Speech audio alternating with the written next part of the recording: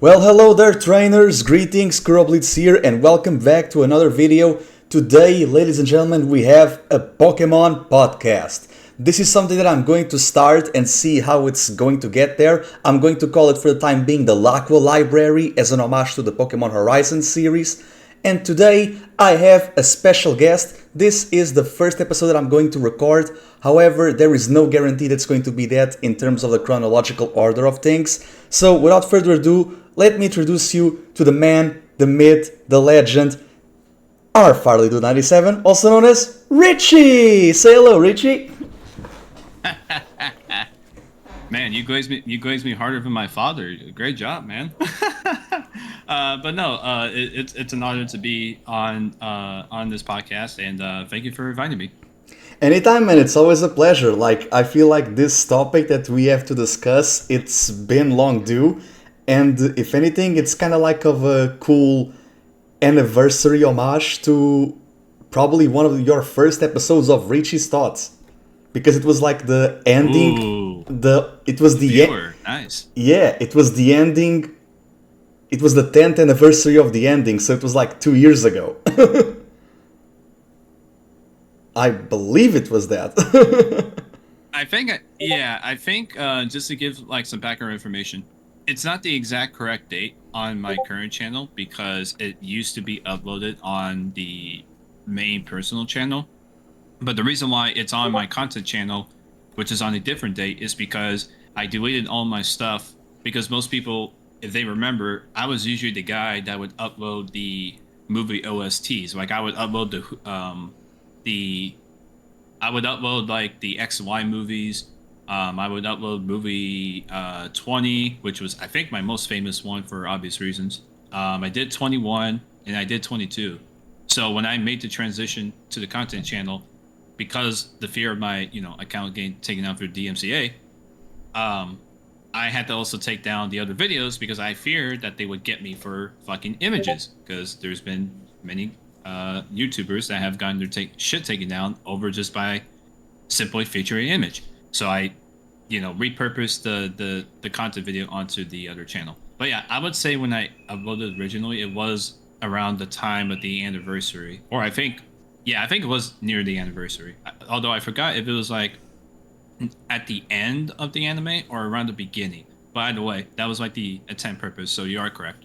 Yeah, but it's always fun to go back to the retrospectives, because I do recall that you also had like a discussion with the members of the Pokepod about because you had like two videos about this series.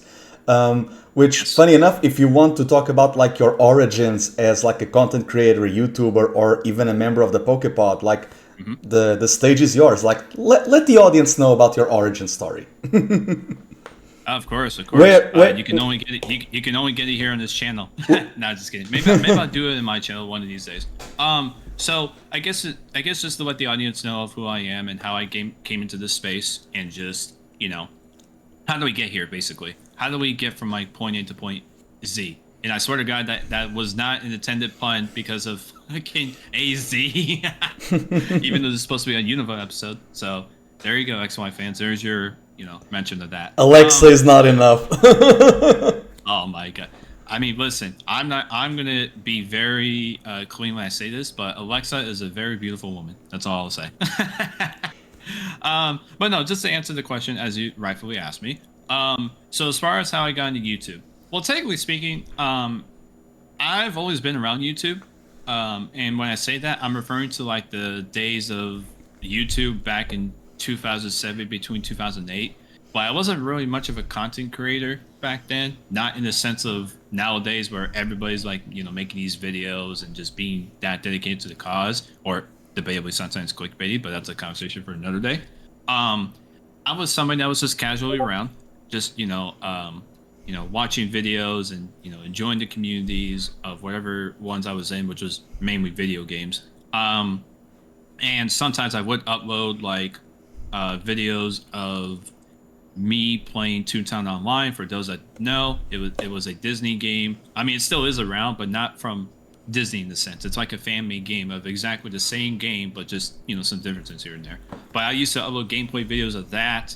and I would actually narrate those videos because I wanted to add commentary, and I didn't know how to do proper commentary at the time as far as like the software, but I don't think that sort of thing existed back then. So I did that for fun. And then eventually I got more into Pokemon, which I've always been a Pokemon fan. Like, because there's been images of me having like this Pokemon 2000s backpack when I was a kid, but it just never, as far as recollection, I never, I guess, got into it fully, if that makes sense. Um, until Fair like enough. the Diamond and Pearl era. Um, and I did watch it during Gen 3 a little bit, but Gen 4 was kind of when I started like realizing, hey, this is something I'm gonna probably be into a lot. And I started watching, the anime, and it was fun. And it was also when I bought Platinum, which it is my first game technically, but it's also the one I never finished, and I don't know where that copy is. It's probably somewhere in someone's basement, just collecting dust. So cheers. Um, but it was also around the DP era when I started, watching the Japanese dub as well, specifically around the Team Galactic arc. And it wasn't on purpose, I guess you could say. I think I just ran into it accidentally during like the Arceus movie release, and I was just like, this is already ahead of the English dub. So I started watching it, and then I would feel weird going back watching the English dub, but I would still watch it anyways because I I am of the opinion that the DP dub was one of the last few dubs outside of Best Wishes that was actually really good, really solid.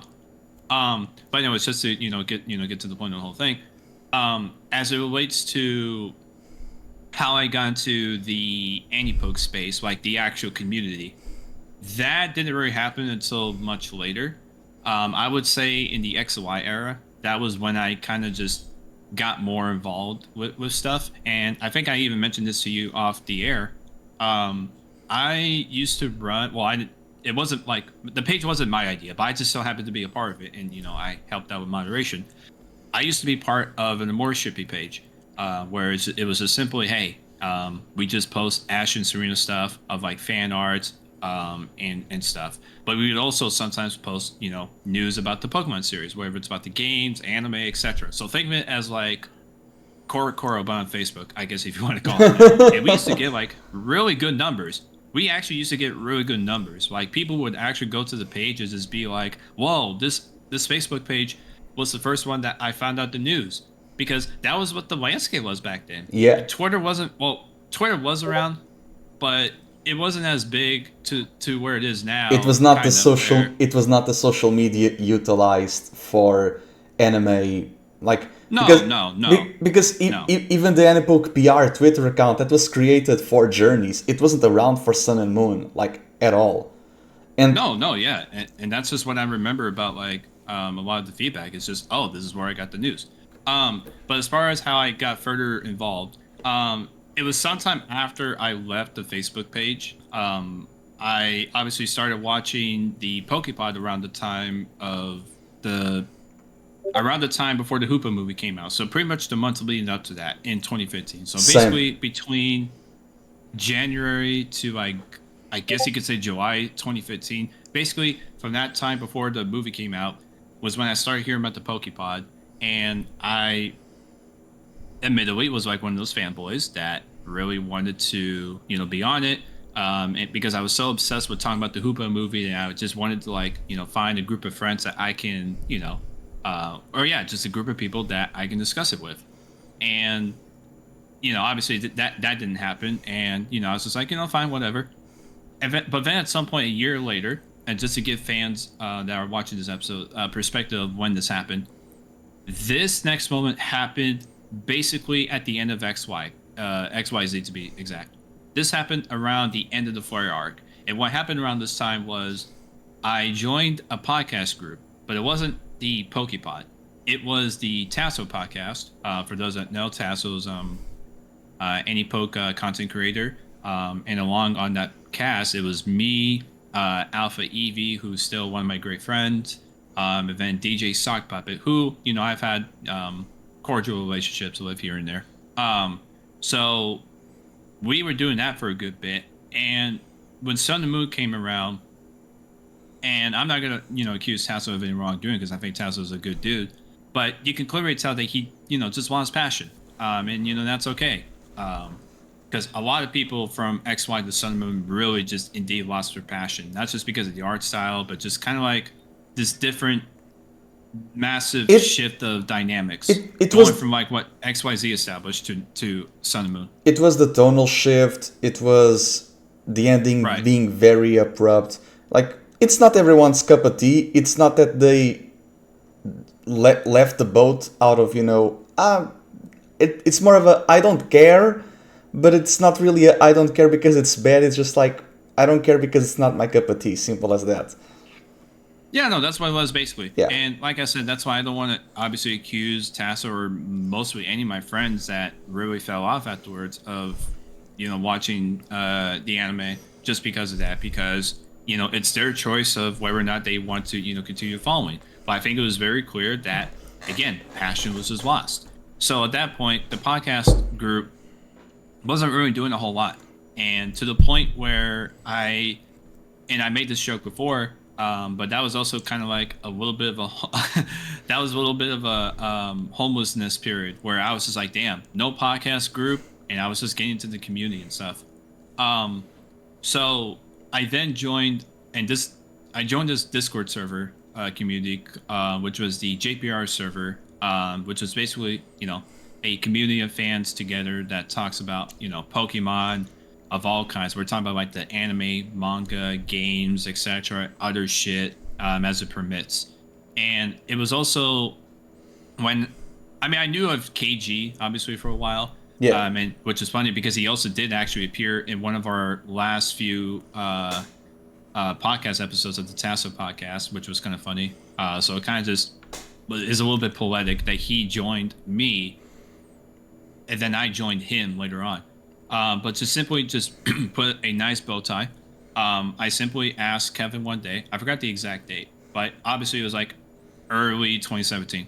I asked him simply, and I asked this with the idea that he probably would tell me no, because I didn't know whether or not the group itself was just kind of established and wasn't looking for members. But I figured, hey, I might as well just go ask, because the worst thing that they can say is no, right?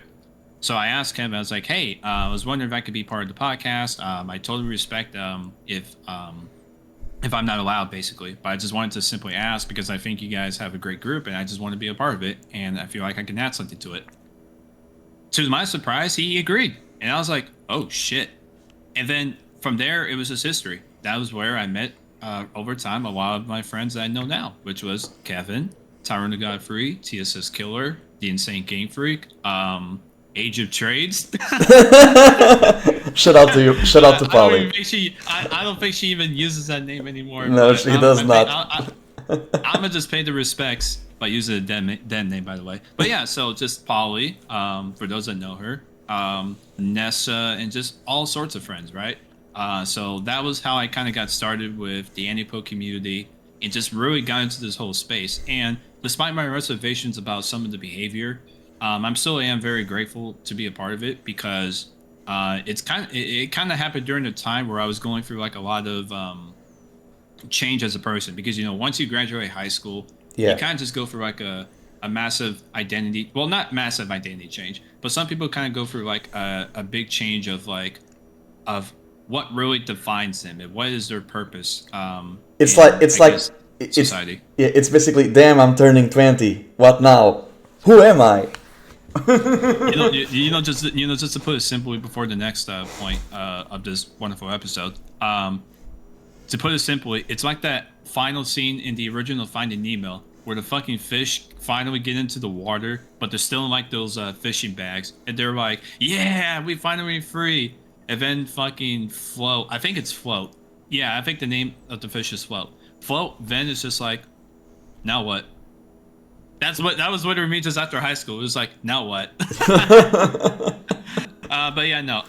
But for those that wanted to know, that's how I simply got involved from the beginning all the way to the end. Oh, by the way, one thing I'll say real quick. My original channel, where I did upload like a lot of decent stuff, because I did get into some creative aspects. Ironically, my first original channel got taken down because of Show Pro themselves. So I was like one of the first Damn.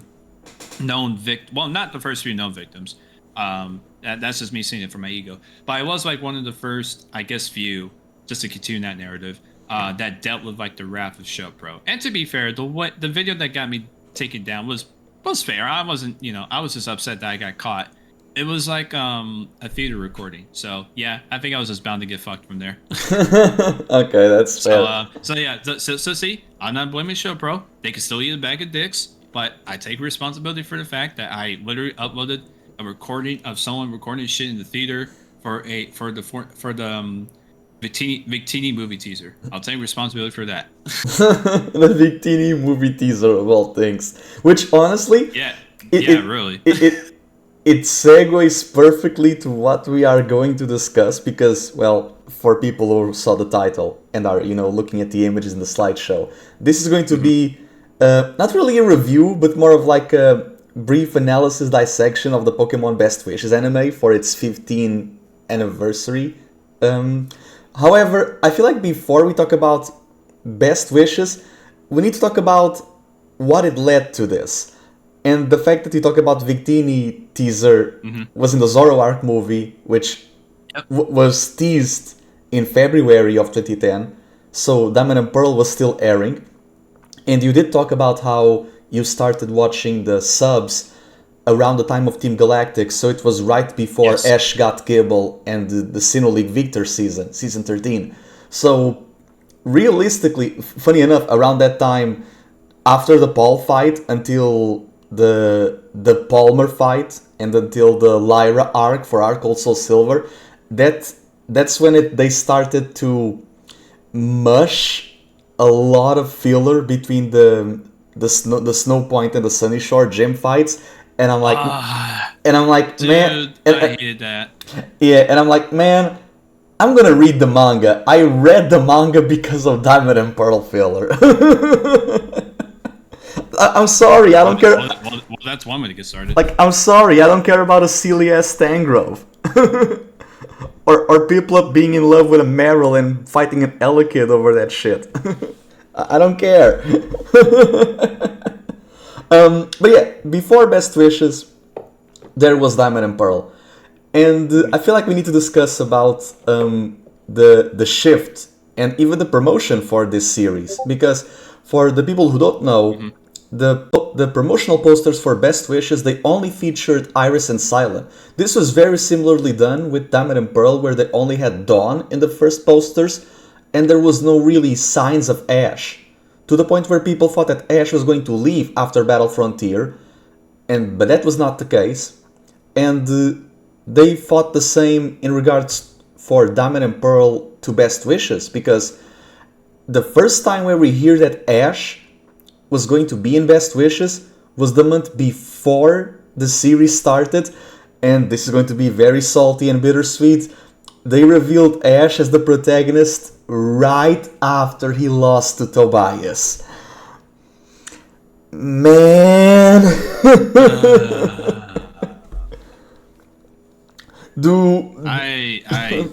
I don't know. It's still blasphemy to this day.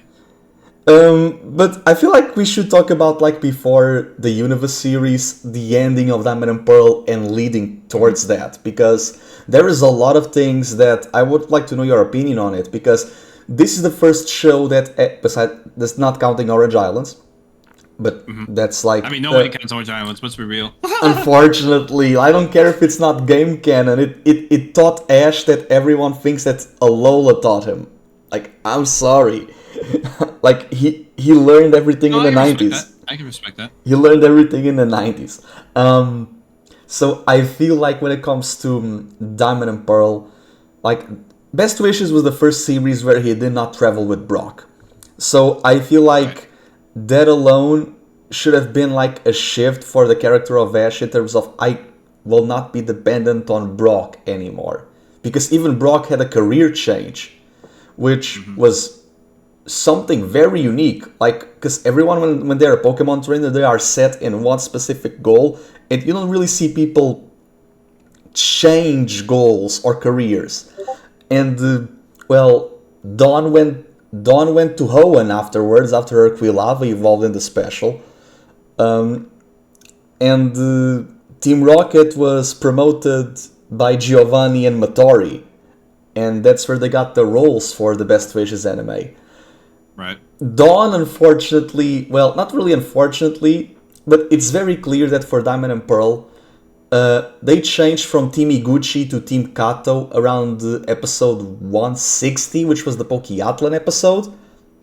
It was around that time, like when Buizel learned Ice Punch by battling a Mr. Mime and whatever. So we had like a direction in team changes from OLM Studios. And Dawn lost to Zoe in the finals, and I feel like that was done because they knew that Ash was going to continue, so it would be weird to have Dawn win but have Ash lose, especially because they made Dawn against Zoe in the finals, and I feel like that's like, man, Dawn never beats her rival.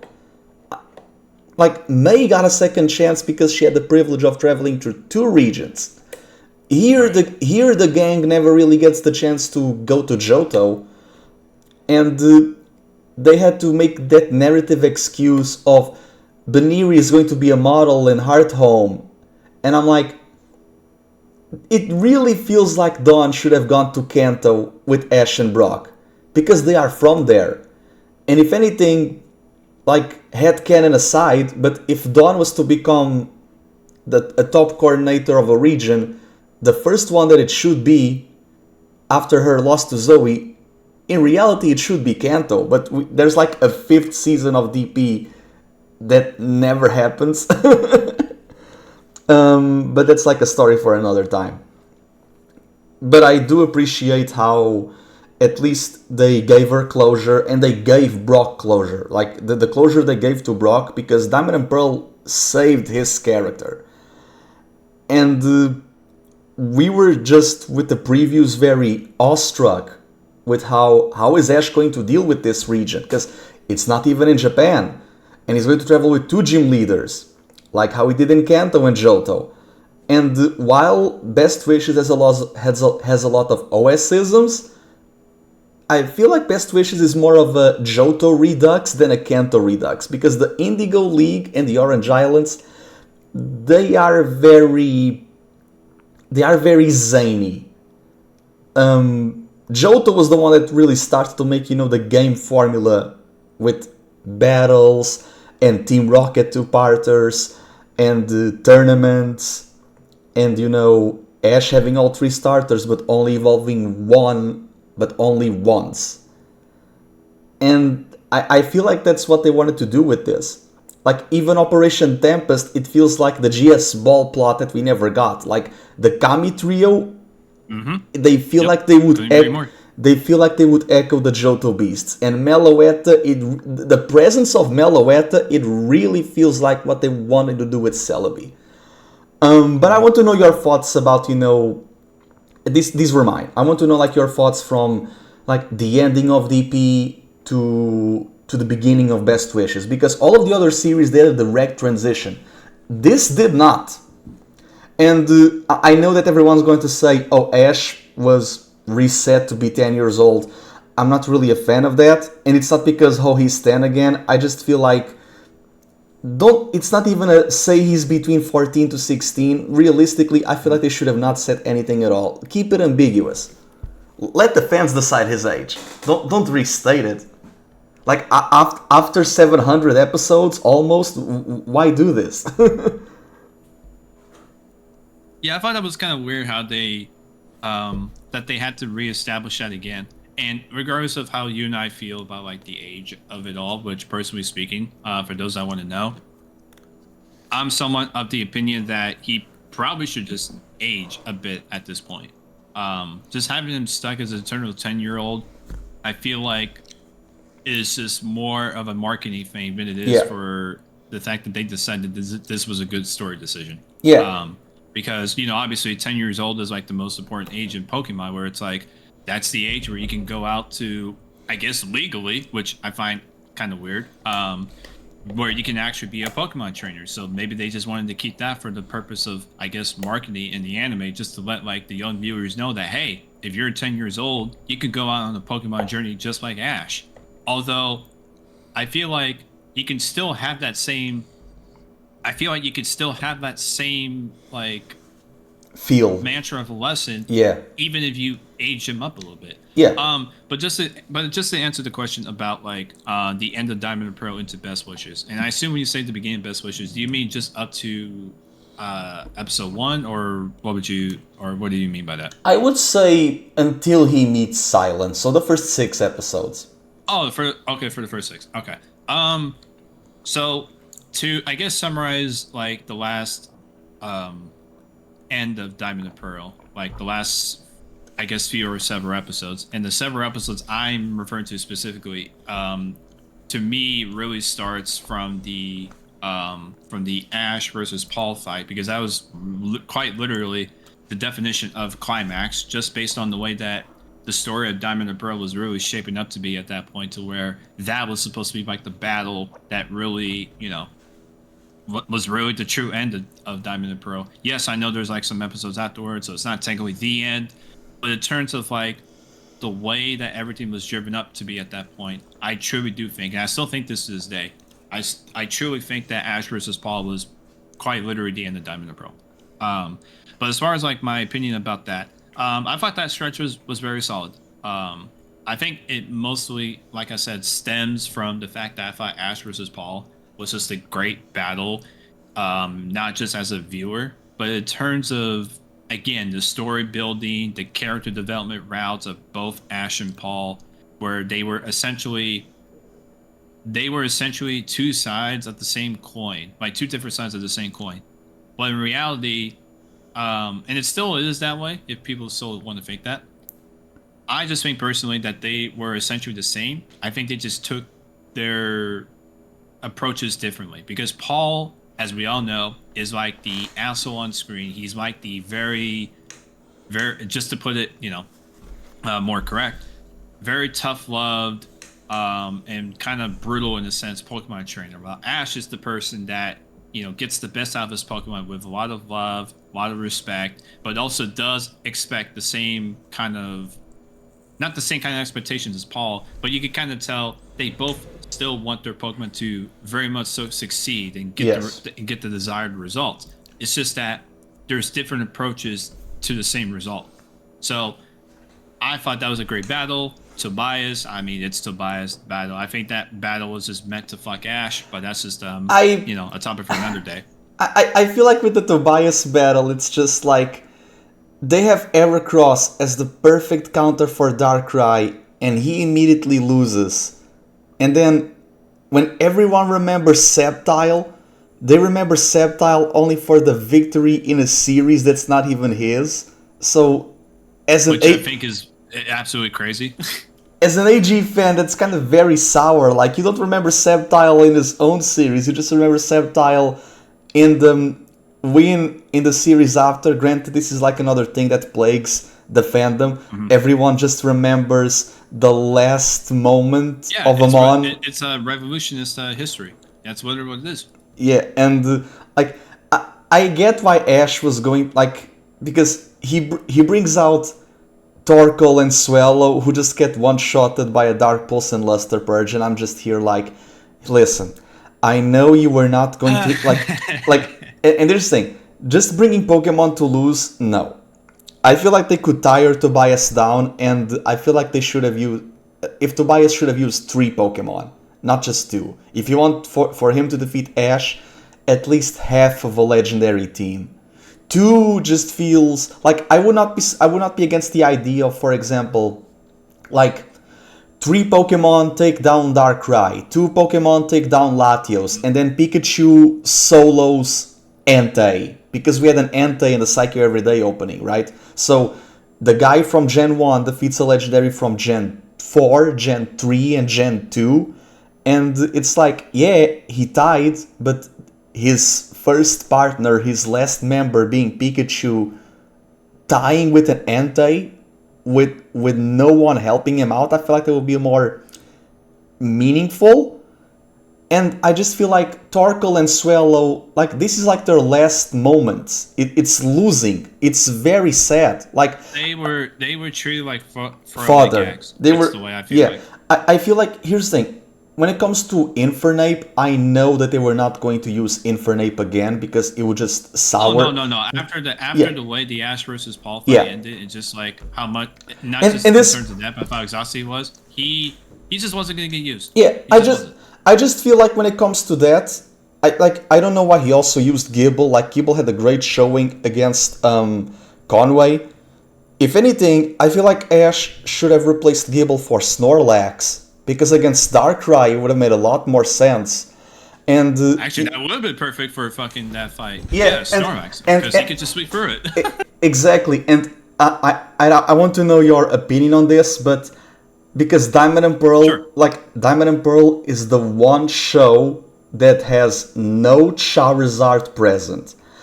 I personally feel that Ash could have combined the flying of Swallow and the firepower of Torkoal and bring Charizard to battle Tobias. While yes, Charizard would eventually lose, I feel like at least he could have taken down Latios with Sceptile. I don't know. I feel like it's way better than just having like Torkoal and Swallow losing, man. I never really thought of. Well, I mean, obviously, I'm going to think of it now, but I never really thought of like the potential inclusion of Charizard being in like in a hypothetical Diamond and Pearl Sinnoh League sense. But here's a claim I will take, and obviously this will probably spoil like something later on that we're going to discuss with Best Wishes. Yes. I would add, and this is for the record, I would 110% trade his appearance in Episode N for his appearance in the Sinnoh League.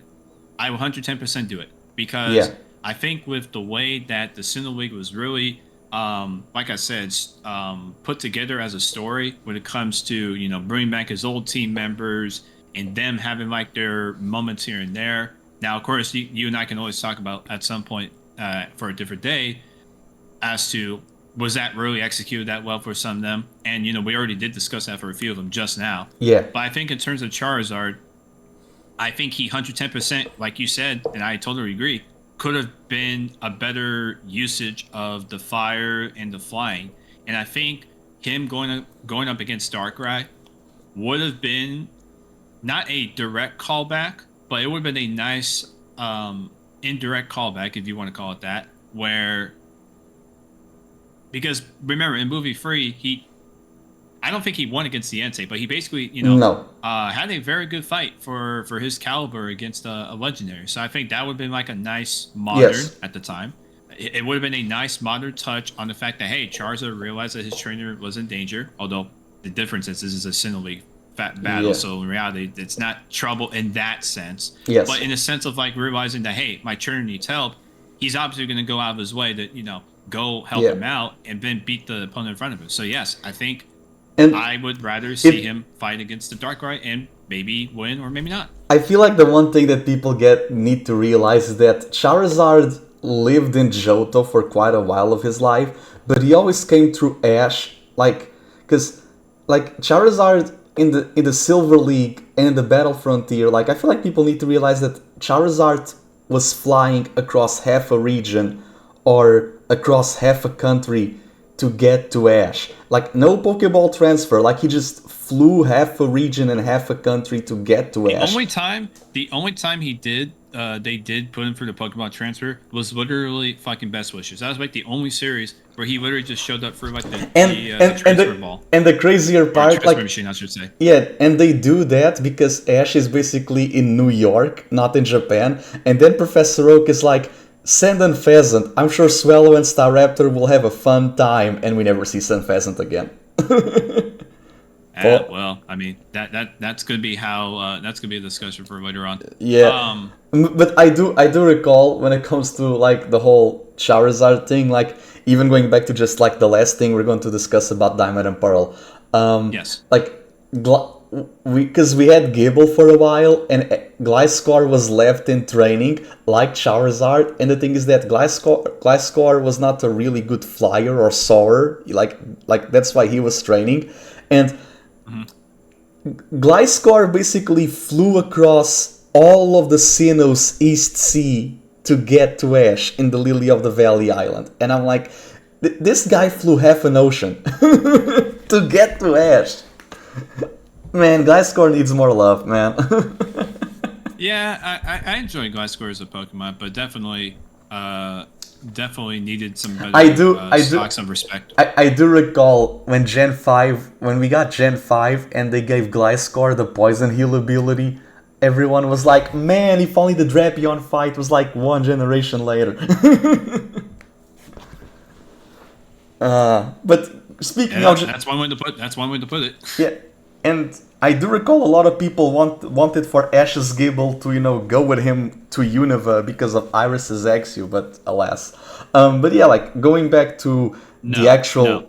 Yeah, going back to the actual topic, Unova. Now that we talked about the leading to that, thanks to Diamond and Pearl, let's talk about the Unova characters. And I feel like we need to talk about Ash. First and foremost, Ash in this season. Oh, goodness.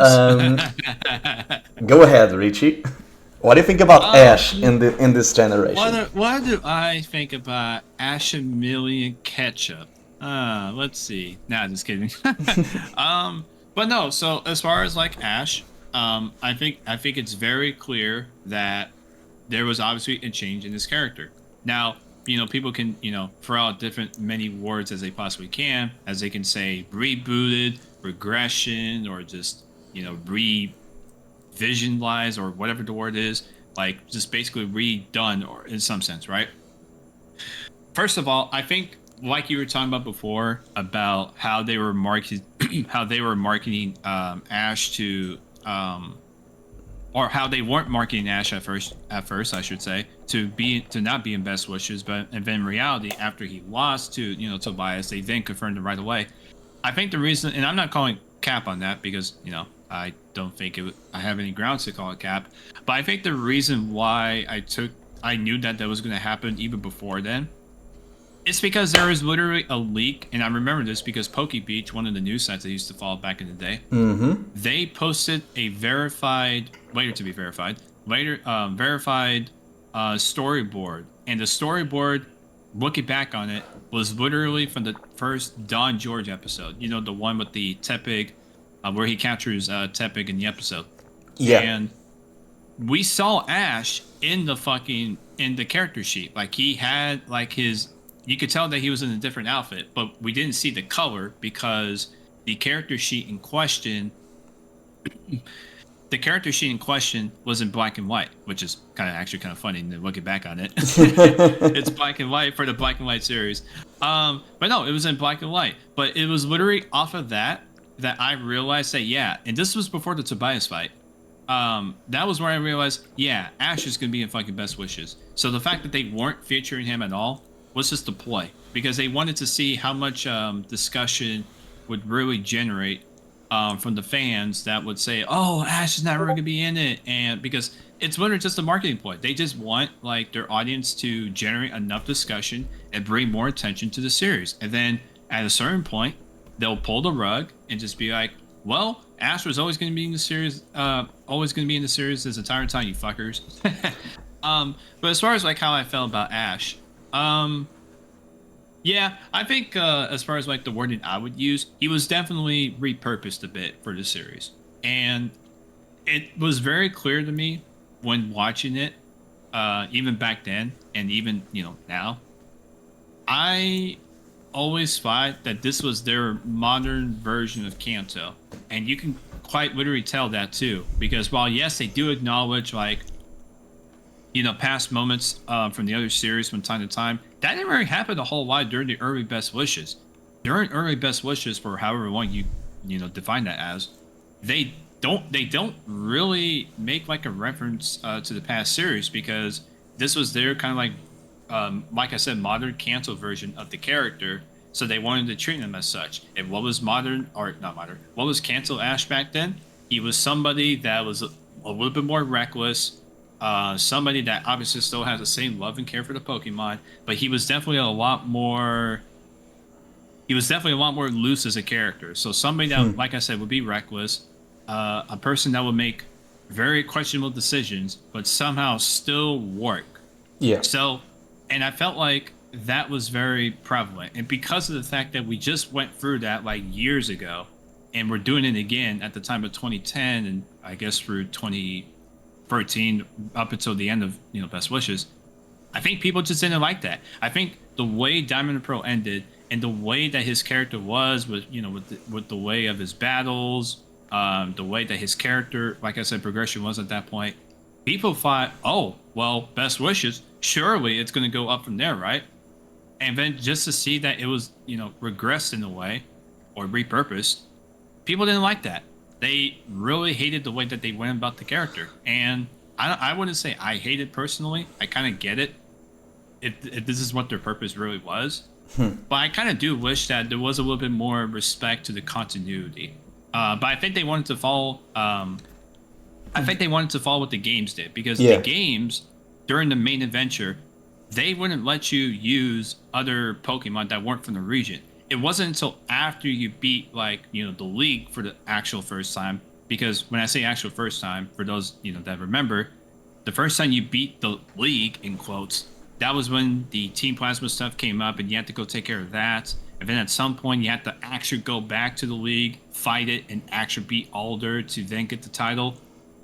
So it's not until after that do you then get past Pokemon. Like, you're able to play with your Gen 1 through Gen 4 Pokemon. So I imagine that they went in with a similar mindset for Ash, where it's like, we're not going to make really any mention of him, for the most part, of him and his past adventures until at a certain point, which in terms of the anime wasn't until after the 8th gym, which technically should have been Drayden, but it ended up being Roxy for the stuff that we're going to talk about later on. It wasn't until after that then we started getting some of the past characters, which was ironic because it ended up being Cynthia and Dawn at first, but we started getting past characters, moments from the past being referenced. And this was something that fans wanted, but they didn't get that at first. Yeah. So, but that's all I'll say for now. But in short, I don't really have a problem with Ash as a character per se. I kind of hate the way that they went about certain situations with him, but I don't hate the fact that they kind of repurposed him a bit. I just hate the way that they went about the idea a little bit. But that's just how I look at it. That doesn't mean, anyone else has to agree, of course. I feel like his personality is on point. He keeps being snarky. Like, if anything... Right. That's why I said Modern Cancel Ash. Yeah, if anything, for the purposes of DP, he was a little bit defanged for Paul. Otherwise, if AG Ash was in DP, he would beat Paul's ass. Oh, well, no, he would not take Paul's shit. He would not take his shit. And I feel like here, Iris and Cilan do give him their share of criticisms, but in reality they don't know him, and that's because the show itself doesn't want to acknowledge that he has a past. And I feel like Ash's personality is fine, but he's not allowed to bite back for the most of the times. And when he does, it feels like he's a butt monkey for the end of whatever joke they felt like talking. And I'm just here I feel like, and this is even one of my friends told me this, in high school, and they never really cared for Pokemon that much, but they were telling me, would it not make sense for Ash to win in Sinnoh if he went to Unova, where when you beat the league, you don't even beat the champion? And then in the sequels that they made Iris the champion. Would it not make more sense for Ash to win in Sinnoh, and in Unova he's accompanying Iris while training for the Champions League, and then Iris is the one that, defeats Alder, and then Iris, Alder, Ash, and the other champions battle in the World Tournament? Shouldn't Unova be Ash teaching someone else? That being Iris? And I'm like, you're cooking in the Anipokes show. This is not allowed. We only accept... No, really. They did that almost, not the exact idea, but they essentially took that framework of an idea and they just put it with fucking Journeys with the Masters 8. But God, well, There'll be a time where we talk about that because the Journeys rant's gonna be an amazing episode. Fucking hell! I will legally drink on the episode or as a viewer when I get to that. I feel like like Ash's personality, it's okay, and I do know that you were talking about how this feels like a repainted Kanto. Like when people say, Yes. I 110% agree. Yeah. I think that's the case. Yeah, I do agree with that, but also to the more extent of, I feel like it's a repainted Kanto on a very surface level, because he travels with 2 gym leaders. Funny enough, it was meant to be the first and the last, because Ash's badge case had a legend badge, and he meets Zekrom, so he was the Pokemon White protagonist. To the point where in January of 2011, when they revealed the poster for the movie, they reveal Zekrom. The month later, they reveal Reshiram. So they don't even reveal movie 14 as a dual movie. They reveal the white version and then they reveal the black version. And with with Ash being a very idealistic trainer and meeting Zekrom in episode 1, and then later we have like the episode N plot with Team Plasma and Reshiram, it feels like the black version of the movie, it doesn't really matter that much. It feels like the less canonical one in some way, shape or form. Heck, to the point where Ash's rival Stefan, he has a sock. That's a Pokemon White exclusive Pokemon. And I just feel like, Ash in the region, he's not bad as a person, and even the battles, like with the gym battles, he evolves 3 Pokemon in the battles. He has strategy and grit when he's fighting. So in terms of battles, it feels more like a homage to Johto than it feels to a homage to Kanto. And even there are a lot of homages to Johto, like he gets all the 3 starters, but only one of them evolves once. He gets a ground Pokemon that has been chasing him, which was, Krokorok, and then in Johto it would be Larvitar, but then he leaves Larvitar away. He gets an egg Pokemon in Scraggy and Phanpy. He battles his female companion in a tournament, which was Iris with the Don George and Misty with the World Cup. Cilan is a trainer class that doesn't really exist in the games, like how Brock was in Gen 1 and then Breeder was in Gen 3, but Breeding was in Gen 2. And Cilan being a connoisseur or sommelier, it felt like a trainer class that was meant to exist in X and Y, and honestly, I hope ZA gives us that trainer class. Like, connoisseur feels very Kalosian in nature. It actually does. I do agree with that. And then it's like his grass starter, it's female, and like in Kanto, he has Pikachu, the starters, and Pidgeotto. Everything else he has in Professor Oak, but he doesn't rotate. In Johto, that's when he rotates. Both his Johto and Kanto Pokemon. And even his companions, like you can see it, like they give a rock Pokemon to Cilan. That feels like a homage to Brock. And Iris, while Dragonite is not a water Pokemon, it's a Pokemon of the sea. That feels like an intentional nod to Misty. Heck, Iris's Excadrill, when we see her flashback episode, it's a Drillbur. And what's Excadrill known for? Spinning. This feels like a Staryu and Starmie do-over. And while Misty had potential members for roster, being landlocked never really helped her that much, which is why, the tomboyish similarities stop there, because realistically Misty had the roster, Iris had the development, but neither had like the other factor. So they feel half-baked, unfortunately, because of that.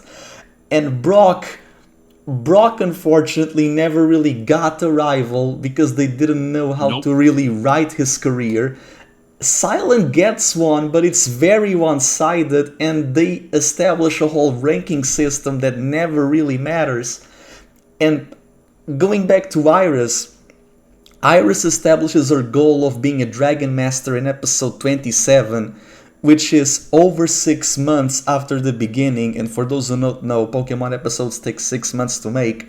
It really feels like, with Excadrill being a creature of the land and Emolga of the skies, it feels like her being from the Village of Dragons and having Axio.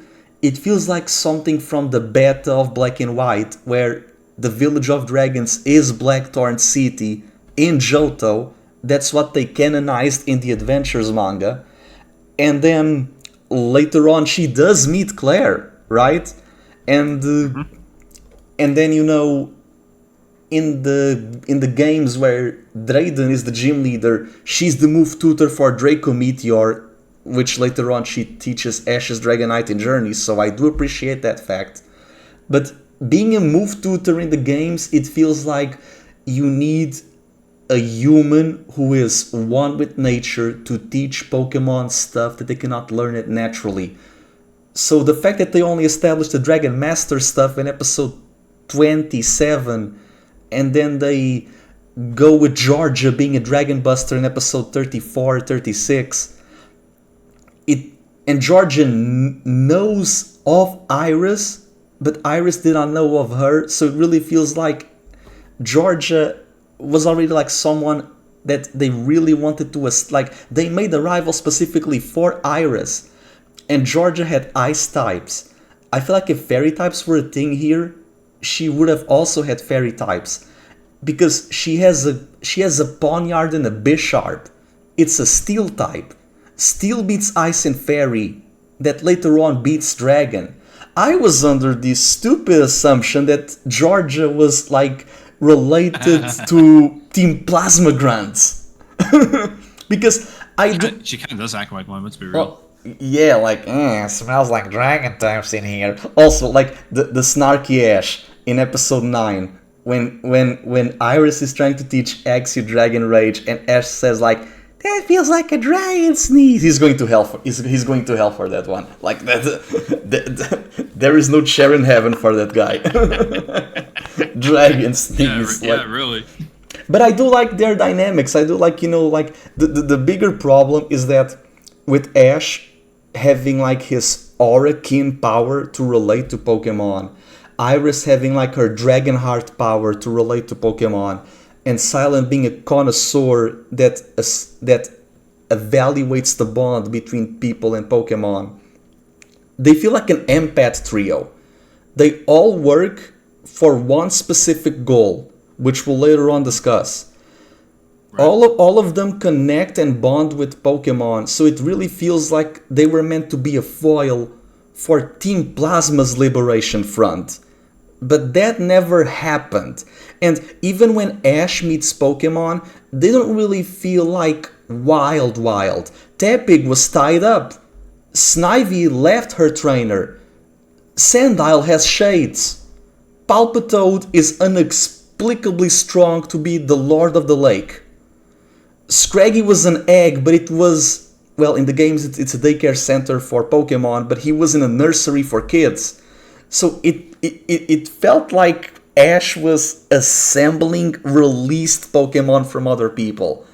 But they never really established that. It's like all in our heads.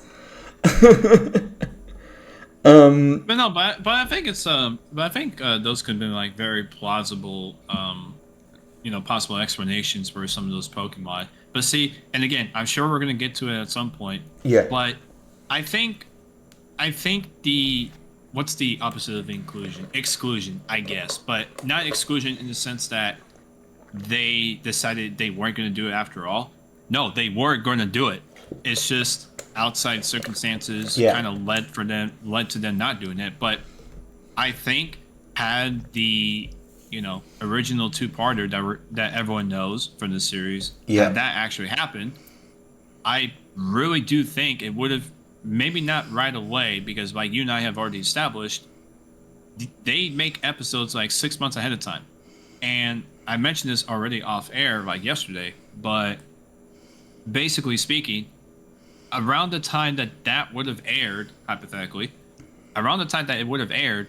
we would have, this isn't me guessing, I could be wrong based on the timeline, but we would have been quite literally, or they would have been quite done wrapping up with the Nimbasa arc. So basically, the two-parter with Team Rocket that we got that you and I both respect a lot. So the same shit that that people had issues with during that stretch of episodes, guys, those episodes still would have happened. They quite literally would have happened. Yeah, the route Like for the basis of it would have remained the same. yeah, the route 4 filler or the route 4 filler would still happen. Like everything in relation to the road to Nimbasa would still occur. Exactly. From, Same exact way. from Nimbasa after, that's where you can theorize that things could have changed. For example, Yes. Ash acting out of character against Eliza. Maybe he was meant to meet Anne in the Ferris wheel.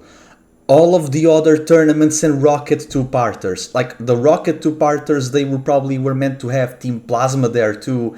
And the other two tournaments like the Dynamite and the Junior Cup, maybe they were meant to be Team Plasma related stuff. For all that we know, that Twist Mountain two-parter episode, which I do think it's like, I will talk about it later. That Twist Mountain Caracosta two-parter episode, for all that we know, maybe that was meant to be in the Dragon Spiral Tower, and that's where the Team Plasma factions would separate. Because they would have to eventually separate the N followers from the Getsis followers. They would eventually have to do that. The Team Rocket versus Plasma in like the beginning, like that has the same narrative impact as Magma versus Aqua, but instead of being a shitty climax, it's just the beginning of something that we never really saw. But we will talk about that like later. But in regards to even, for example, even for example when it comes to because we talked about Ash in this show, and I talked about briefly about Iris and Cilan. I want to know your thoughts about like Iris and Cilan as characters on their own and their dynamics with Ash. Like, because we're talking about the characters, so even their Pokemon. Like what do you think about them? I think personally, just to start off with Iris, I think it was very clear, and honestly, I think it's pretty clear with the dynamic with all three of them overall. Because when I say modern Kanto, to me, I think this was them kind of replicating, or trying to, at the very least, whichever one you want to go with. I think this was them just really trying to replicate kind of like the same relationship dynamic, slash dynamic that it was back in Kanto. And by that, I mean both Best Wishes in Kanto had, or original series, they had two gym leaders, and then they also had Ash, the person that was a little bit more reckless, and maturity comes into question. But as far as like how I feel about both of them specifically, I mean, listen, I love Cilan. I think Cilan is, without a doubt, one of my favorite characters throughout the entire anime, and I do have him in a little bit more high regard than Brock. And listen, this is not me disrespecting Brock. I do, enjoy Brock as well. But I think it was very clear, and I think people had this discussion, maybe not necessarily around this time of when it originally aired, but when people look back on it and kind of like see how everything turned out to be, I think you could then have like that discussion. And by that, I'm referring to the fact that there was really was there really any point to have Brock for as long as we did? No. I mean, and again, I have no hate towards Brock. I think he's fine. My issue with Brock, and I'm not going to claim this as original thought, but I just thought it was something I found fascinating, not only from you, but really from but from Terrell, whenever he talked about the utilization of Brock in his Best Wishes reviews, and then the discussions that we would have afterwards in some random nights as a group. I just think that Brock ran his course, but they just kept him going. And ironically enough, it to me felt like Diamond and Pearl was kind of a saving grace for him in a way. But even then, it just wasn't enough, because you already talked about how he basically just didn't have a rival at all. Like, he literally just had no rival. To me, my biggest issue, again, not my original thought, one of my issues with Brock is this weird shifting goals mentality, because his whole purpose at first was to be a breeder, correct? Mm-hmm. Like, he was meant to be a breeder. And then all of a sudden later on in Diamond and Pearl, I guess, he then wanted to be a doctor. But here's the thing. Unless there was something I missed in Diamond and Pearl or Advanced Generation or whatever, he never actually realized that, oh shit, maybe I should be a doctor. Maybe I should be a doctor later on in fucking Diamond and Pearl. Like, literally at the very end. Yeah, there is... I actually have it right here. Diamond and Pearl DP 190 was when he realized, oh shit, maybe I should be a fucking doctor after all, after the events of the episode. Which is kind of crazy, because it's like, there is this one episode, I do believe it's episode 187 of AG. It's the episode where, like, there's like this truck from a daycare center, they have baby Pokemon, and there's like this Bagon. It's the episode where Ash throws the log, like from that famous GIF, right? Where he throws the log. Oh, that was the same episode? It's the same episode, yeah. Because the Nurse Joy is sick in that episode, like the Nurse Joy that defeated Ash's Scarfish before, right. Yeah, so that Nurse Joy gets sick, and then Brock has to take over the Pokemon Center because he's the closest, like he and Professor Oak take care of the Pokemon Center. While Ash is waiting for Brandon to return, and he's training for the third battle. And Professor Oak basically tells Brock, "Hey Brock, you have a knack for this. Like, your skills go beyond breeding. Don't lose this. Like, keep it going. Like, it's a little tease." But then DP doesn't do anything with that tease. Like, the only moment, I kid you not, the only moment I recall Brock being like a doctor adjacent, anything related, it's DP 95 when he's taking care of Pachirisu because Ash and Dawn almost killed that squirrel. Like, yeah, wasn't that the same episode with the pancake argument?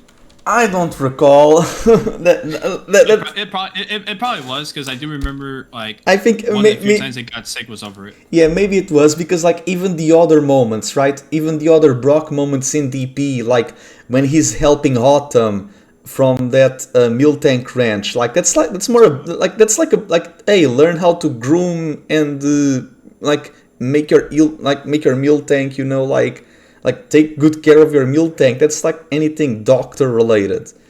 Like even in the summer camp, like it's more so like, oh, you need to make sure that Magnemite is polished. Like that's like, this is just Pokemon caretaking. This is not anything medicine related. Like, I'm sorry, like buying potions in the Pokemart off screen, like dude, if buying potions makes you a doctor, every time I buy vegetables, that makes me a farmer. Like, bruh, that's that logic. That's that level of bullshit logic. I mean, if you try hard enough and don't leave it in the dark, you could probably be one. Just saying, just don't do what they did to Brock.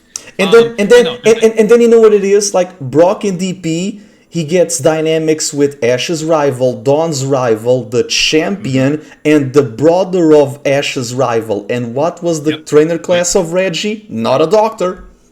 Reggie is not a doctor. He's a breeder. Like, which is mental to think about. The doctor thing, like, even when the doctor thing only happens because Happiny evolves, and even when Happiny hatches, Brock uses his knowledge of being a rock-type gym leader to find the perfect pebble for Happiny to put in her pouch. So, because he asks Sudowoodo to find rocks, and he asks Krogunk to, break and mold them to, like... That was like a cool rock-type expert moment for Brock. But it really feels like they only made him a doctor because, well... Chansey and Blissey are Pokemon Center Pokemon, so but like you give them Happiny in DP 38, and for 150 episodes you don't really like. If you wanted for Brock to realize that, you should have made him realize that the moment he got Happiny, not when he evolved it. This is why Cilan is like Cilan is better utilized in terms of the being a connoisseur of the arts and having the tasting time for a lot of versatile jokes. Because with Brock falling in love with woman, that runs his course and it's repetitive. Here, I mean, here's what I'll say about that real quick. Me personally, I love the joke. I think it's like really funny. But the thing is that, and you don't have to be a full-on comedian to know this. A joke can literally only be funny for that long. Like, there comes a point where the joke just becomes dry, and I think it was just so fucking. And listen, I'm not going to deny that there weren't like some funny moments of that in Diamond Pro. I'm not gonna sit here and bullshit you with that. But that still doesn't. But you could also still have the same opinion that that joke ran into the wall because of how often they were using it. And if I may just like comment on one of the things that you said, to me, I think it was just very. I mean, I guess back to my original point. Sorry, but I just think it was just kind of weird that they finally gave him like that goal, but as you pointed out, they kind of had him do something similar, but not fully realized. Yeah. Listen, I like Brock. Again, this is like me repeating something I already said. I like Brock, but the way that they went about his character at this point was just so weird and honestly kind of egregious because how do we go from being the breeder that went almost nowhere to now a doctor literally at the end of the fucking Diamond and Pearl series, and then at that point he's like, "Oh yeah, see ya. By the way, I'm out of here." Which is crazy because I hate the way that he exited. Like, I'll be honest with you, I hate the way that he was that they had him leave. It could have done so much better. That little clip and that gif, that's like a mythologized moment because everything before that, it doesn't really like it's a cool moment, but moments don't like stories are not moments, they are movements. And everything that moves before that, couldn't agree more. It's so bad, like it's so bad because you want to know what's worse? Generation 5 introduces the Doctor Trainer class. But see, just to bring it back to my opinion of Cilan, just so we don't get too off track, because again, I think we both, you and I, really do like Brock. We just hate the way that he was fucking painted in the series. No, definitely. So yeah, back to my opinion of Cilan, because I think we said enough about like his comparison to Brock. I think Cilan overall, like I said, I really enjoyed the character. I thought, first of all, much better battler, and somebody that is not deemed as a fucking pushover to Ash because one of the things I actually didn't really like about like the previous establishment, and when I say the previous establishment, I'm only referring to Misty and Brock because I'm using like the Kanto original series as like a basis for best wishes in a way, not fully of course because obviously two different series. Back then, at some point after like I guess before or after the Kanto League, Ash can literally just fucking battle both of them, 1-2, well not 1-2, but like 1-on-1 individually. I guarantee you he could beat him.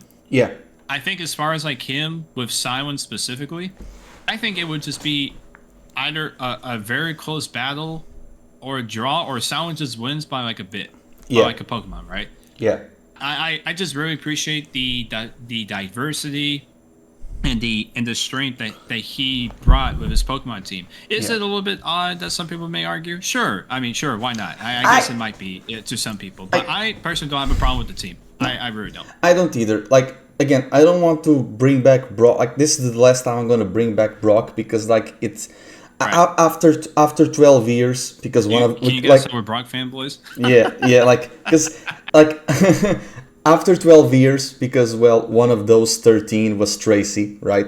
After 12 years, like, I think it's fair to make the comparison, but it is never, like, out of hate. If anything, this is more, like, out of disappointment, because Brock is given that gag that he likes to flirt with older women. And that joke runs its course when he kind of succeeds with Professor Ivy, only for him to return. And they make the joke, even in Japanese, with the, I don't want to talk about it, but it's never really explained why.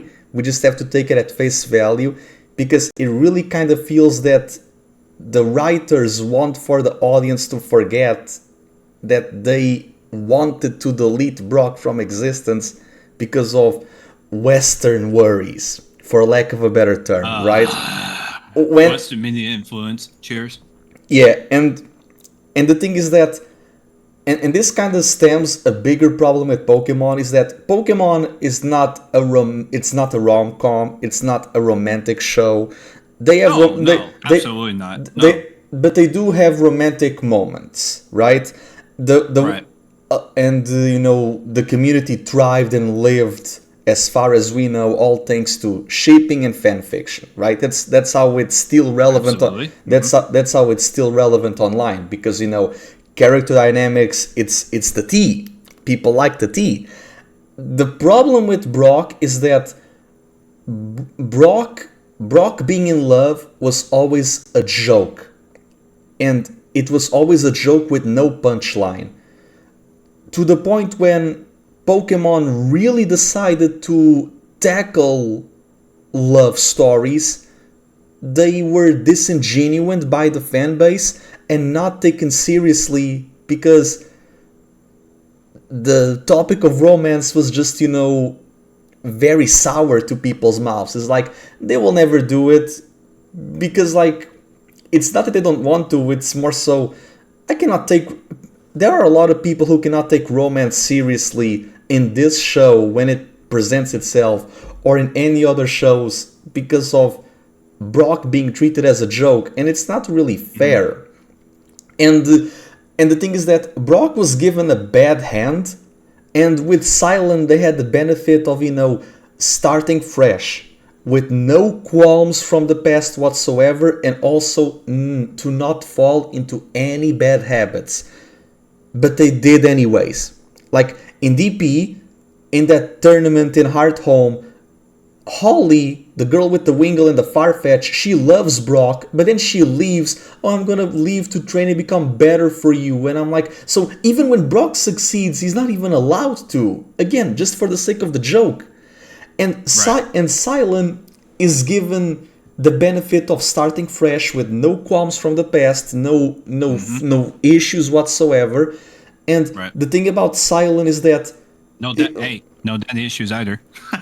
Yeah, and the thing with Cilan is that, like, Cilan is given a blank slate to actually get progression, and yes, they give his trainer class a proper ranking system, but they never really go in depth in terms of how that properly works, what you should be doing to rank up, and the moment they start to show inklings of that, it's in episode 80, it's in episode 80, 82 if you want to count the plasma count. Like, it's when he meets Pinot Noir. And the thing is that then Best Wishes Season 2 happens, and guess what happened after the fact? Oh, Cilan is not a gym leader in Black and White 2, so I guess that we as the anime staff don't really need to give him that much focus anymore. And, like, look at Cilan's last focus episode. Like, when he and Iris arrive to Kanto, they immediately leave the region to go to Johto, and then to go to Hoenn. They don't even stay in Kanto.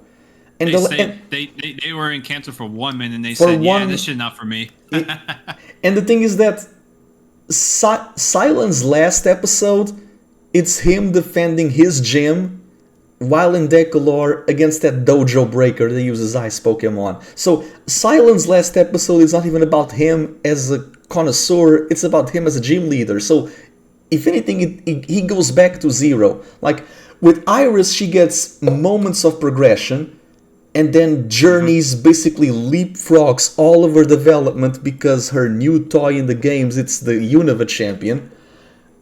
Yep. Cilan, Cilan only gets 3 Pokemon. Iris gets 4 to 5. And then Ash gets like 9 to 10, if you want to count Pikachu. Like, I feel like Cilan, because you should. I mean, come on. I feel like Cilan should have gotten at least 1 or 2 more Pokemon, because Cilan's team kind of echoes food.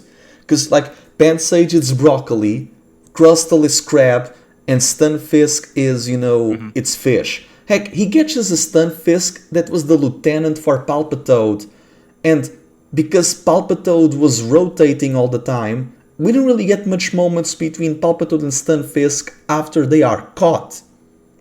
We don't really get that, and I feel like Cilan could have benefited from having two other Pokemon. If it was up to me, I feel like they could have given Cilan like one of the ice creams, because like for example, Drip had Vanillite and Georgia had Vanillux. So give him Vanillish, the middle one. It's the one that Bryson has, and he loved Bryson's movies.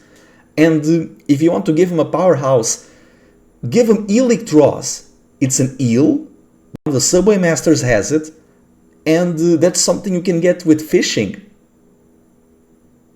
Like, or when you arrive to Best Wishes Season 2 territory, like, I don't know, give Cilan like a food-related Pokemon from a generation prior, or heck, give him a Kalos Pokemon that looks like food. Like, give him a Swirlix or something, I don't know.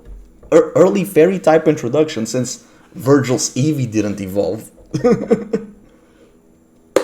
Yeah, well, I'm sure we'll talk about Virgil as the time goes on. But I guess just to just so we can I can give my flowers to Iris as well, just so we can be fair on the show.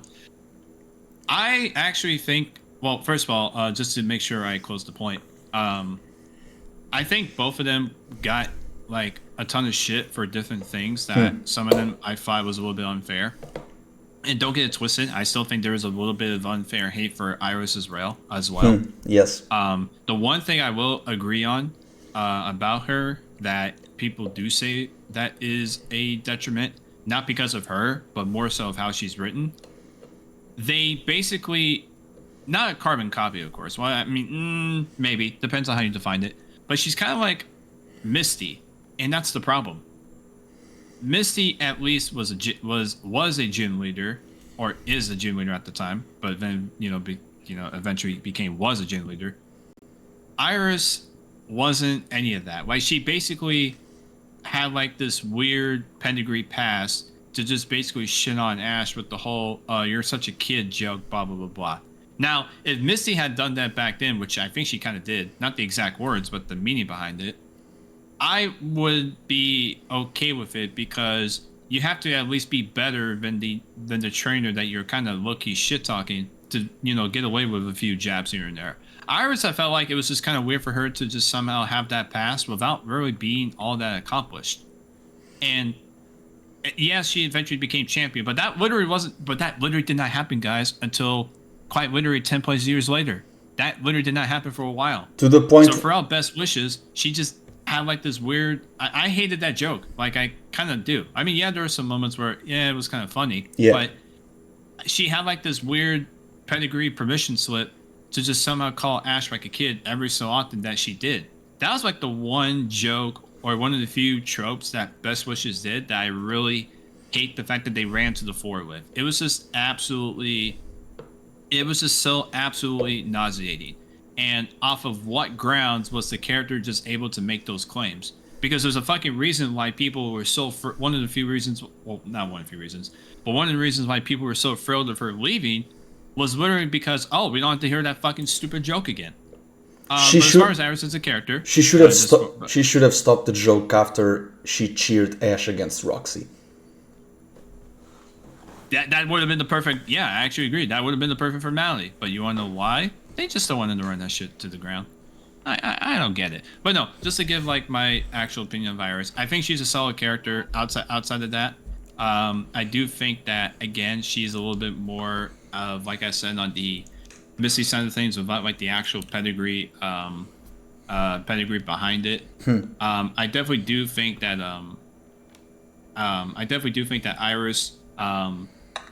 Iris's thing, or I guess her goal at the moment, kind of gave me Whiplash of Brock in a way, where it was like, oh, well, we would have encountered her potentially as a gym leader, so we could have had maybe a potential like episode where Ash had to get like his final gym badge from her, because the whole thing with Pokemon One and whatever. But that didn't happen because it then shifted because of Y2 and Y2, which ended up being Roxy. And now the whole thing with her being a Dragon Master, which I don't think she became a Dragon Master, although No. some people will tell you, oh, well, she became champion, so sure, that should mean No. something. It's like, well, no, obviously No. not, because No. number one, being a Unova League champion does not automatically mean you're a Dragon Master. It just literally means that you're the strongest trainer in the region. But that doesn't mean that, oh, that person can be a Master of Dragons. So outside of that, I've enjoyed her as a character and enjoyed some of the interactions. And I think she cares just as much for Ash as Misty did, but I think not too much in the romantic sense. I think there was like some genuine sibling love type thing where it's like you care for your sibling a lot and you love them, but you wouldn't like look at them as like a romantic aspirations. With Misty, you can very much so tell it was like some sort of, at times, a little bit of romantices here and there. But yeah, that's my full opinion about Iris. I think she's a solid character. Hated some of the jokes, and I hated some of the development. But other than that, I do not mind her at all. And I think, I think you're about to mention, I think she's a bit overhated. I think the way that she was written sometimes did her no favors. If we're talking about the best wishes timeline specifically, not the time with Journeys, I think she was rather solid. So that's it. Yeah, like, I feel like, when it comes to, like, it's funny that you mentioned the Misty romanticism, because funny enough, Ash and Iris went on a date. It was the Stamp Rally episode, when Ash and Cilan, battled the subway bosses. Shit, you know what? That disproves my entire point. My bad, chat. No. And the thing is that, like, I do like that they get, like, to spend time together, because, like, for example, there is this episode where, like, Iris goads Trip into battling Ash. She used the little kid joke to call Trip childish, because, like, oh, you met the champion? Okay, but, like, oh, you met the champion? That doesn't give you pedigree. Even though she has one, because she comes from the village and she studied under Drayden, so it kind of shows that she was a hypocrite. Like, that's the whole point of her character, is that she was a hypocrite, but she learned to grow from that. And like, Ash and Cilan had amazing battle chemistry in tag battles, and we don't really see Ash train with Cilan or against him, but at least we see more of that in one show than we saw with Brock in 4. Like, in AG, Ash and Brock battled twice, and it was not even the focal point of the episode, and they battled one time together against Team Rocket in Battle Frontier. So in Sinnoh, Ash never trains with or against Brock, and the same goes for the Gold and Silver series. In the Indigo League, Ash trains with Brock once, and it's Pikachu battling Vulpix. It's in the episode where they meet the giant Pokemon, like the Jigglypuff, the Alakazam, and the Gengar. Right. Like, this is why they are, the improved OS. Like, people like to give Trip a lot of shit, but at least Ash battled Trip 5 times in 100 episodes. He battled Gary in episode 118, and then he battled Gary again in episode 272. Ash and Gary meet once a year in Johto. Gary's just there to talk and not act. At least Trip gives Ash the benefit of the doubt. He gives him the time of day. Like, if you want to... If again, people give a lot of passes to Misty, Brock, and Gary because they were the first. So nostalgia is gonna blind them. But in terms of execution... In terms of execution for companions and rivals, Iris, Cilan, and Trip take the cake. They just take it, the whole thing.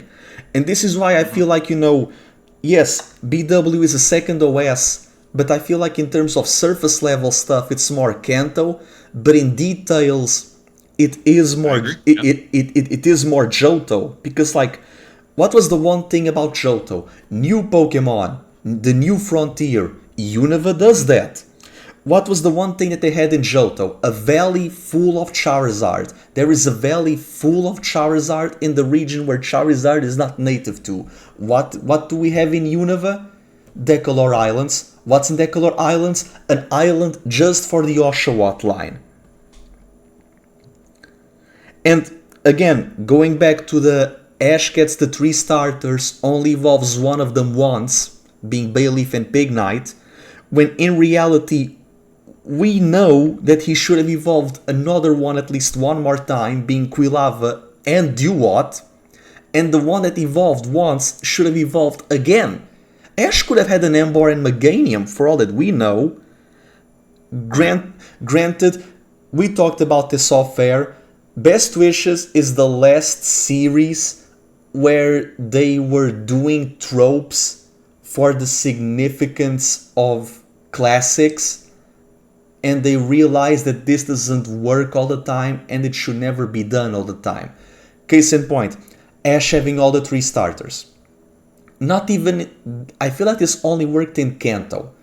In Johto, he could have only had Chikorita and Cyndaquil goes to Brock and Totodile goes to Misty. Here, Ash could have just had Oshawott, give Snivy to Iris, and give Pignite to Cilan, you know? To help with the mastery of dragons in nature and to help the guy cook. And even in the other shows, Ash always gets the regional bird just to balloon pop Team Rocket. When you don't have Team Rocket there, Unpheasant just becomes kinda pointless. Right. This, like, Best Wishes to me, it feels like the show where it was the last time that they fall into old habits just for the sake of formula. Which is kinda crazy when you realize that Best Wishes was designed to be the reboot, and now that Ash left, this is basically his midpoint. Generation 5 went from being Ash's reboot to Ash's midpoint. How crazy is that?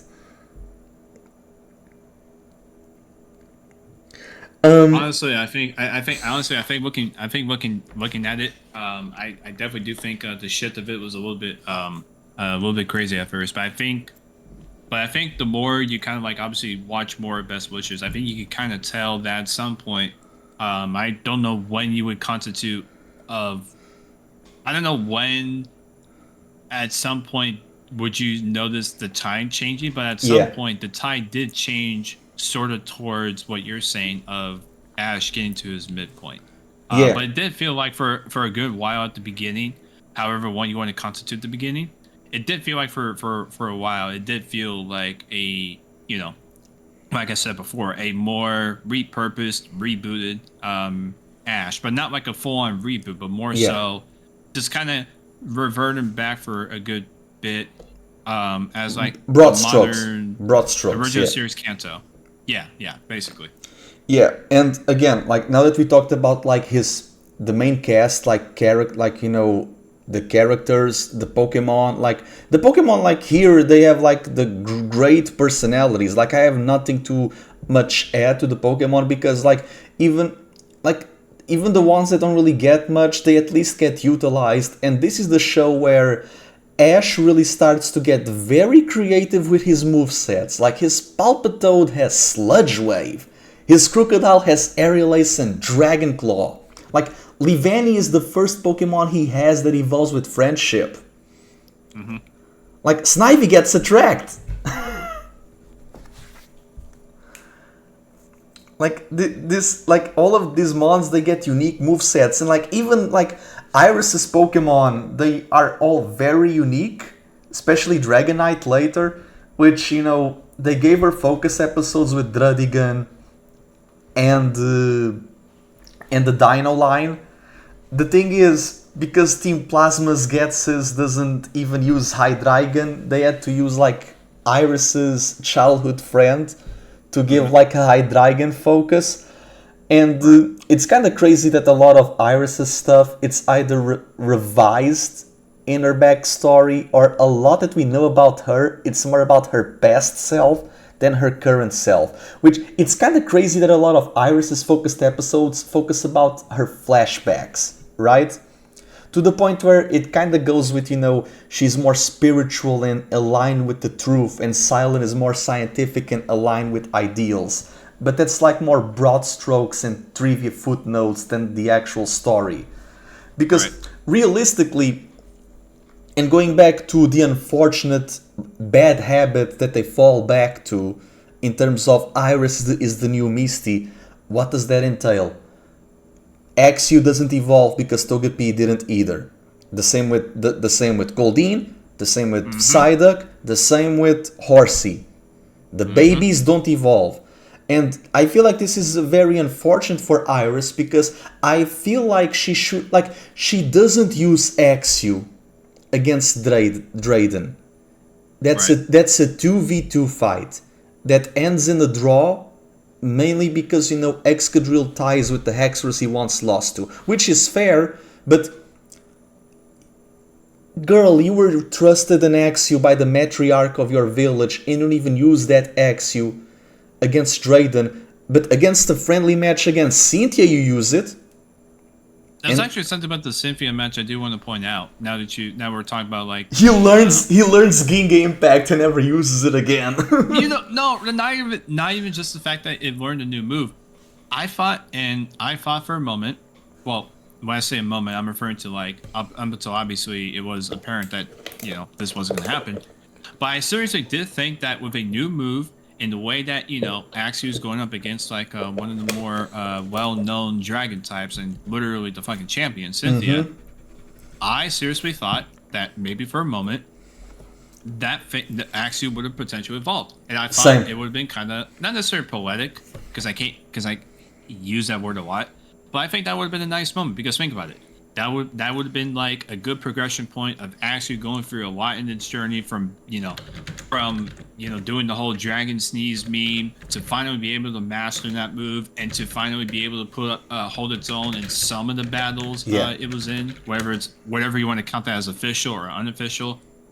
I just think that with the way that it was going to fight against what's her face? I just said Cynthia. Yes. The way that it would have fought against Cynthia and her Garchomp, how is that not like the perfect moment to then be like, yeah, we should probably just evolve this thing from it being a fucking baby? Because look, Misty having the Togepi as like the baby of the whole thing, that I was okay with. That I didn't have no issues with. The fact that they kind of took that same trope for Axew is absolutely fucking trash. It is. Absolutely trash. No, it is. And especially because, like, when you consider the fact that they gave Ash a Pokemon from the Dragon Egg group, being Scraggy, to be a permanent sparring partner and blood brother to Axew. Too. Yeah, they should have evolved together. Like, dude, I would have loved if Iris, to train for Drayden, she would evolve Axew to Fracture, because that's when Best Wishes became Best Wishes Season 2. So evolve at the midpoint of Unova, and then maybe before you leave Unova, maybe for Team Plasma, or maybe even in Decolor, have a friendly match where Fracture and Scraggy evolve to Hexorus and Scrafty. Like, because imagine, for example, Iris's Fracture evolving at the tail end of Best Wishes, like how Mace Combusken did for Blaziken. Right. Like, it's just very unfortunate, man. Like all of this, let's go to the other subtopic of characters. Like, Silence Pokemon are okay. If anything, he needed more.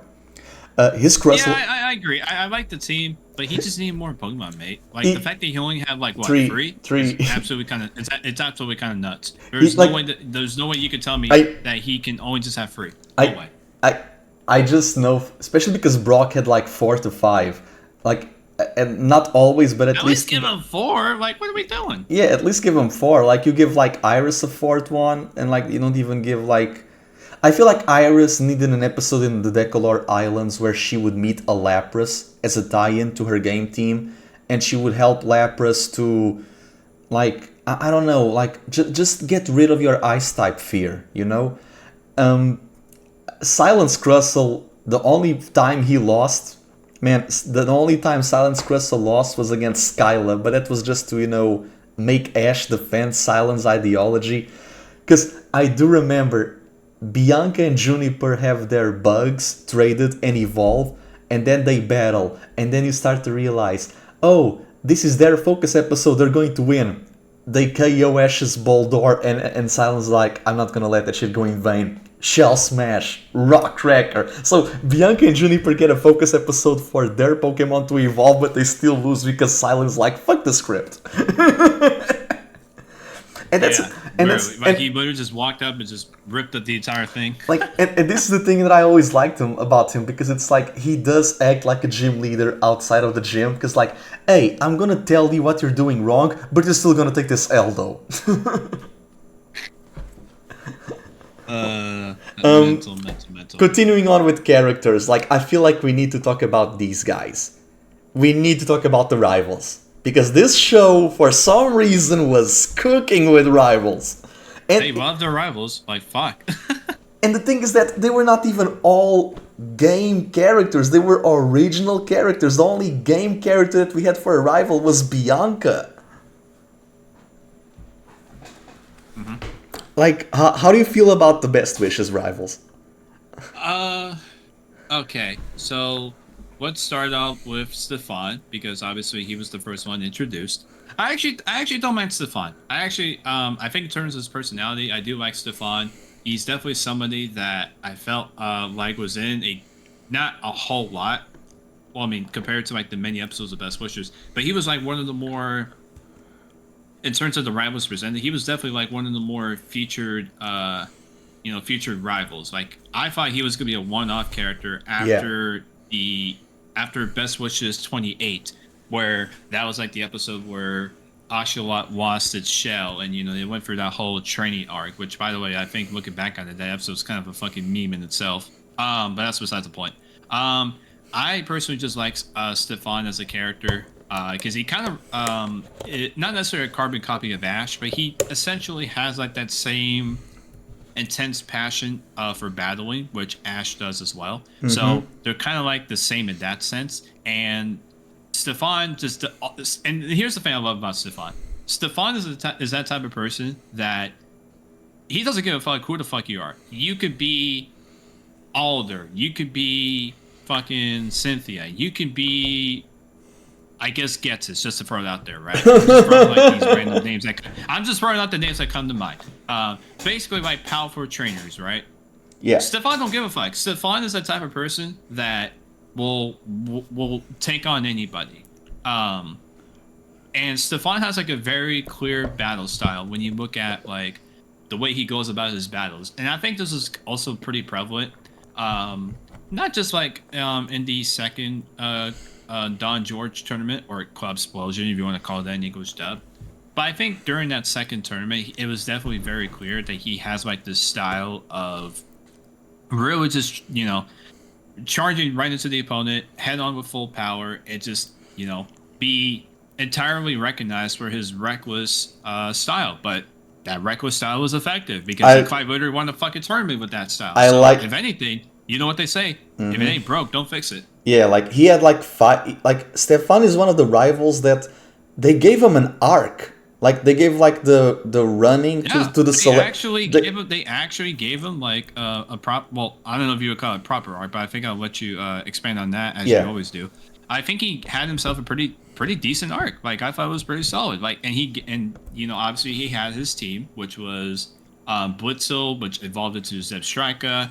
He has obviously his Sock. And then this wasn't shown until the league, but he basically had a Lightbird.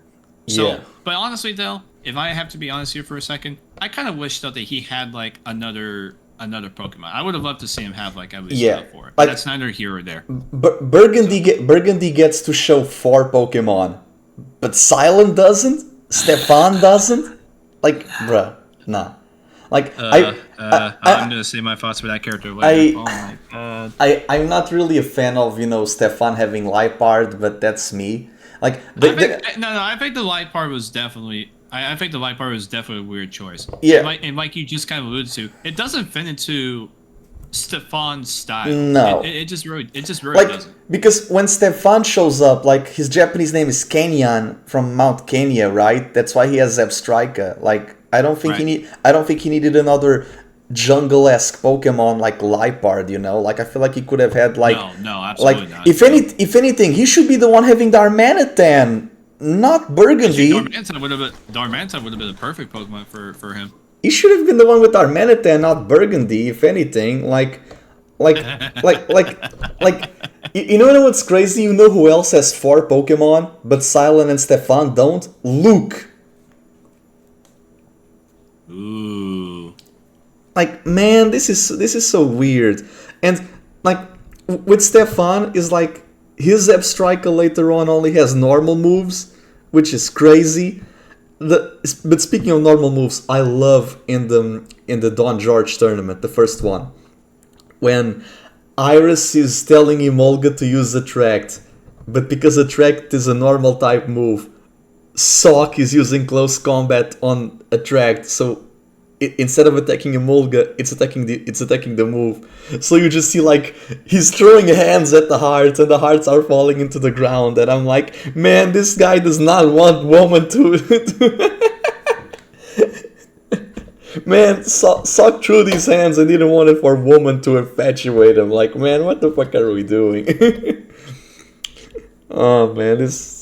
So like I think overall Stefan was actually one of my if we're talking about just like the best wishes characters by itself without counting like the main cast. I think he was definitely like one of my favorites for sure. He brings like a similar trait to the main character without being an actual carbon copy, and he's someone that that I personally feel they featured a lot just because they wanted to, expand on his character and just really give him like a character arc, which I again really appreciate. So I think Stefan was definitely one of my favorites for sure. I really like the guy. Stefan is an improved version of Morrison, the samurai from Advanced Generation, because he's introduced earlier. He's allowed to interact with everyone, and I just feel like there is one thing the Club Explosion needed.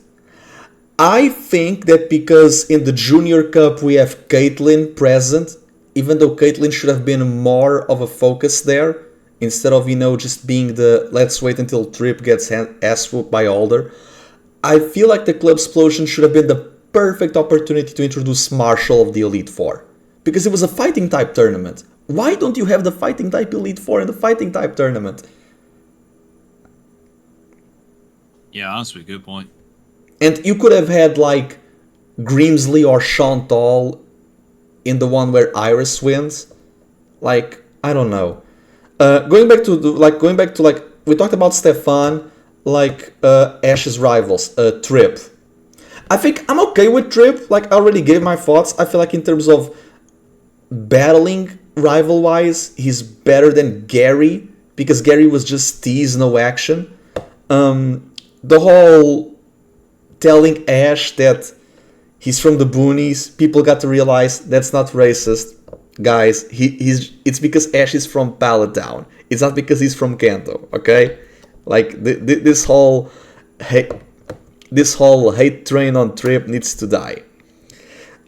Trip gets a whole team. Yeah, I never liked that whole disclosure. That shit was pretty trash. Trip gets a whole team, but then it's really much forgotten because Serperion and Conkeldurr get all the focus, but then all of his other mons like Vanillite, we never see them again. Lampet, never see them again. Mm-hmm. Tranquil and Freelish, no. Like, it just feels like it feels like Trip is one of those trainers that he's soloing a region with only the starter and everything else is for HMs.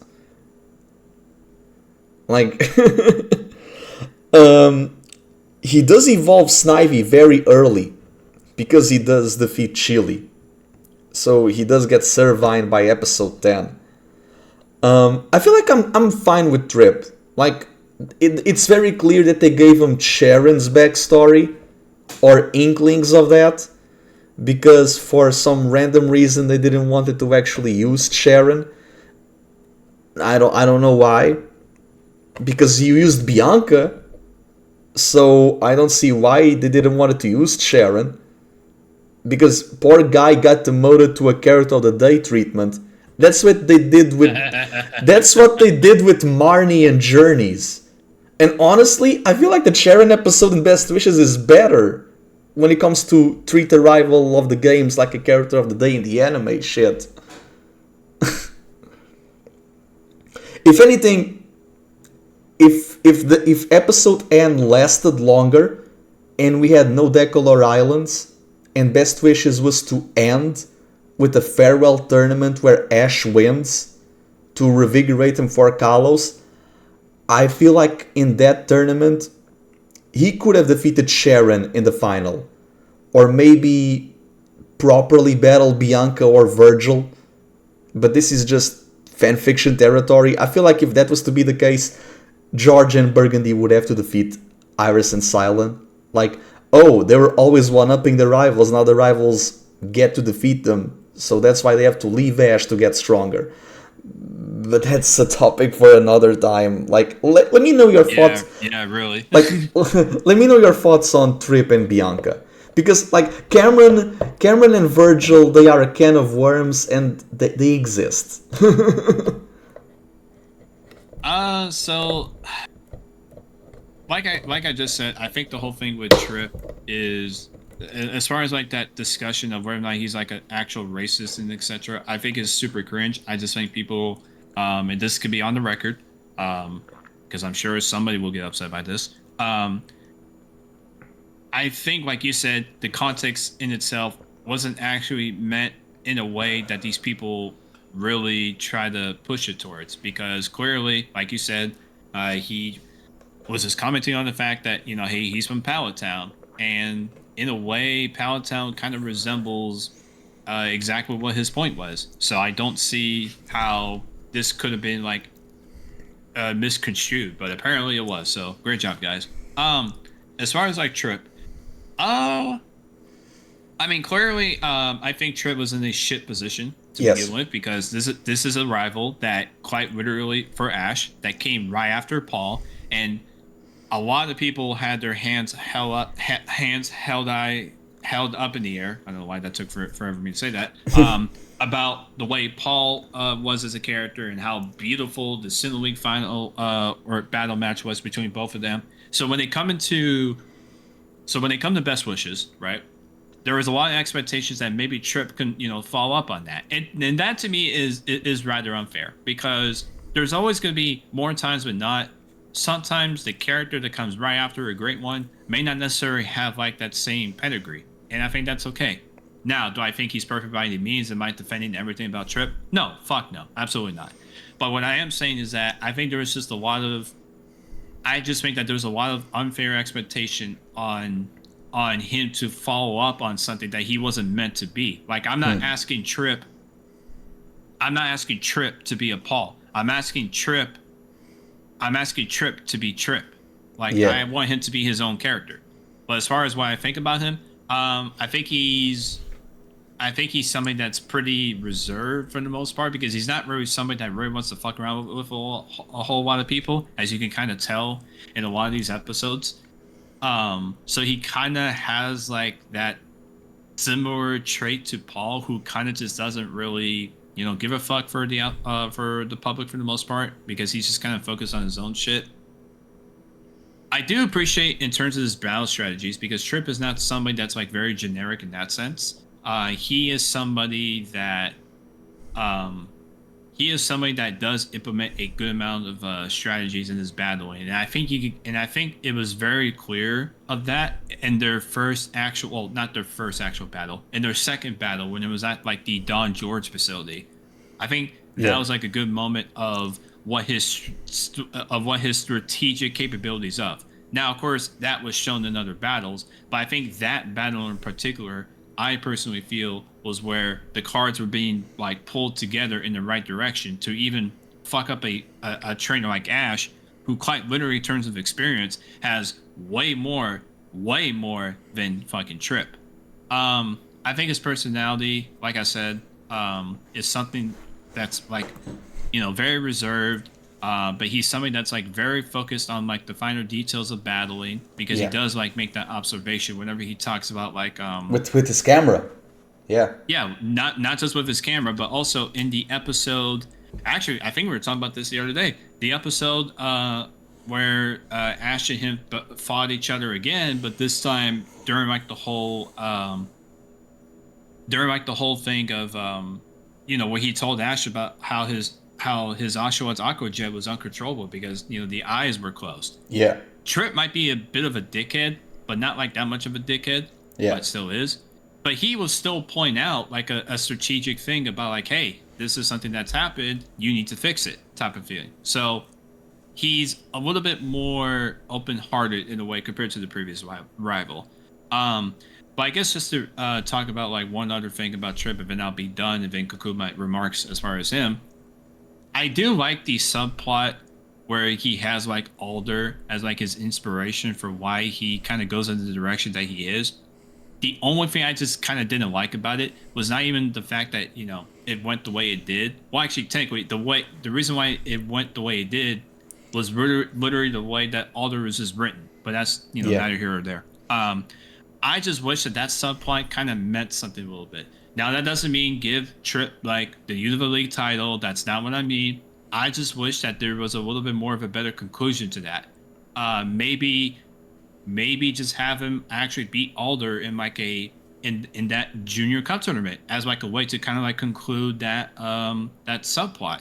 But he still realizes that, hey, I beat him in like this for fun tournament, but I still have a long ways to go if I want to still remain strong consistently. So overall, just to conclude my remarks about Trip, I think Trip is okay.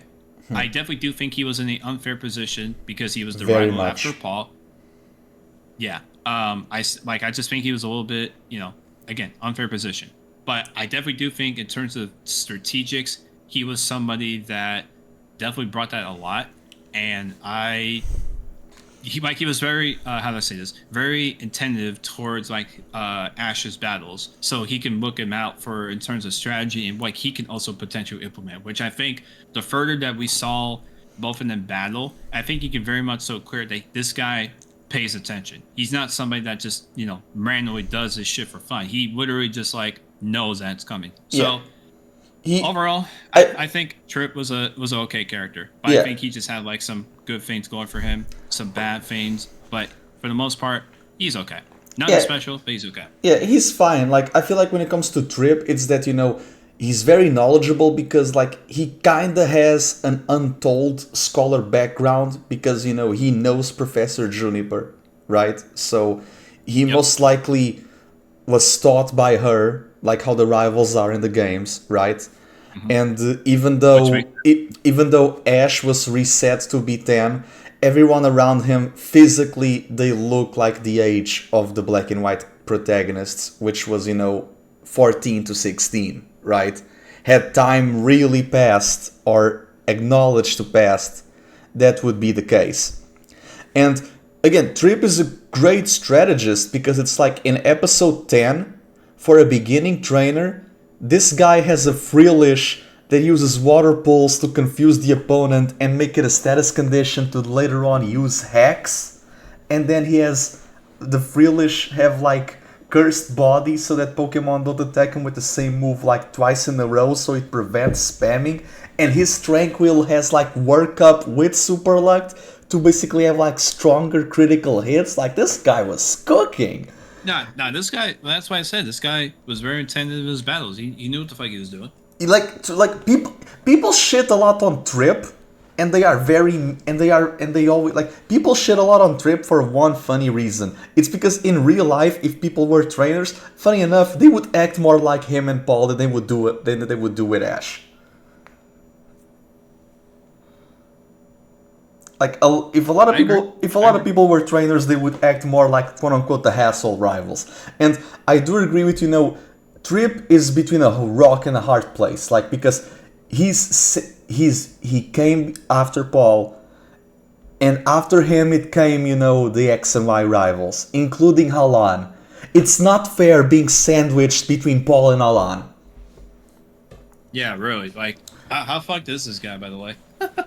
Like, bro, he was given a bad hand and the worst part is he's given the worst league match. Like, okay, you want to make him the preliminaries and you make it a 1v1. You don't even give him like a triple battle, which, it's the thing introduced in this generation that we only see in the Maractus filler.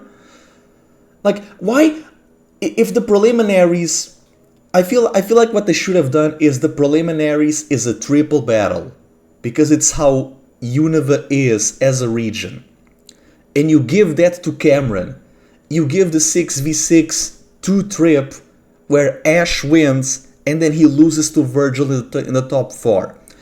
Because you still have Ash lose in the top 4.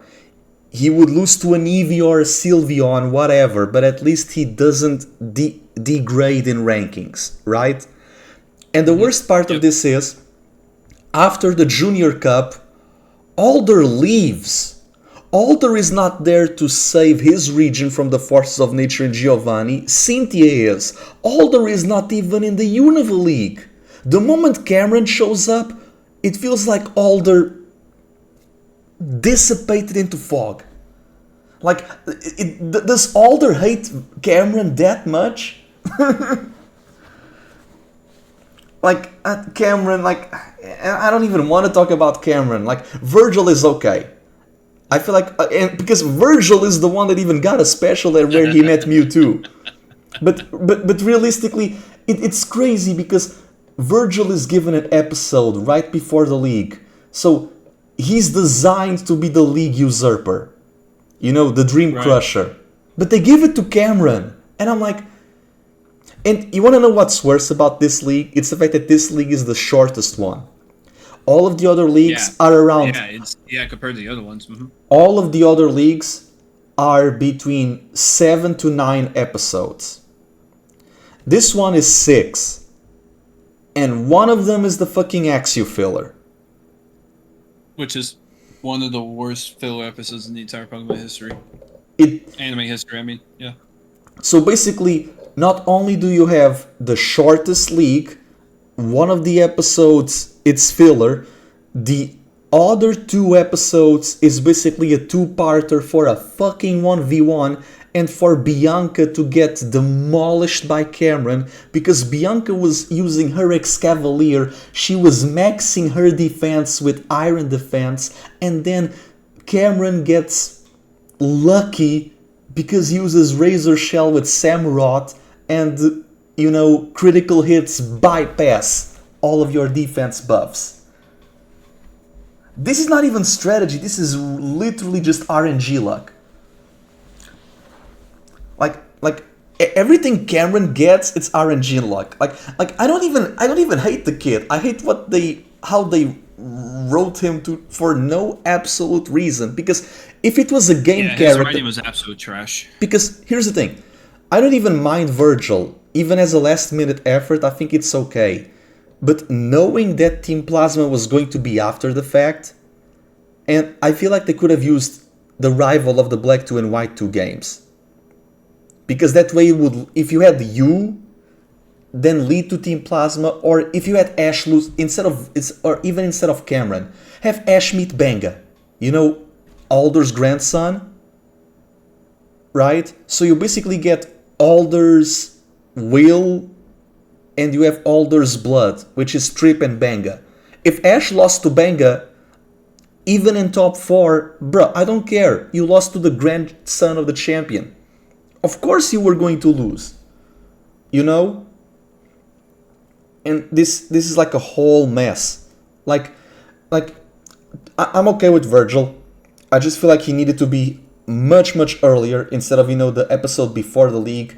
Cameron is just a nuisance. Like, you could have had Sharon instead of Cameron. You could have had any or even Hugh for that matter. Yeah. Like, have you, have Banga. You know what? Fuck it. Have Hilda or Rosa.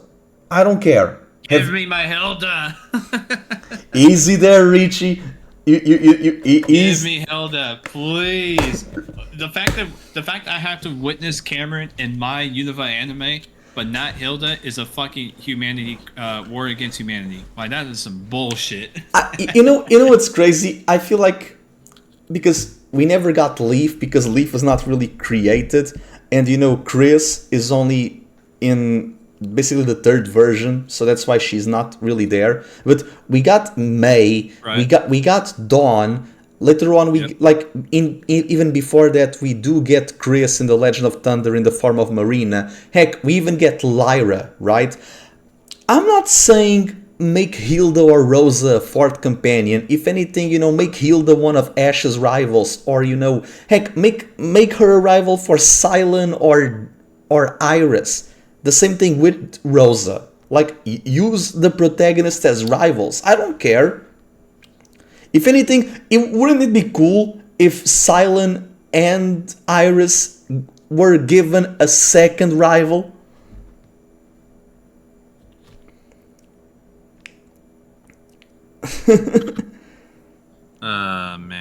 Man. After Stefan, what the fuck happened, man? Because they were always going to meet in tournaments. Why not do what they did with Nando in Diamond and Pearl? Make rivals for 2 to 3 characters. Imagine if Hilda and Rosa were like rivals for all 3 of them, or at least 2 of them. Make more Nandos. Nothing is stopping you. Again, this is Pokemon falling into bad habits, right? Like, now I'm getting upset. Let's talk about the other girls. Let's talk about Bianca, Burgundy, and Georgia, or Langley, or Cabernet and Belle. Oh man. Let's talk about. Which one do you want me to start off with? We were talking about Stefan and Trip, so let's talk about Bianca. Do you want to talk about Burgundy after Bianca because she shows up after Bianca, or do you want to save Burgundy for last? I would just go Bianca then Burgundy just because it's like in the. Okay, okay, so Bianca, Burgundy, and Georgia. Funny enough, it's chronological and alphabetical. Yeah, really. Not intentional, guys, I swear. Even in Japanese, Belle, Cabernet, Langley. Jesus. Yeah, these... I swear, not a coincidence, guys. I swear. It wasn't intentional. Best wishes, best series. I mean, I agree with that, actually. I think it is the fucking best, but that's besides the point. As far as, like, Bianca, now this is kind of like an interesting case because this character was also in the games, so, you could draw parallels to, like, how they were in the games and etc. But I think until I think it's a little bit relevant or applicable, then I'll probably just stick to my opinion of, like, the anime in itself. First of all, just like in the games, Bianca is somebody that's, like, very hyperactive. Like, someone that's, like, extremely... very extremely. Like, she's somebody, like, she's literally walking caffeine. Like, she's just that full of energy. She's also somebody that's, like, very kind-hearted. She's ditzy, but she's fun and charming. She's never boring. No, I don't think she was boring. I just think people were kind of, like, annoyed with, like, the same traits over and over again. And speaking of which, it's funny I say that because one of the jokes that they did with Bianca for a good bit, because I don't think they did this forever, which ironically they should have done with fucking Brock, which is, the joke of where she always, like, shows up, but then as she's showing up, she'll just randomly knock fucking Ash into the water. Now, sometimes she does do this with, like, not only just Ash, but there's even one where she knocked the fuck out of Ash and Cilan into the water. So I thought that was actually kind of funny, where they kind of did, like, the thing where they change up the joke a little bit, but still kind of, like, keep it the same, essentially. Yeah. I think as far as, like, the rest of her does, just to keep it going, I do like the arc that or episode, if you want to call it that. I do like the one that she had with the Wild Michino, where it kind of just, like, it was, like, a little bit of a conflict of personalities at first. Yeah. But then she eventually just, like, learns to really adapt with the Pokemon. So I definitely appreciated, like, her debut episode in terms of that. It's very clear that she likes very cute Pokemon because she loves the fuck out of Minccino. And even likes Emoga. And obviously Zorua during, like, the first Don George battle tournament, where she was just obsessed with that thing, like, very much so obsessed.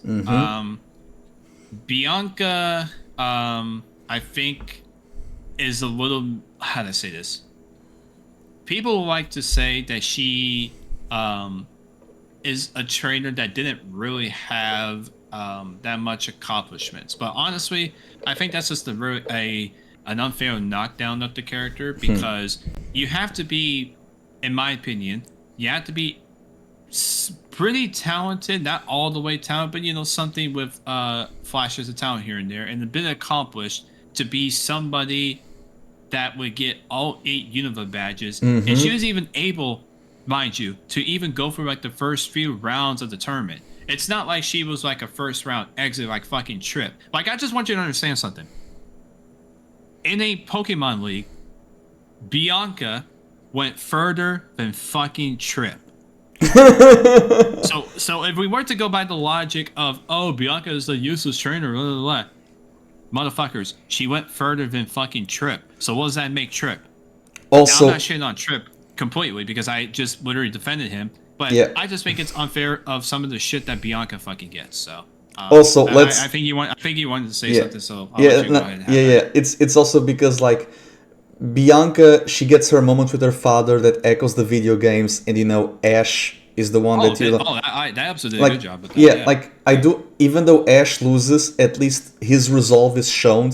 I do think that maybe Bianca should have been the one to battle for her own liberty, but I do understand what they were trying to go for, because basically Bianca coming in and out of situations, she was basically like a fourth companion in some aspects, because to the point where she was the one that was going to get Emolga, and the companions are the ones that later on all get the rodents, right? So, we see her with Ash, Iris, and Cilan sometimes. So, if anything, I feel like Bianca being treated as a semi-fourth companion, that's what allowed them in the later show to give a whole arc to Corina. Heck, the fact that they gave an arc to Stefan, it kind of makes me wonder if they were using Stefan and Bianca as prep work for what they were doing with Corina later.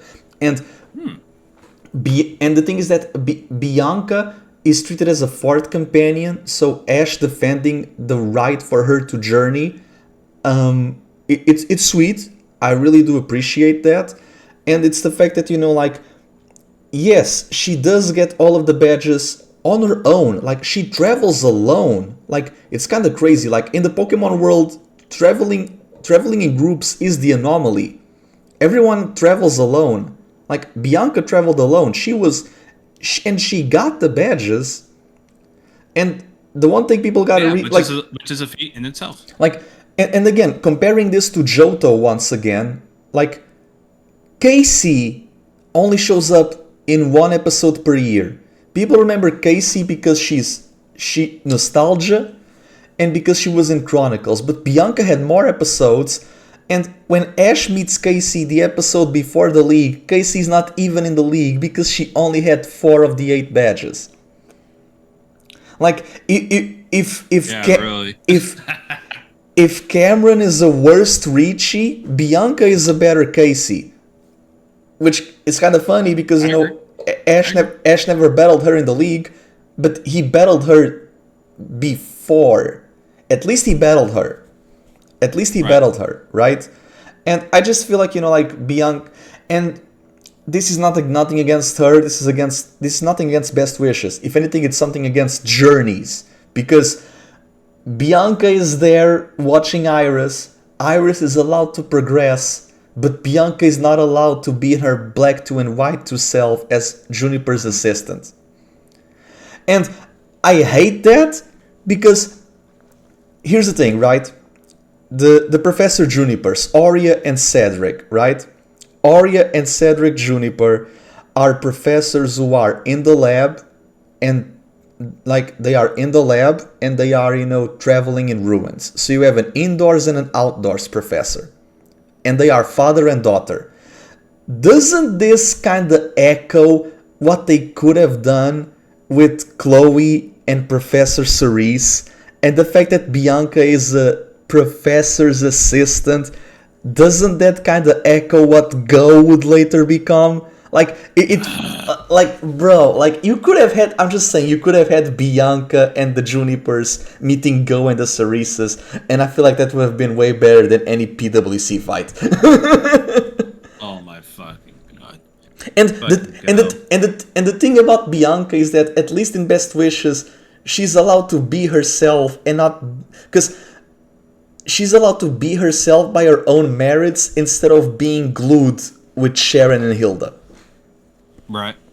Like, at least I will give the series props. They did not made her only 1/3 of a character. They made her all of her own, you know? Mm-hmm. Because in the games, what happens with Bianca, it's basically she realizes that her strength is somewhere else and she basically quits. In the anime, she doesn't. In the anime, she doesn't quit. She defeats Trip and Georgia in the club explosion.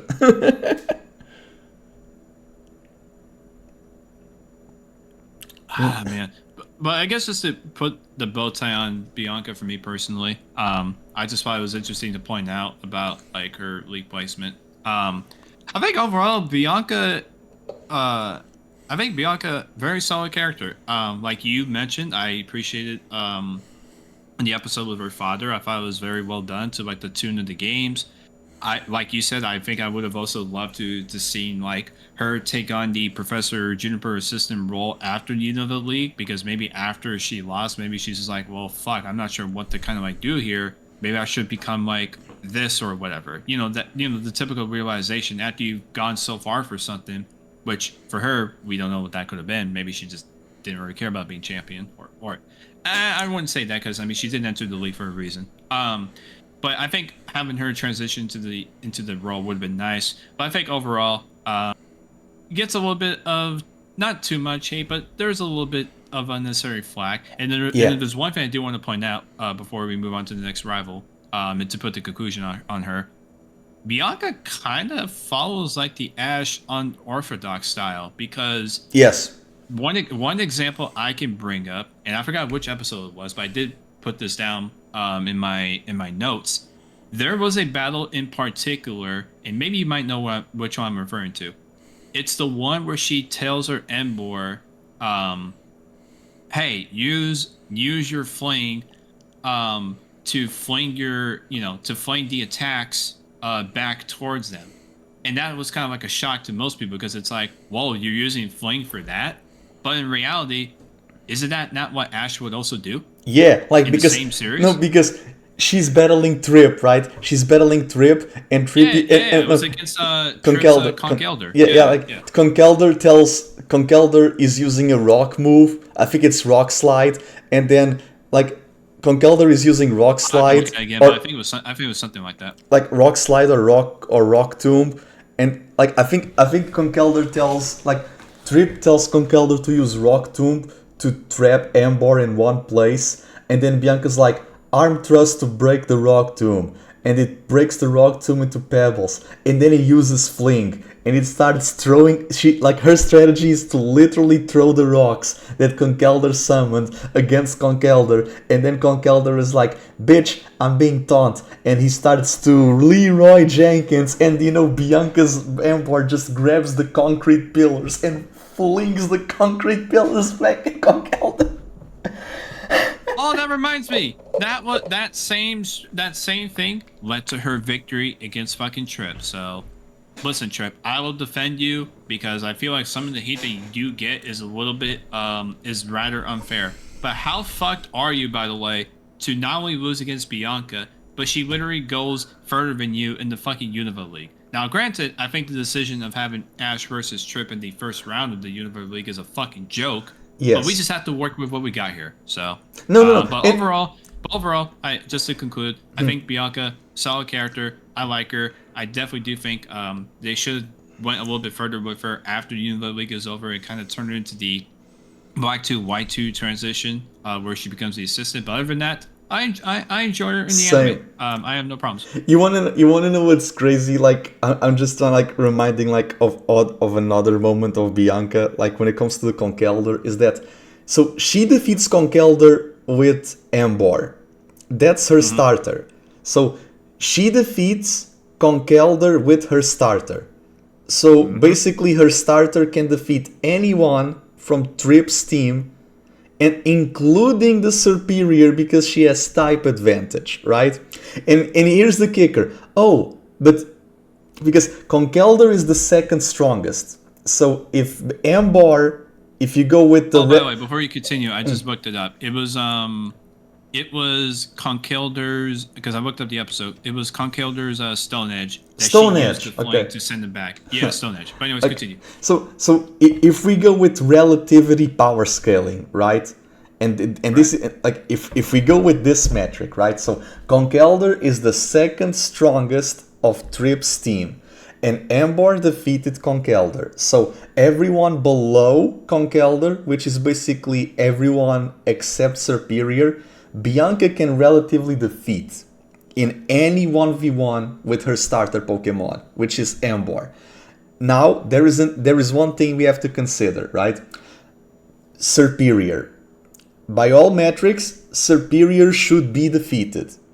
And I'm gonna tell you why Superior would be defeated with type advantage. Superior would not defeat Ambar even with the disadvantage, and I'm gonna tell you why.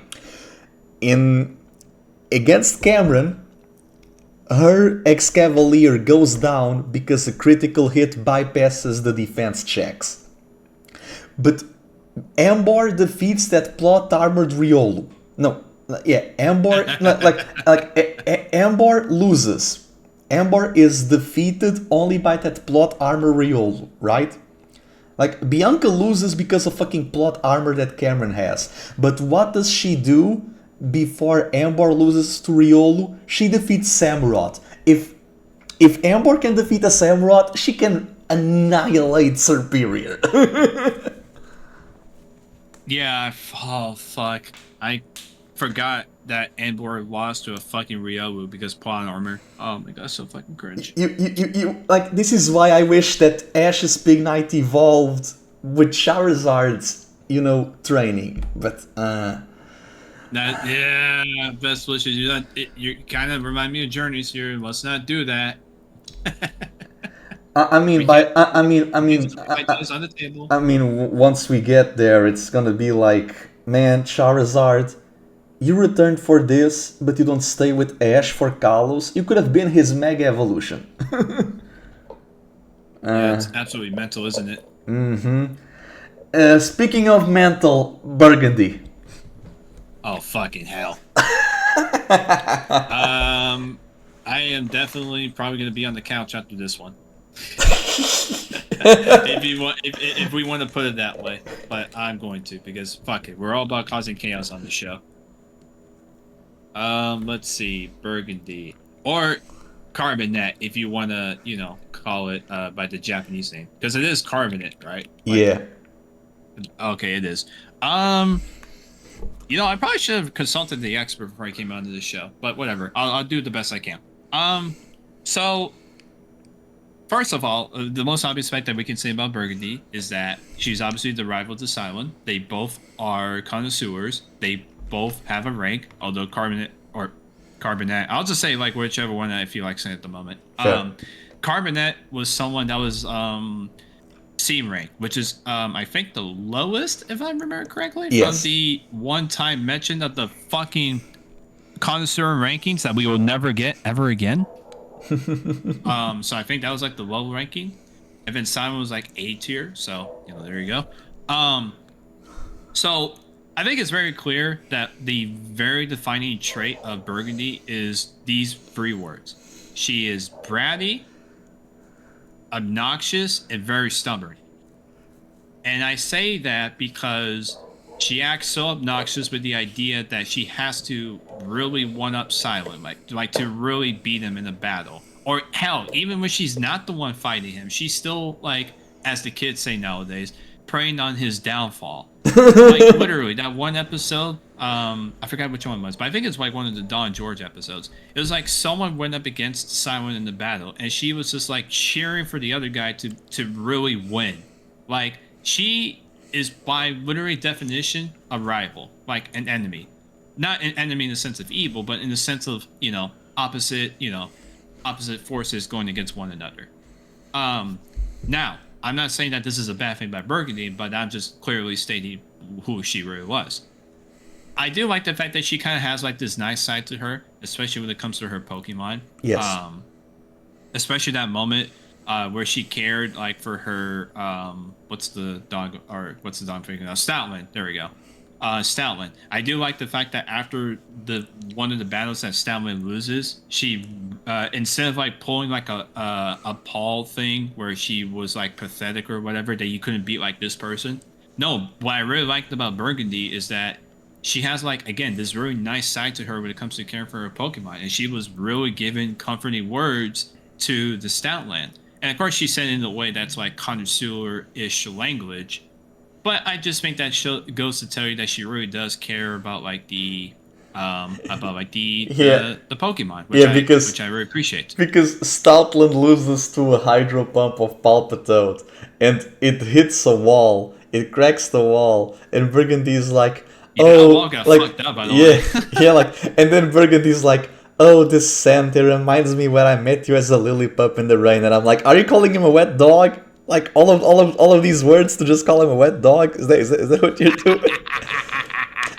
I It's like fucking mental, isn't it? I do like the nods to her team, because Stoutland, it's a nod to the fact that the triplets have Lillipup in the game. And Yes. even her Pokemon later, right? Sawsbuck is grass, Cilan. Duat is water, grass. And Darmanitan is fire, chili. So, if anything, I will have to give them props for that. And again, she be she basically became a connoisseur. She passed the entrance exam. She became the novice of the ranking, to the point where she was almost lying through her teeth to have like a boot in a Pokemart. Mm-hmm. Like she is Silent's biggest hater, because to what extent do you have to go to basically change careers just to try to one up this guy that you lost to once? You had no idea that you would ever meet him again.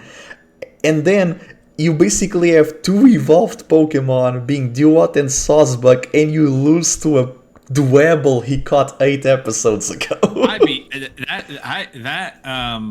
let me ask you this. Was that how to say this? Yeah, fuck, I'll just roll with it, and you can correct me since I am the guest after all. Would you call that plot armor? No, because Or what would you call it? Just convenience? it's convenience, because it's like, yeah, it's the new rival, so we need to show that. If anything, that episode kind of shows that, yeah, Cilan is not gonna be Brock. He's not gonna lose the gym leader scaling just because he's not in the facility anymore, right? Right, definitely. If anything, it just solidifies the difference in gap. But if Yeah, anything, I think there is a very much so gap between like fucking her as a trainer and Silent as the and fact that he's a gym yeah, leader. and the thing is, besides Trip and Bianca, none of these characters are basically established as long-term rivals when they show up. Like, if when we were at least me, when I was watching Best Wishes, it's like these are just characters of the day. Like Burgundy, Stefan, Georgia, these are just characters of, no, they become rivals later. Oh shit. Okay. Cook. Keep cooking, Unova. Cook. Like we already said before, Unova was fucking cooking with the rivals, and that's something you gotta that's something that you really gotta like appreciate. But no, I guess like what I guess like a few more thoughts I have left about Burgundy is just that again, she, like I mentioned before, is slightly abrasive when it comes to the job, as it relates to the whole thing where she told Ash to replace all of his Pokemon, while only giving like fuck all explanations as to why that decision was even made. Which obviously we're not stupid, guys. A lot of them, if not all of them, were wrong. So I think the thing that kind of annoys me a little bit, and I'm sure one particular person that may or may not be watching this episode can agree, and I expect a message right after this moment in my Facebook DMs in about a few months. I hate the fact that we don't really see progression. And now when I say progression, I mean we don't get to see her actually move within that goal of being a connoisseur. We are just set to assume that she is a C rank forever until noted otherwise or shown otherwise, right? Yeah. I hate that. I personally think that's a shit character story. And that's no fault to Burgundy. That's just literally what she's written. And honestly, go the same thing for Cilan. But as it relates to Burgundy in itself, what I would have loved to see is her either get to either B rank or A rank, whichever one you guys or you, Kuro, think is appropriate. But I would have loved to see her go to a higher rank, and the way that she would have to do it is either A, fight against a character of the day connoisseur of that ranking that she's supposed to beat before she gets to that rank, or B, which is the one I think most people would prefer, have her fight against Cilan to get to that rank. But here's the kicker. She actually wins. And I think what that victory would have done is give her character more purpose. It gives her the much needed development because it would have showed a growth in maturity. Yeah. It would have showed the growth of how she really is able to evaluate the Pokemon and give her character a chance to actually live out the profession that she herself wants. I think that would have been a perfect way to at least give Burgundy the ending. But no, that's not what we got. I feel like at least she should have been B, and then Cilan would have been S. Granted, this is only in the confinements of the Best Wishes mythos, because if we go beyond that, nowadays my perfect idea for Cilan to get the S rank is evaluate all of the 7 matches of the Masters 8. So he would have to evaluate Iris and Ash's matches. Like, how come Ash and Iris get to be in the Masters 8 and Cilan is not there to commentate? Bruh. Yeah. I don't know.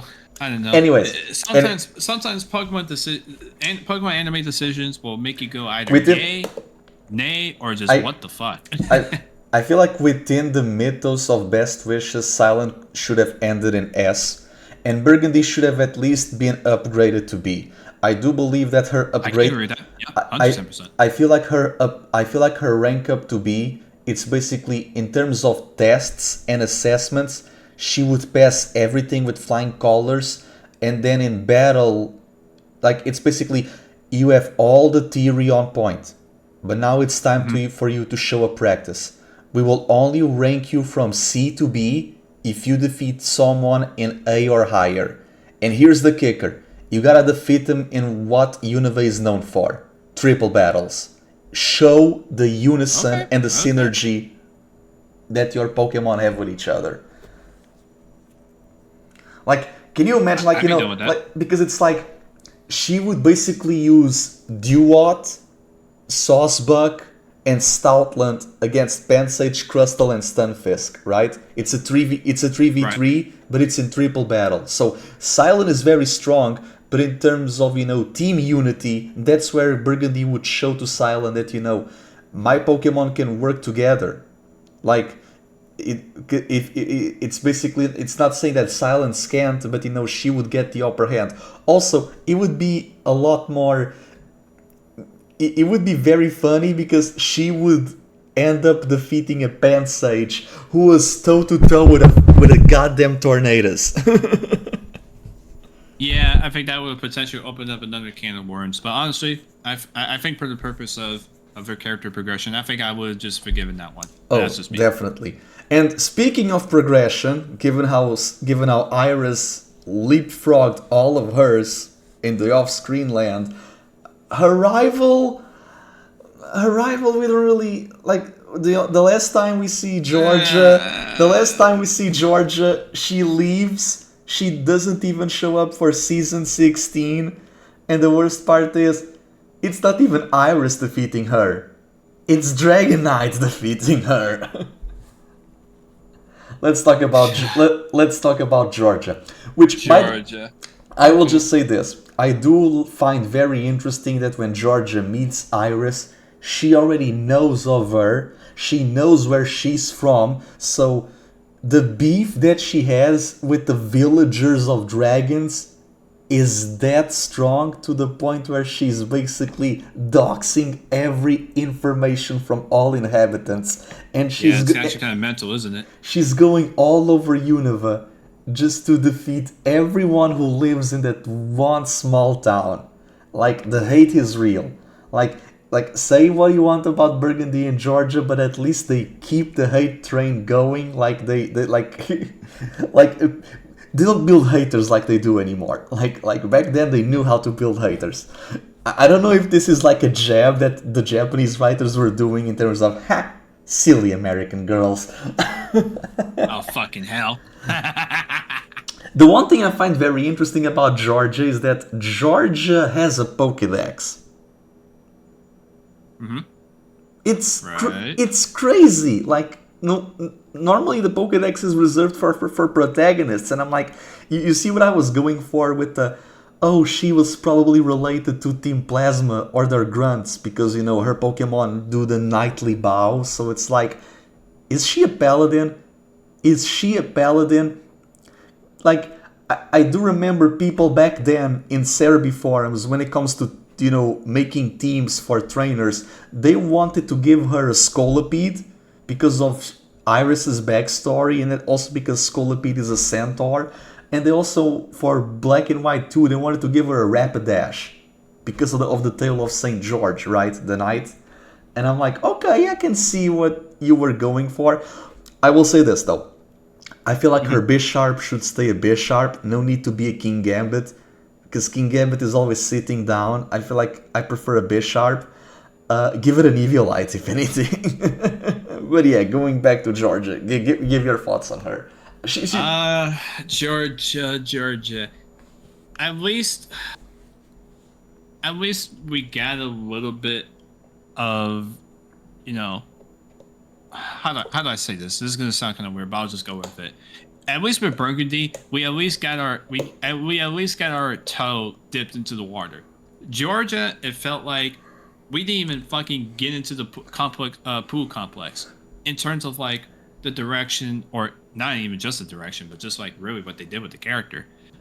Because first of all, let me talk about like, I guess like the personality and stuff like that. Georgia is obviously rather immature. I think that's very much so clear. Especially when she loses, she's somebody that just doesn't really take losses all that well. And I think when that happens, I think she kind of just resorts to like, you know, blaming it on something else. You know, something like a gamer such as myself will do, where when we lose in a 1v1 situation on like, let's say Call of Duty or Fortnite, we will then blame it on, oh, this mouse this mouse was the reason, or this keyboard was too dirty. My monitor, it's, you know, it's too small. Like, Georgia's that type of person that will quite literally almost blame anything else besides her for the fact that she just lost fair and square. So what you're saying? I hate that so much of how consistent that has been. So what or you're that was, I should say. So what you're saying is that if her battles with Iris were VGC battles with the infrared of the Nintendo DSi, she would blame Iris. she would blame Iris's wins because she misclicked an attack. Yeah, misclick, and it's like, oh, my internet was too slow. Internet diff. Like, literally, that's just how it would have been. And speaking of Iris, of course, obviously they get into their typical skirmishes. And you know, she does that typical thing in these kinds of rivalries where if Iris gets like the better of her of any way, regardless if it's like a small better or whatever the medium equivalent is, or even like a large gap between like her and Iris in terms of skill and in terms of like the results, she will literally just get frustrated just off of that. So she's somebody that gets frustrated pretty easily. And normally when somebody gets frustrated that easily, I like to think that, or not I like to think, I shouldn't say that, but their emotional maturity just doesn't seem just doesn't seem stable, because there is no way that you can possibly tell me, and I'm not saying this just for Georgia, I'm just saying this in general. There is no way you could tell me that someone who gets angry that often over shit that they will do anything to not blame themselves for, and for something that the other person could do a lot better than they are, you can't tell me how often that person gets angry. That doesn't reflect their mental status. Like, sometimes I'm actually kind of concerned for Georgia whenever I watch these episodes. So I don't know what more I can say. I mean, I think most of my opinion about Georgia just kind of results in like her rivalry with Virus and just the shitty, poor attitude. Yeah. The looking for excuses that will be literally anything but her blaming herself for the fact that she lost because she fucked up. But no, she'll blame like this, that, and whatever. Yeah. I think what I would have loved to see, it's just like a resolution in that, where she finally snaps out of like this mentality and really grows from it. Now, does that mean, does that result in like, let's say a victory against Iris finally? Does that, result against like a victory against someone of equal strength or something like that? Who knows? I still think that the rivalry was whatever. I think you could still keep that. That's fine. But I would have loved to seen it a little bit more healthier than just like Georgia literally getting pissed off at literally anything Iris does that's like considered good for Iris but bad for Georgia. So like, I would have loved to see like a more healthier evolution of that. If anything, I would have actually loved to seen it the same way as Ash versus Trip, where it's like you can tell that yes, they're rivals, but they're not like rivals in the sense where it's like super toxic. It's rivals in the sense that they're both like they have like their results against one another, where one big trainer wins against the other one time here, and then the other trainer wins the other time here, and the other one eventually wins like the one that actually matters. But you don't see like Trip hitting Nash. If anything, he's just like, all right, well, let's just make sure we give it our all moving forward. Yeah, I would have loved to see that for both Iris and Georgia, but no, I think the rivalry was just literally them trolling the fuck out of each other and just doing dumb shit.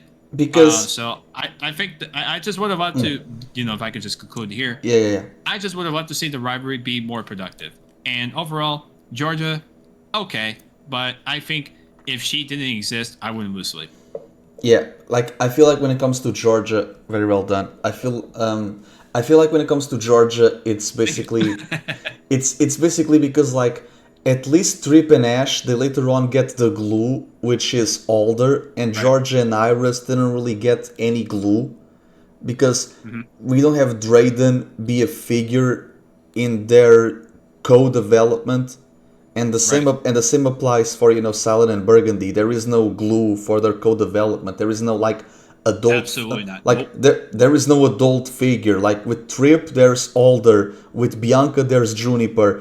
Stefan, you have Don George in all of the tournaments, to the point where again they give a whole arc to Stefan, to the point where Stefan doesn't really need to show up in the Junior Cup. Funny enough, neither does Bianca. Like, they don't meet Dawn. Like, only the primary rivals meet Dawn. Like, Bianca and Stefan do not. If anything, I feel bad for Dawn. She met Cameron instead of Bianca and Stefan. No, really. That's unlucky. I feel like the one thing this is kind of like a perfect segue. Like, again, as I've stated before, Virgil is fine, whatever. It's Cameron. Like, when the animators read the script for BW108, they were like, oh, this is shit.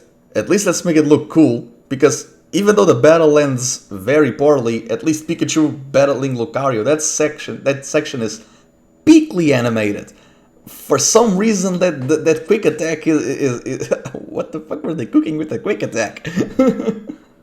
Well, every once in a while, you just say fuck it. It's like, let me just say this. It's like it feels like sometimes the best wishes, they literally, and there's no like disrespect to the writers, of course, but sometimes it feels like with some of the battle decisions, they literally just put on a blindfold and just throw a fucking dart at the dartboard. And when they see where the dart landed, they're like, all right, guys, write it up as this, write up as Ash uses this attack, but in this unorthodox fashion. Yeah. What do you mean? That doesn't make any sense. Fuck it, do it anyway. Listen Yeah. to where the dart says. Yeah, it was always a fuck it, we ball. Like, it was just random at times. Yeah. And I'm not saying that as a hater. And I'm not, again, being any disrespect to the writers before somebody comes here and is like, oh, Richie, why are you still being disrespectful against the writers? No, motherfucker, if I really want to be, I follow what people do on Twitter. But that's the conversation for another day.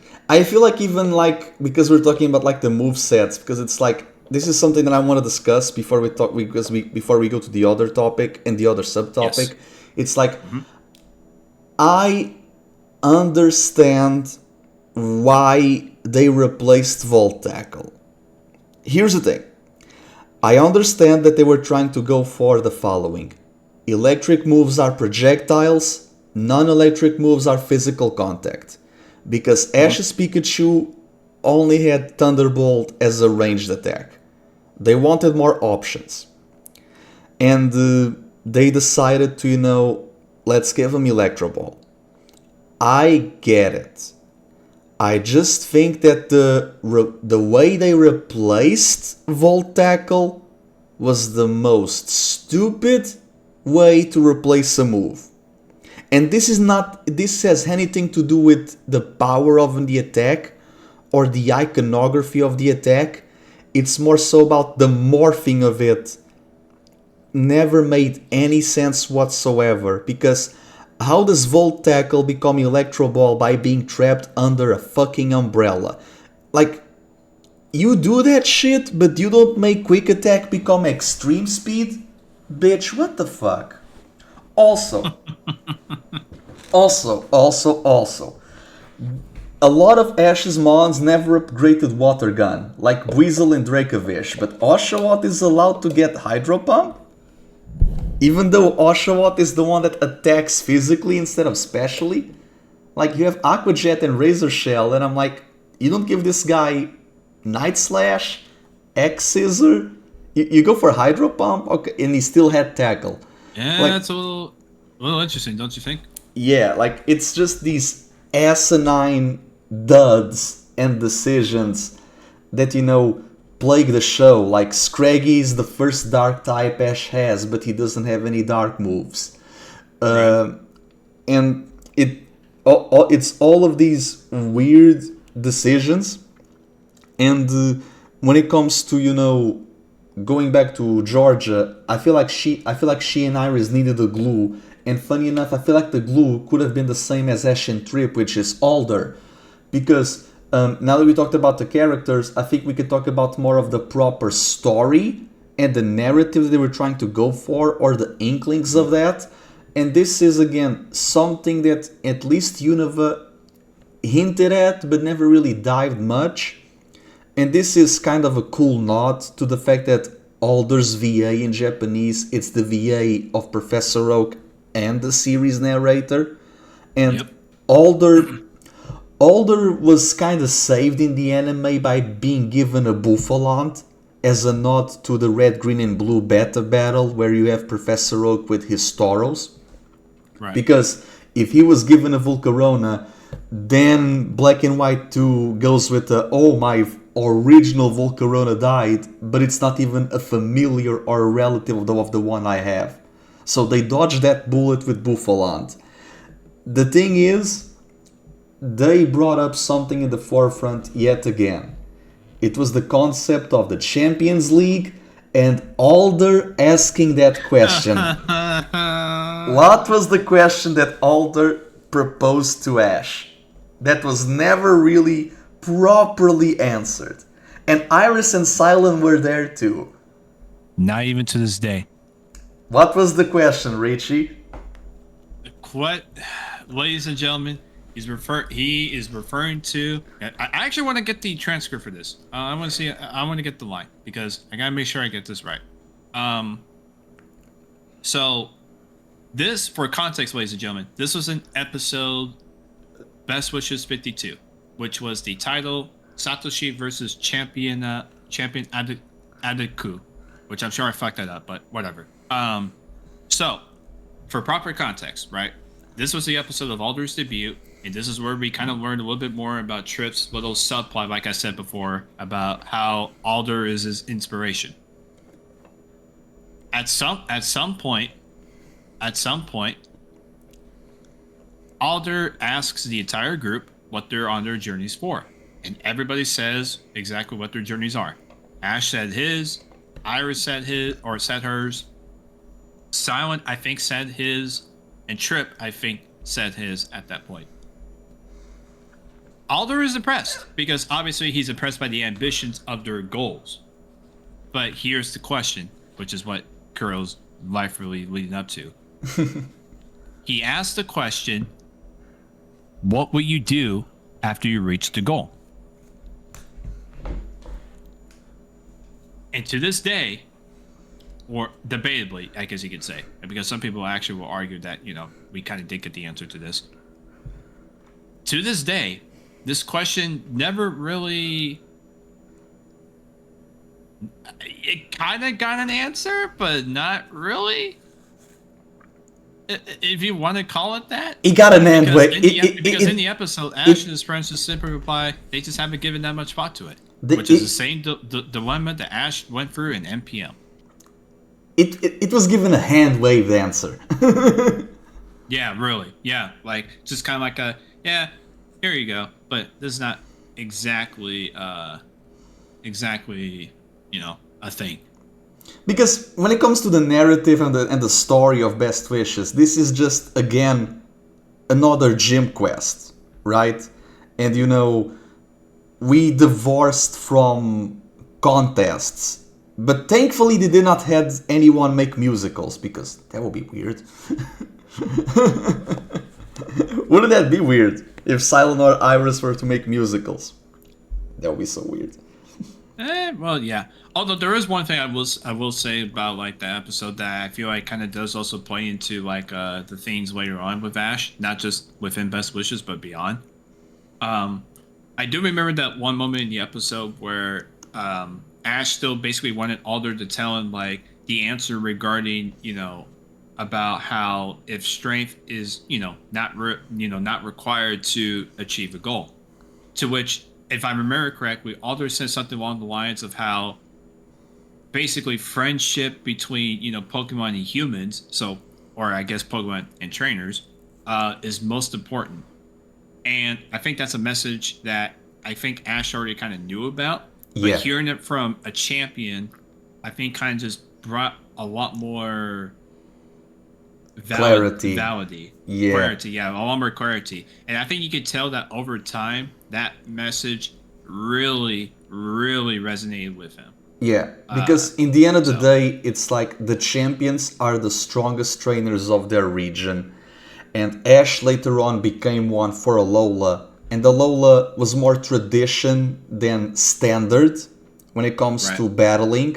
So, thematically speaking, even later on when Ash becomes the champion of Alola, the first one, it kind of works because he's basically representing a region of battling underdogs. Because he too was one. Still is. Because even when he's battling other champions, he's the youngest. Which is why Iris being there, it's a dubious choice. Because she only shows up to lose. That's like this is why I'm not really a fan of her being a champion in the anime canon yet. Because it's like, you give her a title just to lose, so what's the point? It's a weird decision. And it's not that we did not know that Ash, the whole thing of, a Pokemon Master may or may not be wanting to connect with all Pokemon, which it's a daunting Herculean task. It's a virtual impossibility. Befriending everyone is as impossible as catching everyone. You will not do that. There is no physical way to do that. When people go out of their way to basically say, it was always about the journey, not the destination, I call that bullshit. Because here's the thing. The journey is more important than the destination, but that does not mean that the destination doesn't matter. Because, yes, there is more than just power and strength when it comes to being a champion. But the champions are not most definitely, yeah. There is more than just power and strength when it comes to needing and requirements to become a champion. But the champions are not champions just because they are, nice people. They are also strong. You need to have strength and power.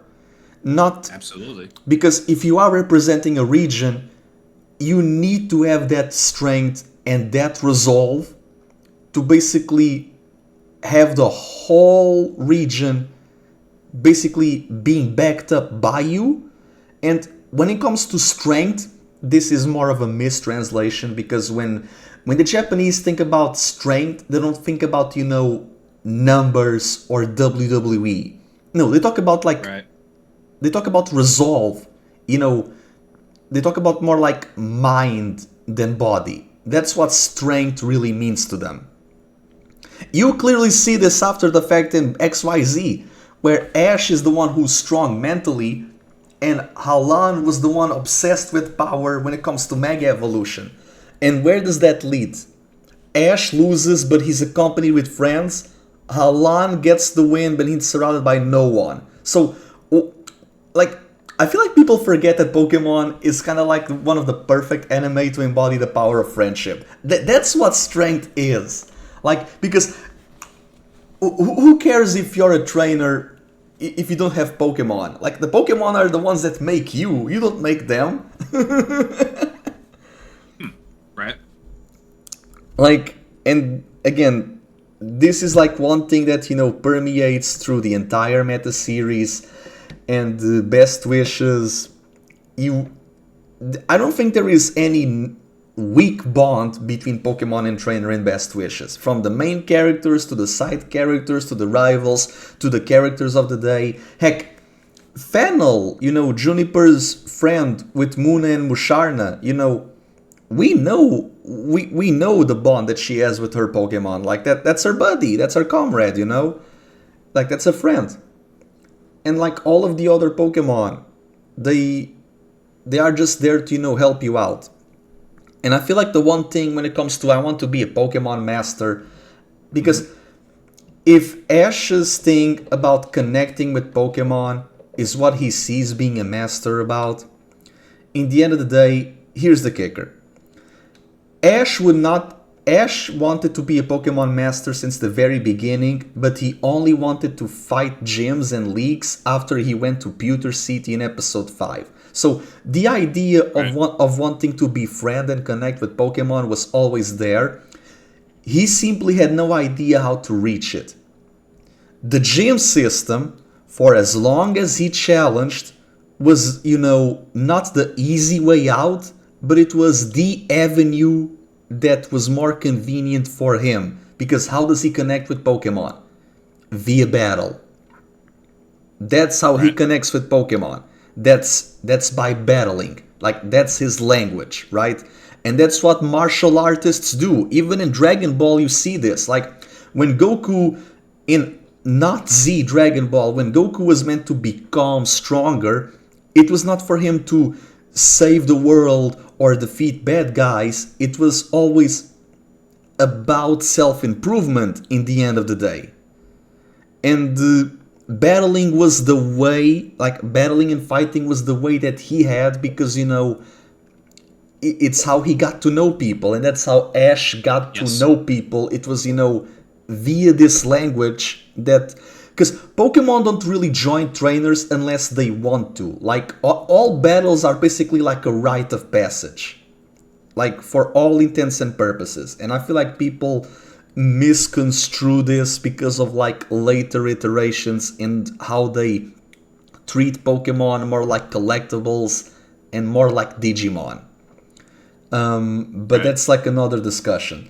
The point of the matter is, I'm not even dissing Ash's road to mastery, but if Ash did not saw getting gyms and battling leagues as important, he would have not done it, or continued to have done it, I would say, after the Battle Frontier. Or heck, even after the Orange Islands. This is just the easy way for him to do it, because it's the main avenue that the video games had to do it. And we cannot really fault him or anyone for that, because if something is not words. If something isn't broke, why fix it, right? If anything, Alder asked a very important question, and it's not that this question wasn't asked before, it was just, presented differently. And Right. Basically my point. Mm-hmm. I feel like Ash, if the show was not rebooted, I will say this, I feel like Best Wishes could have been his ending. You have a more serious Team Rocket, you have Giovanni present, you have 2 champions, you have all the 3 starters, you travel without Brock, so you would in theory need to be the one in charge of the group. The show is literally called Best Wishes, that means farewell. And it's a homage to OS, and the champion is voiced by Oak, and you get episodes as homages to Butterfree, The Return of Charizard, and Mewtwo in a movie. This screams book ending. After 16 years, after 800 episodes, this felt like the time for him to symbolically go. Mm-hmm. People just wanted for him to go in DP or X and Y because it's the shows where it felt like he should have won.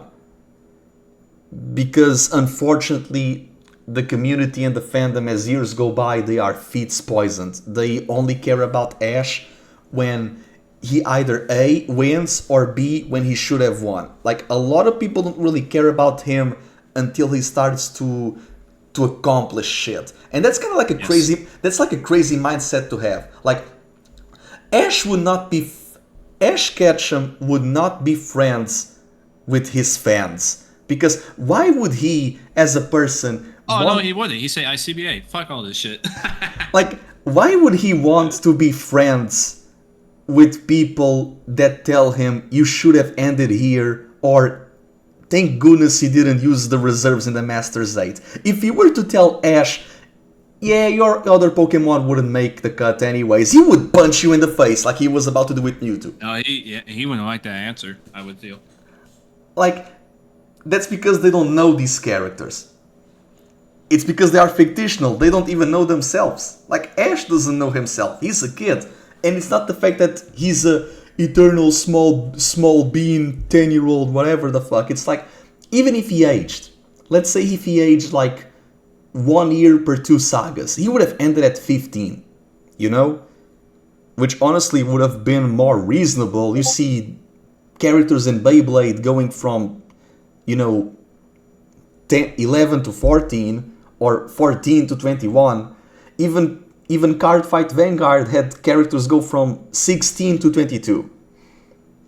Mm-hmm. I never liked this approach of Ash cannot age because he would not resonate with the target audience for 2 fronts. Number 1, bullshit. The target audience may be Kodomo, that's like elementary school from 6 to 12. I don't care what the target audience is if the demographic are people above 30. Because if the target audience is A, but the demographic is B, then fuck the target audience. Also, the other point, Ash aging would lose the spirit of Pokemon, and I'm like, this screams Peter Pan syndrome. For a lot of people, it just screams Peter Pan syndrome, and it's also because y'all are adults and you claim to have passion for Pokemon, but if fictional characters would claim that same passion, then it's out of character. Like, y'all think that Ash would become a depressed, lazy adult? No, you know who Ash would become? He would become Alder, a 54-year-old bum who is rizzing woman in the middle of the streets. Or heck, he would become James. People like to pretend that adults in Pokemon are no fun. Look at James. He's a goofball and a half. Yeah, go on Spinalcast for fuck's sakes. He's a nerd.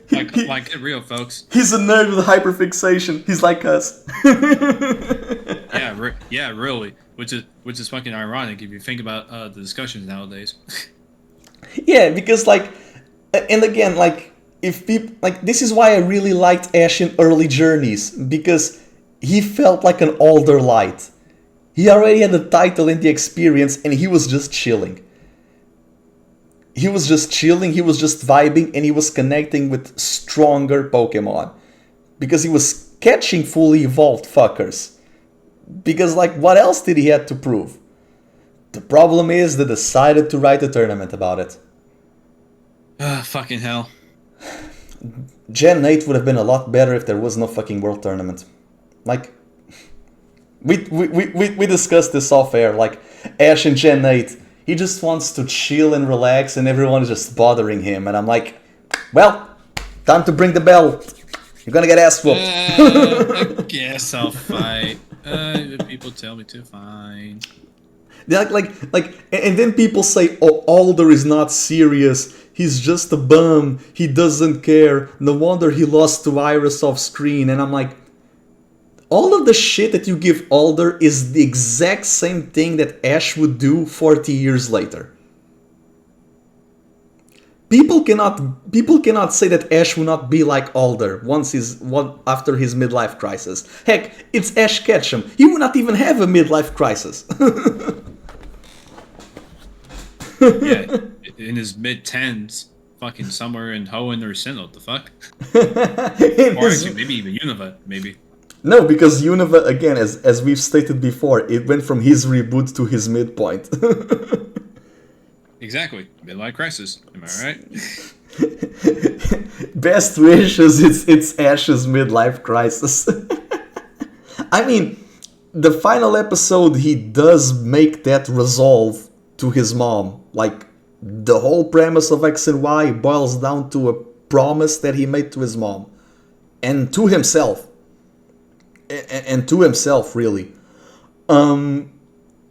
It's got, like, I know that out of universe, the doylist reason is, Ash got reset, unfortunately. The Watsonian reason that a lot of people like to give, it's basically Ash had a break between DP and BW because we don't see a direct transition. But that's not really canon. That's headcanon. Because you're just trying to justify something we never really saw or got confirmation.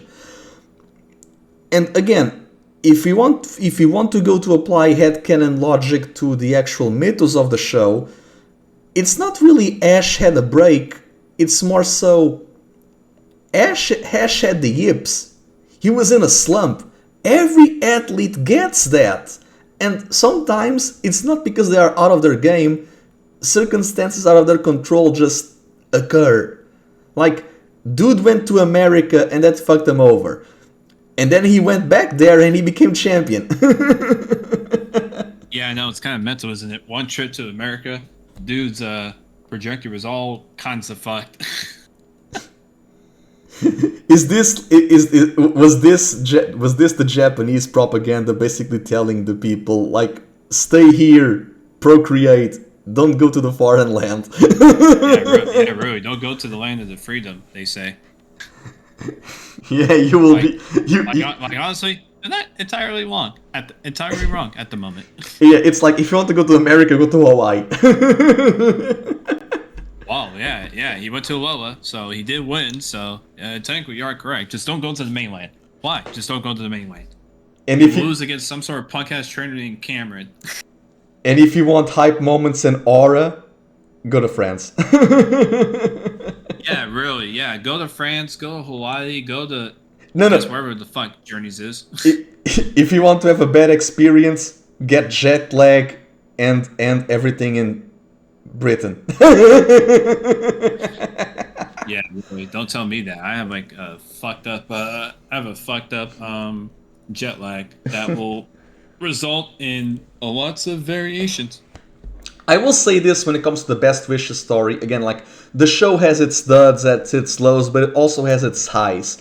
I just feel like the lows, they are few, they are more highs than lows, but the lows that are there, they are very, very bad to the point where they supersede the highs that Best Wishes has. Like, the show has good moments, but every pit goes to the Earth score.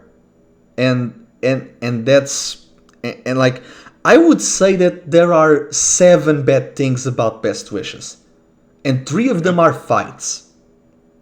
And because it's Snivy, Elisa, and Cameron. And if I want to make like an 8th thing, I would even say it's the Roxy battle. Granted, I don't think the Roxy battle is that bad, but it's a 3v6, so like, oh, Ash was getting his ass swooped by a coughing, and I'm like, why is it when other people use unevolved Pokemon that's an ass swooping, but Ash constantly using Pikachu and everyone else that's not? Why is it when the other opponents use Ash tactics that's an ass swooping? That's only considered because they are doing the ass swooping to Ash. When Ash does it, that's convenient and hype. When other people do it, that's being a pushover. And I'm like, guys, Roxy had a coughing, but that's not a coughing that's James. This is not the coughing that has, smoke screen and tackle. No, this fucker had sludge, acid armor. No. He had sludge bomb, acid spray, gyro ball, and will-o-wisp. Like, not all coughings are the same, people. Yeah, I know, really. But sometimes they can't tell the difference, and it's also kind of crazy. Also, shout out to Best Wishes. It was the last time we saw Pikachu activate static. It was in the Roxy fight. It was against that goddamn Garbodor. How poetic. Like, poetic. Pikachu doesn't use static for his remaining 11 years. It's kind of crazy. It's actually, yeah. Ash has really fucked RNG with Pikachu, right? Like, people are saying, like, Ash would have won the Kalos League if Charizard got paralyzed. Oh my goodness. But yeah, like, going back to, like, just the story, like, or if, like, because I don't think even Best Wishes has not even arcs. I would say it has batches, right? Because you have like 22 episodes until Castilia, then we get 26 on the road to Nimbasa. Then from Nimbasa to Verbank, we have like around 36 more. Then we get like East Unova, we get the League, we get Episode N, we get Decolor. Like, I feel like there is no real story in Pokemon Black and White. Well, not Pokemon, Best Wishes. Like, I don't think Best Wishes has a story, but for what the show was presenting itself to be, I don't think there was like a real need. If anything, and this is something we're going to talk like, honestly, sooner than later, I think the pacing is fine because you can divide the series for a more watchable, enjoyable experience. I feel like if anything, if we had gotten a Sword and Shield series, I feel like the pacing of Galar could have echoed of what we got in Best Wishes. We do 3 gyms, we go to the Isle of Armor, we do the other 8, we go to the Crown Tundra, we do the League, and then, Eternatus will be Episode N, right? The Darkest Day would be Episode N. So you connect the League with that. And instead of Decolor, if you wanted to make like a finale with the champions, Master ZX, make Ash go to Pasio. I don't fucking care. Heck, we could have gotten a second Operation Tempest. Instead of Meloetta and the Kami Trio, we could have gotten Enamorous and the Galarian Birds. But oh well. And that's the one thing, right? We got 4 Mythicals but 3 movies, because we never got the 4th year of Black and White, even though we were going to. Like, X and Y was meant to be released in 2014. So basically what they had to do is to put the Mythical in the anime. It was the first time they did it. It was the only time they did it. Every other Mythical is in a movie except Meloetta. Meloetta got the whole arc in the anime.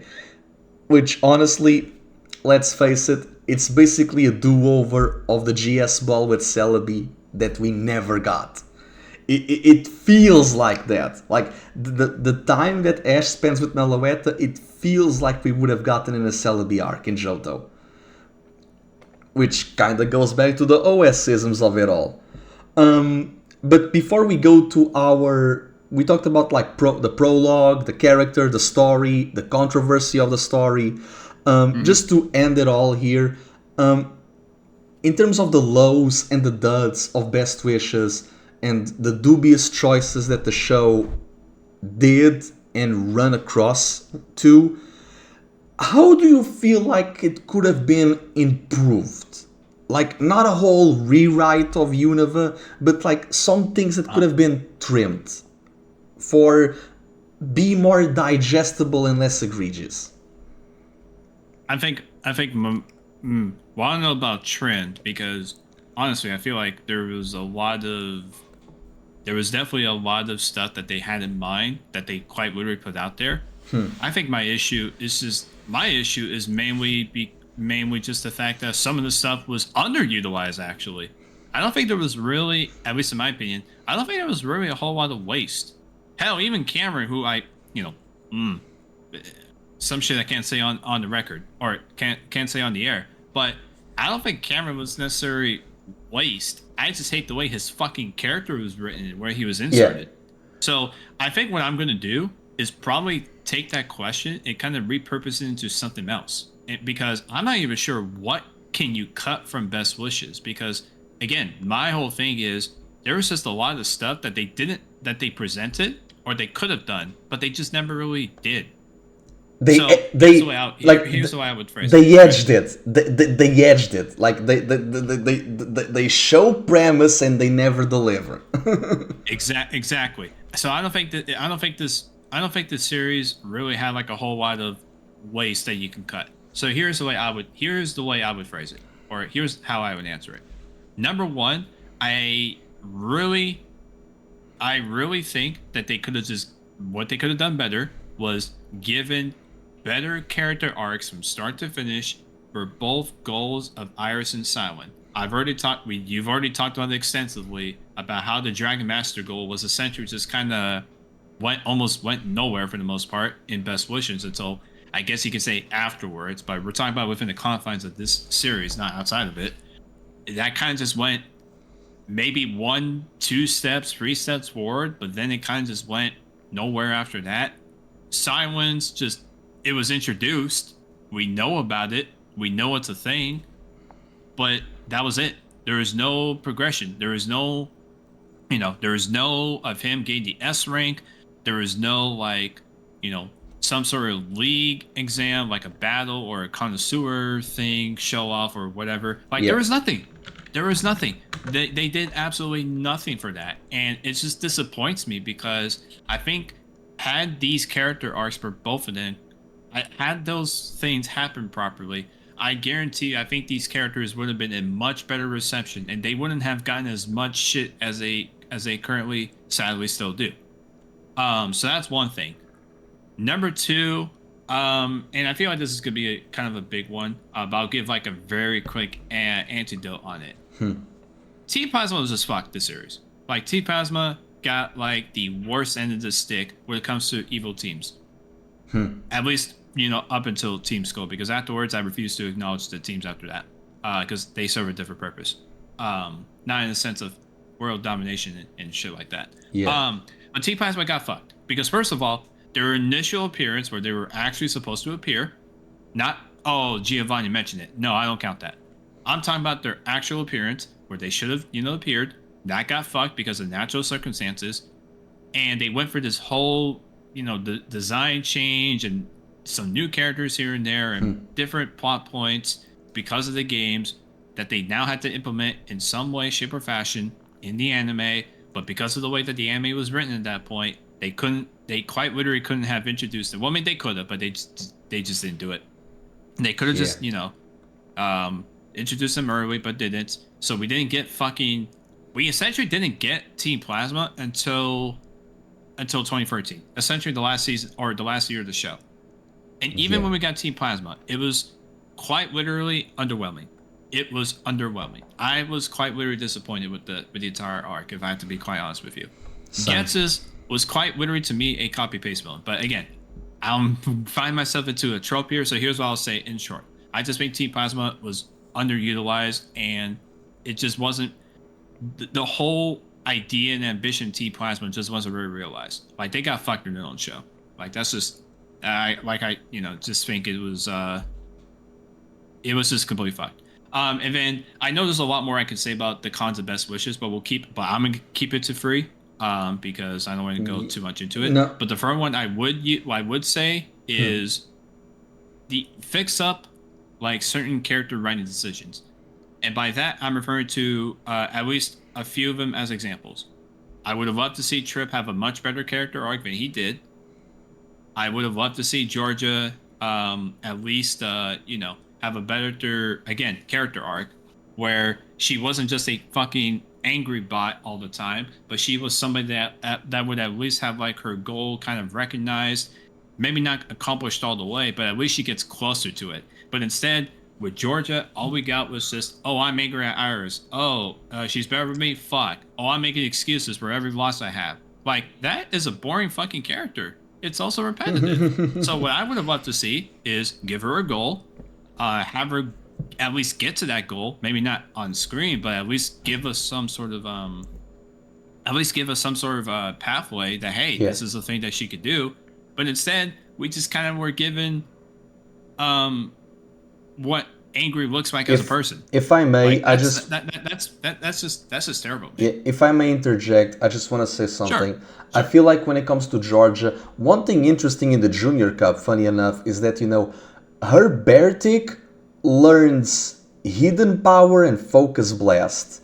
Those are the non-dragon moves from Iris's non-dragon Pokemon, being Emolga and Excadrill. So if anything, Georgia's lead, not ace, because there's no such thing as an ace Pokemon, people gotta learn that.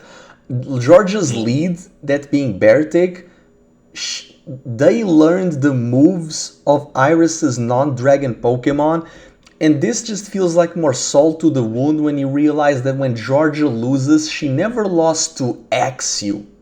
Axew never defeats Georgia. And I do recall, like, one of my friends, when they were playing Black 2 and White 2, they knew that I watched the anime, and one of the Pokemon that they made return in Black 2 and White 2 was Sandslash. And they did told me, you know what? I can see this with Georgia. I don't know why. And I'm like, it's because Iris has Escadrille. Oh yeah, that's true. Honestly, and I can see it. I can see, Georgia with a Sandslash. And the real reason why they gave Iris an Excadrill, it's because of a Japanese pun. Because Excadrill's name in Japanese, it's Doryuzu. So it has Ryu in the name. Doryuzu. Ryu means dragon in Japanese.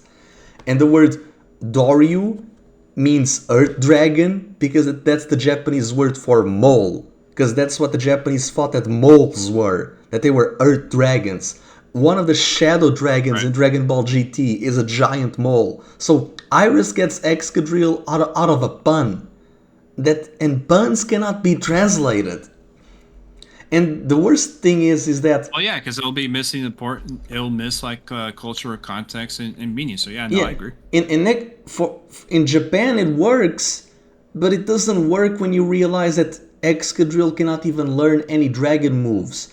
Not even Dragon Claw. And even in later generations, Excadrill is not even able to learn any dragon moves. Like, when Iris defeats Cynthia's Gastrodon in Journeys, she one-shots it with Horn Drill. That's a one-hit KO. That's no strategy. That's a gamble. So it was. I was like, holy shit. Like, you first blood a champion with a one-hit KO. This doesn't tell me anything about you as a trainer. And Emolga is given Hidden Power, and I thought it was very interesting because if you look at the genealogy of Emolga, Emolga was around a group of Swoobat.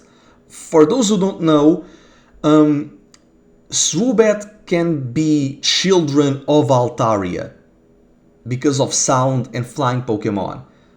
Emolga can be the children of Swoobat. So I feel like if you wanted to talk about nature, and breeding, you could have made, Emolga like the grandchild of a dragon. Because hidden power can be any type. And given how in movie 14, the Victini movie, the Dragon Force is seen as this green energy, and then hidden power went from transparent to green orbs, they could have made Emolga's hidden power be dragon type. Like, if you are not gonna give Iris dragons, at least give her mons that echo that. You know? Like, I would have not minded if Iris had gotten, instead of a disobedient Dragonite, she would have gotten, High Dragon, or the shiny Druddigon that Claire later on gets. Or heck, give her an Aggron, like in Black 2 and White 2. Or, for Decolor, give her a shiny Lapras. It's ice, so she gets her fear of the cold erased. It kinda gives her the role that Ash had in Orange. And Shiny Lapras, it's purple and gold. It kinda fits her color scheme brilliantly. But alas. Also, if Georgia wants to be a Dragon Buster, Dragon types are weak against themselves. Why not rub one in on Iris and strike her ego by... That was like the most obvious thing to utilize. Yeah. And even the show acknowledged it, so it's like... Like, if you want to be a Dragon Buster, raise a dragon to defeat other dragons and to tell Iris, I can even train dragons better than you. Really. Like, that was like If opportunity. If anything, Georgia, you are that petty of a bitch. Grab a dragon type to be target practice for your other Pokemon. Like, get a dragon type to be your Chimchar. Unleash your inner ball. If you want to be a bitch, at least be a bitch right. Yeah, really. Like, just follow what he does, but try to do it better or create your own style. Yeah. So, again, I don't have anything much else to say when it comes to story and controversy. If anything, I want to go now to the epilogue, and oh boy, you've been reading this for the past 3.5 hours. Yes, ladies and gentlemen, it's been that long. So, the epilogue of this conversation, the thing that people believe that because it didn't happen, it makes Unova the potential man of Ash's sagas. Richie, do the honors.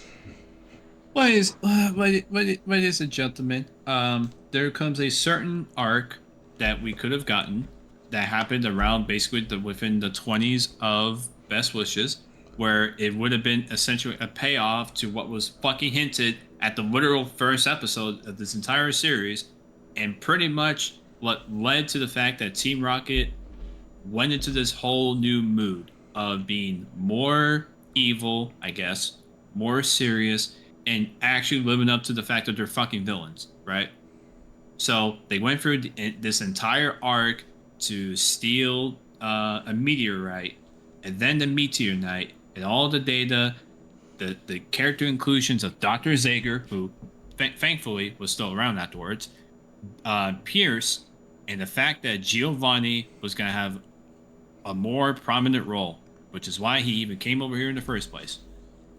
Ladies and gentlemen, we are referring to Black and White, or Best Wishes 23 and 24, which is none other than Team Rocket versus Team Plasma, Part 1 and Part 2. Now, am I to give like an opinion of what I think about it, or what do you want me to do with this?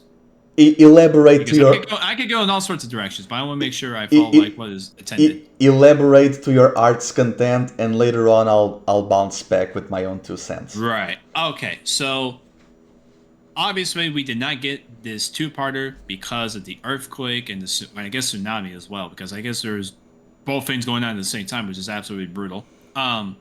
We didn't get that because of the natural disasters, and they figured it was not best to show the 2-parter because the 2-parter would have included elements that would have been a lot more close to that sort of thing. So they didn't want to do that. Although I think it's a little bit ironic because Godzilla, but that's a discussion for another day. So for a while, we would never hear anything of this two-parter. All we had was like 2 previews, images from KuroBlitz, some images from Pokemon Sunday, when that used to be a show, and just a little bit of coverage, but never like, anything substantial. No leak, no nothing. It wasn't until much later, within not this year, of course, but within I think this happened near the end of Journeys and into Horizons, if I remember correctly, or maybe at some point in Journeys. I forgot. It was in May of 23, so it was after Horizon started. Ah, fucking hell. Okay, well, I'm kind of glad it didn't happen during Journeys. Anyways, funny enough, it was after the 10th anniversary of episode N ending. yeah, it's actually kind of ludicrous, actually. But yes, as he rightfully corrected me on, this came out in May of 2023, and what we got was the script. And this was a very big day for those that were wanting to see at any point what this could have been like, because the script pretty much just told us everything. It told us obviously who was going to be in it. It also told us of character interactions. It told us of certain scenes. It told us everything that you needed to know of how this whole thing would have turned out. Now, I'm not going to go for the whole explanation of the script, because if I do, we'd be here for fucking another hour, and we all have lives, so no. But what I will say is, based on the script, and this is my opinion, based on the script that we had gotten for this two-parter, it makes me further depressed that we will never, unless one day that happens, but I highly doubt it. But hey, I've seen crazier things, so who knows? It makes me further depressed that we have not gotten this two-parter, because this would have helped a lot with the direction of the series after Nimbasa. This would have included a little bit more Team Plasma, maybe some mini Rocket versus Plasma arcs, because I'm pretty sure they would have ran into each other.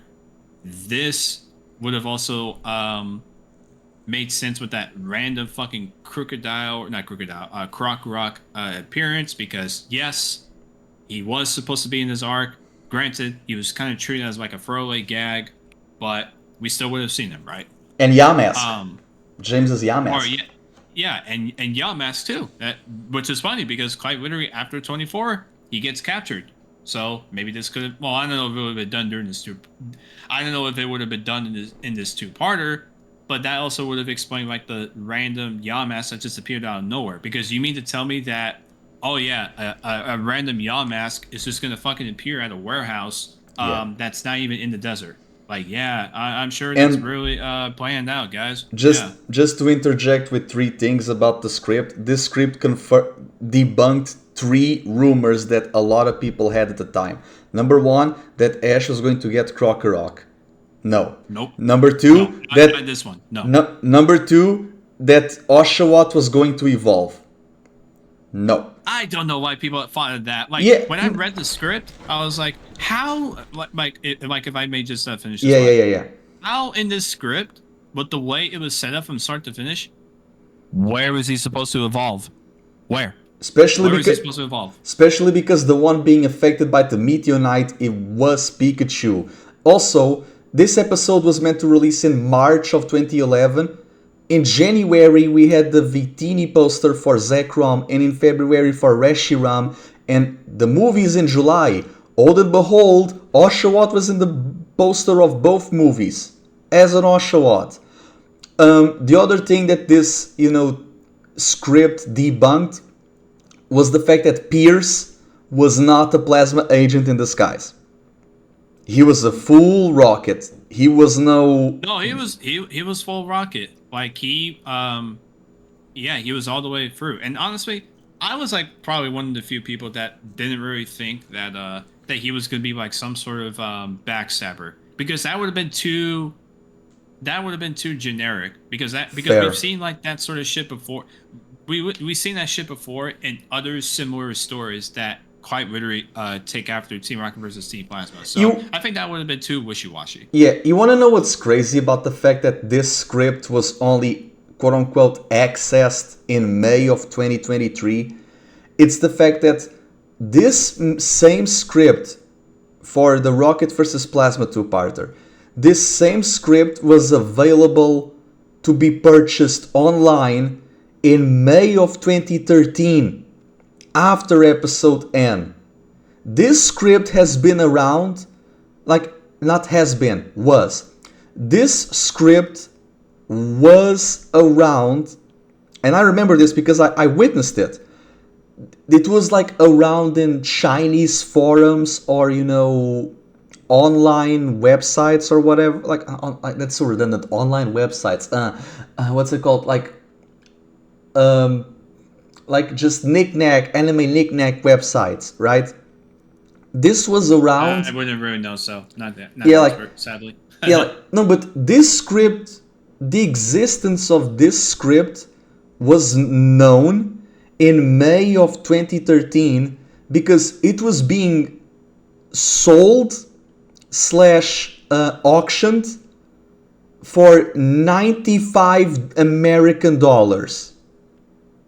I would have paid the $95. I'm just gonna. The thing is that I'm not gonna hold you. the thing is that they waited a whole decade for someone to get it, and whoever got it, they probably got it either hacked or by way more than $95. So my question here is, did no one, even adult fans, did no one had $95 or even, you know, in a collaborative effort to buy these, or were people that, you know, scared of sending $95 and not getting the, like, were people afraid of online purchases in 2013? Like, did they thought that the script was fake? Like, maybe that's the case. Maybe people were just scared of being scammed, which, if that's the case, rightfully so. I don't know, it just feels like I've known of this, but no one really said if it was in terms of, are people afraid of being scammed, or are they just unemployed? Maybe just the scam part, but that's just me. Yeah, pretty much. But yeah, like the script had existed, or at least was known to the public, funny enough, right after episode N ended. I feel like this, like, honestly, I don't want black and white remakes or any touching of Unova. We got that for Blueberry Academy already with Scarlet and Violet. I would not be opposed if these 2 episodes were released in a Blu-ray, like how Mirage Mastermind was. For, like, does this make any sense? Like, just release the episodes. No, it makes completely sense, and I pay money for it. It's at this point it's non-canon because it never really aired. So it's, but the same thing goes for the Mirage of Mastermind. So it's like, dude, who will literally give a shit about the fact that this never happened, that it's not canon, or like, just release this in DVD and people will buy it no matter what because it's Pokemon. Also, it has Ash in it. Like, just release the episodes. No one really cares if they are not considered part of the mythos or not. People if anything, people would beg for you to release the fucking episodes. I would be on the front lines. The fuck? Yeah, like, you know, people were making petitions for Serena to go to Alola, but not for this shit?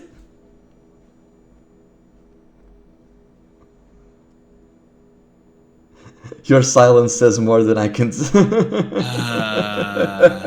Actually, no. Repeat that one more time, if you can. Oh no, I was just saying that people in 26. Like, I was saying that people were making petitions for Serena to go to Alola, but not for these episodes to get the Blu-ray release. Fucking hell, fucking shippers, man. No. If I had enough ambition to do so, that would have been me. But for this fucking 2-parter, just fucking release it. Yeah. Like, I just don't understand. What is the harm in doing so at this point? You know what they actually could do? Like you just said, they could put it on a fucking Blu-ray as like a, hey, this is like the same fashion that they do with fucking the Pokemon music CDs, where they called it, the 1997 to 2010's best of music, whatever. Here's what you do: you release a DVD of, let's say, the best Pokemon episodes of this region, that region, whatever, right? Just all like a collection of episodes. It doesn't have to necessarily be the best, but it's just something that people in the marketing department think would be good. Here's what you would do: as like you said, you put it as an extra feature that says also coming bonus feature. This also includes the 2 unreleased episodes during this season, and you just hint at Team Plasma or Team Rocket vs. Team Plasma. That, I guarantee you, those sales will go off the roof, because we have been begging to see the episodes with our own eyes. It's really nice that we did get the script. Like, I'm not going to be ungrateful, because I am very grateful for the script. But a script can only do so much if there's no visuals to be attained. And I, until the end of time, will forever be begging that they release it. Because at this point, what is the harm in doing so? Yeah. What is the actual harm? Yeah, because like the target audience are younger than the actual earthquake event. The target audience are 10. This happened 14 years ago. Also, like if they do a DVD or Blu-ray as like 2 non-canon episodes at this point, like how they did with Mirage Mastermind, here's the kicker, right? These episodes are out there. There's files, there's archives, heck, there's dubs. These episodes were dubbed. They were dubbed. Yeah, they were dubbed actually, because the dub director at the time confirmed that they were.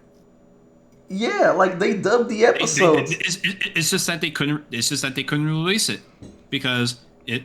Actually, while you're talking, let me actually go find the tweet or the statement, because I think they could have been. So give me a second. Also, just to talk about like fan petitions for like just a tiny bit. Like I'm gonna say 2 things when it comes to fan petitions. People who say that they wanted Serena to go to Alola, I can only excuse that if she was to go there to learn about Z moves to enhance her performances. The problem is people would not care for that, they would only care for the shipping. I would not even mind Serena, like side tangent, right? But I would not even mind Serena going to Alola to learn Z moves because it's ritual dancing and performance, right? So if anything, it would help her with showcases, right? But people would only want her to go to Alola because, Ash was going to Alola, right? So the shipping goggles are unfortunately there. Nothing against the more. He took down his fucking Twitter, so the tweet is gone. But essentially what it said. But here's what he said. Essentially the gist was the episode referring to 23 and 24 were actually sent to TPCI. But here's the important kicker, and I was actually wrong about this. They were never dubbed. So they quite literally, TPCI, they quite literally have the fucking raw. They have the raw. That is undisputed. Yeah, and they're not gonna delete it. They have like that shit archived. Also, yeah, why would they delete it? Like, out of all the episodes, why would you delete that one? Also, just to remind me, I was reminded now of one thing. This is in regards to Best Wishes as a series. When Pokemon turned 25 years old, they did like this little clip to celebrate everything about the show in regards to all of the generations. And when it comes to the anime, this montage, they had like, every time that they were going to the generations and they were showing cards, games, anime, manga, right? In Kanto, like every time that they show a moment of a show, they always showed a moment that was like a very important battle, mainly the last, because it was it like for Kanto they show Ash versus Richie in the Indigo League, for Johto they show Ash versus Gary in the Johto League, for Hoenn they show Ash versus Brandon in the Battle Frontier, for Sinnoh they show Ash versus Paul, for Kalos they show Ash versus Alan, and for Sun and Moon they show Ash versus Kukui. You want to know what's the one clip that they showed for the Ash in Unova? So if you say what I think you're gonna say, no. it's gonna Okay, break. I see. All of the other clips that they showed in the 25th anniversary special montage for the anime, it was always the clips of Ash's last memorable battle of that series. For Okay. Unova, for Unova, the one clip that they show for Best Wishes anime, it's Emolga shocking Ash, Iris, Bianca, and Cilan. Oh This fucking hell! it's not even a clip of the Cameron fight because because here's the thing, right? They show clips of Halan and Richie to which he loses, but they show clips of the fight. But for Cameron, they don't even show clips of the fight. They don't even show clips of episode N or clips of other fights in Best Wishes. No, what they do is show a clip of Emolga shocking the quartet. Be, That's mental, by the way. Oh wow. like how mental do you have to be to not even show a clip of a Best Wishes battle? Like to the point There where are some best wishes battles that include Ash that you can put in there. yeah, What are we doing? Roxy, yeah, What are we doing? like Roxy, Clay, like also this is another thing because it's like because of the way that the show has all of this unfortunate zeitgeist. Every time that people Yeah, really. like every time that people rank Ash's best battles, Unova only gets one mention, which is Stefan in the league. I think that's very disrespectful. No, that's mental. That is absolutely mental. Like That's ludicrous. because if I was to tell you like for example, Ash has eight seasons, right? Do a top 25 battles. By all logic, every show should have 3 fights. But Unova would probably only get 1 because X and Y would get 5 or Journeys would get 10. If anything, like unfortunately, Unova fights they barely are in any top 10s whatsoever, and nowadays even if they increase to top 20 or top 30, I think I'm gonna see later on Unova fights just be honorable mentions, which is fucking crazy. No, dude, no. Like, what do we what? I refuse to believe that the quality of battles in Unova were that fucking bad. yeah, To where that is like the result. You, no way. Unova became more mythologized for its lows instead of being appreciated for its highs. Because again, like for example, I do appreciate the fact that we got a more serious Team Rocket. However, I feel like Jesse and James, they were already very much established characters. And Team Rocket is an organization with a lot of duos. They created Professor Zager for them. They could have used Sebastian with Attila and Han. They could have used Namba with Butch and Cassidy. I don't think there was a need to villainize Jesse and James, because even the Japanese VAs did not like that. If you want to make a more serious Rocket, go ahead. But I don't think that Jesse and James were needed to be, not even saturated, but like deprived of their other 13 years, because Among Us and Freelish are more tools than characters. No one cares or remembers that they have Among Us and Freelish.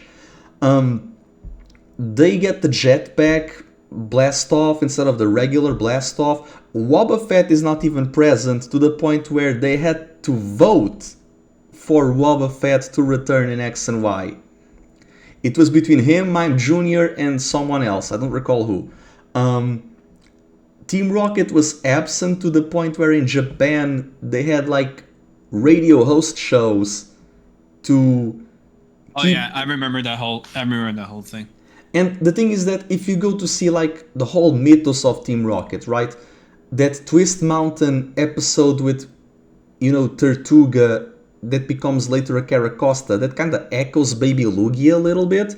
The team, like the Battle Subway two-parter, it's a great two-parter to the point Oh, that it's beautiful. It's actually one of the best episodes. if anything, it's like if we go to the other two-parter of Johto, that's Lake of Rage, so they are equally both great moments, to the point where Lake of Rage they needed the help of Lance, here they need the help of Ingo and Emmet. And like, even with the Plasma Meteorite, right? It kinda echoes the crystal from Raikou in The Legend of Thunder, right? Super powerful, Right. rock that energizes Pokemon and can be used as a power supply. Like, Best Wishes, they have great moments from all of the good elements of original Team Rocket, but instead of using the organization as a whole, they just default to Jesse and James. Heck, they create Matori in the end of DP, but they don't do jack shit with her until Sun and Moon, which was okay for the Yeah, with the Necrozma. Matori Matrix Squad. Yeah, like for Necrozma it works. For Journeys it didn't, like it was really just not needed. Journey, yeah, that one, the Journeys was just random. And the thing that kind of bothers me in terms of making Jesse and James the way that they were, it's not even the fact that, oh, they finally made them serious. Like, you can make Team Rocket serious without making Jesse and James serious. If anything, this is black and white. We already had Heart Gold and Soul Silver out. If you want to make Team Rocket a threat, why not canonize the admins of Heart Gold and Soul Silver? Or why not use Butch and Cassidy or Attila and Han? You can make Team Rocket evil without making Jesse and James evil. Heck, to the point where Jesse gets a Woobat. Woobat is a friendship evolution, and that never evolved. That alone tells you how much she had no character. It's the lack of character, it's the episodes not happening, it's the fan base erroneously believing that these episodes were going to fix the show.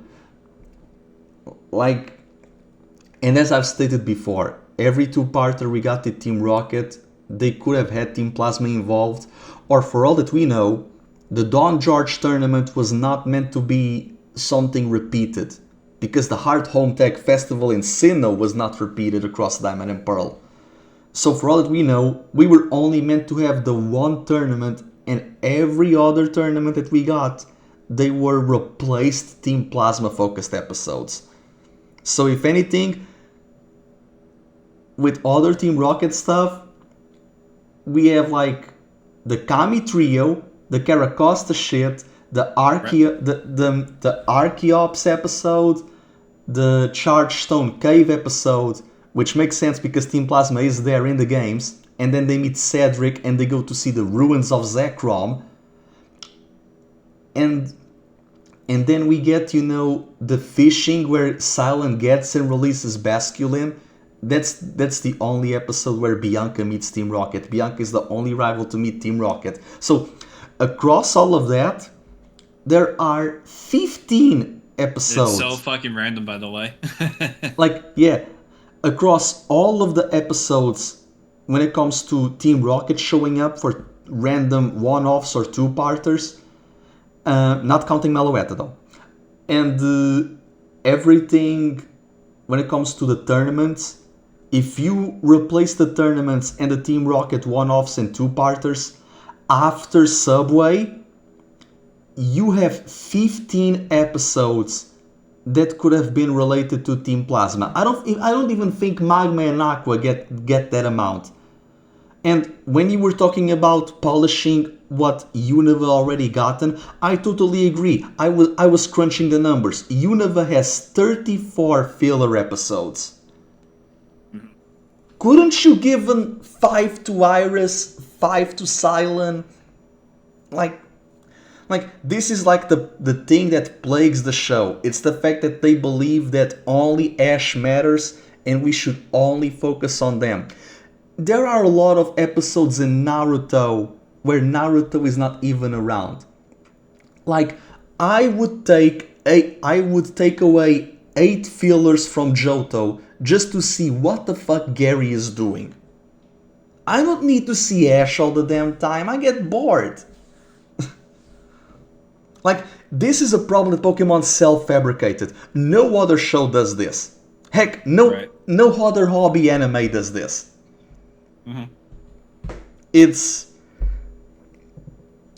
It's just contrivance after contrivance after contrivance. It's a self-fulfilling prophecy.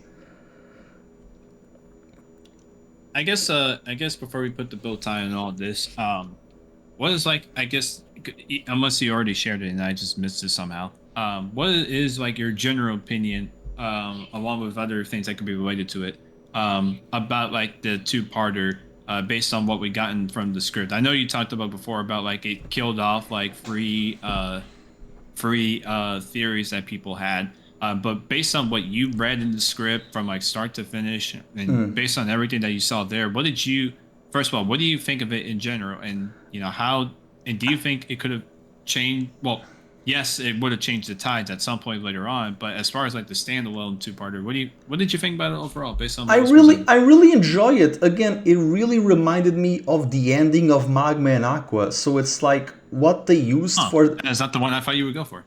Yeah, like what they used for the ending of Magma and Aqua, they utilized here for Rocket and Plasma, which works better because it's the beginning, not really the end. Where explain it for those that may not understand what you mean, because some people, I feel like, didn't really like Magma versus Aqua just because of how Magma and Aqua, they in Advanced Generation, they do show up. Like it starts with Magma, then there's like 2 episodes of Team Aqua, and then a lot of other episodes they are doing their random shenanigans. Like Ash sometimes meets one team or the other, sometimes both, but it's always in just one random episodes. Like it was in Old L Town, then in Rustboro because of Mr. Briny, then it was in Dewford, they were trying to find the Cave of Origin, which is in Sutopolis, and then they are in the museum, they are in the Slayport Museum, they are in Mount Chimney. They never go to Fall Harbor, they never go to Meteor Falls,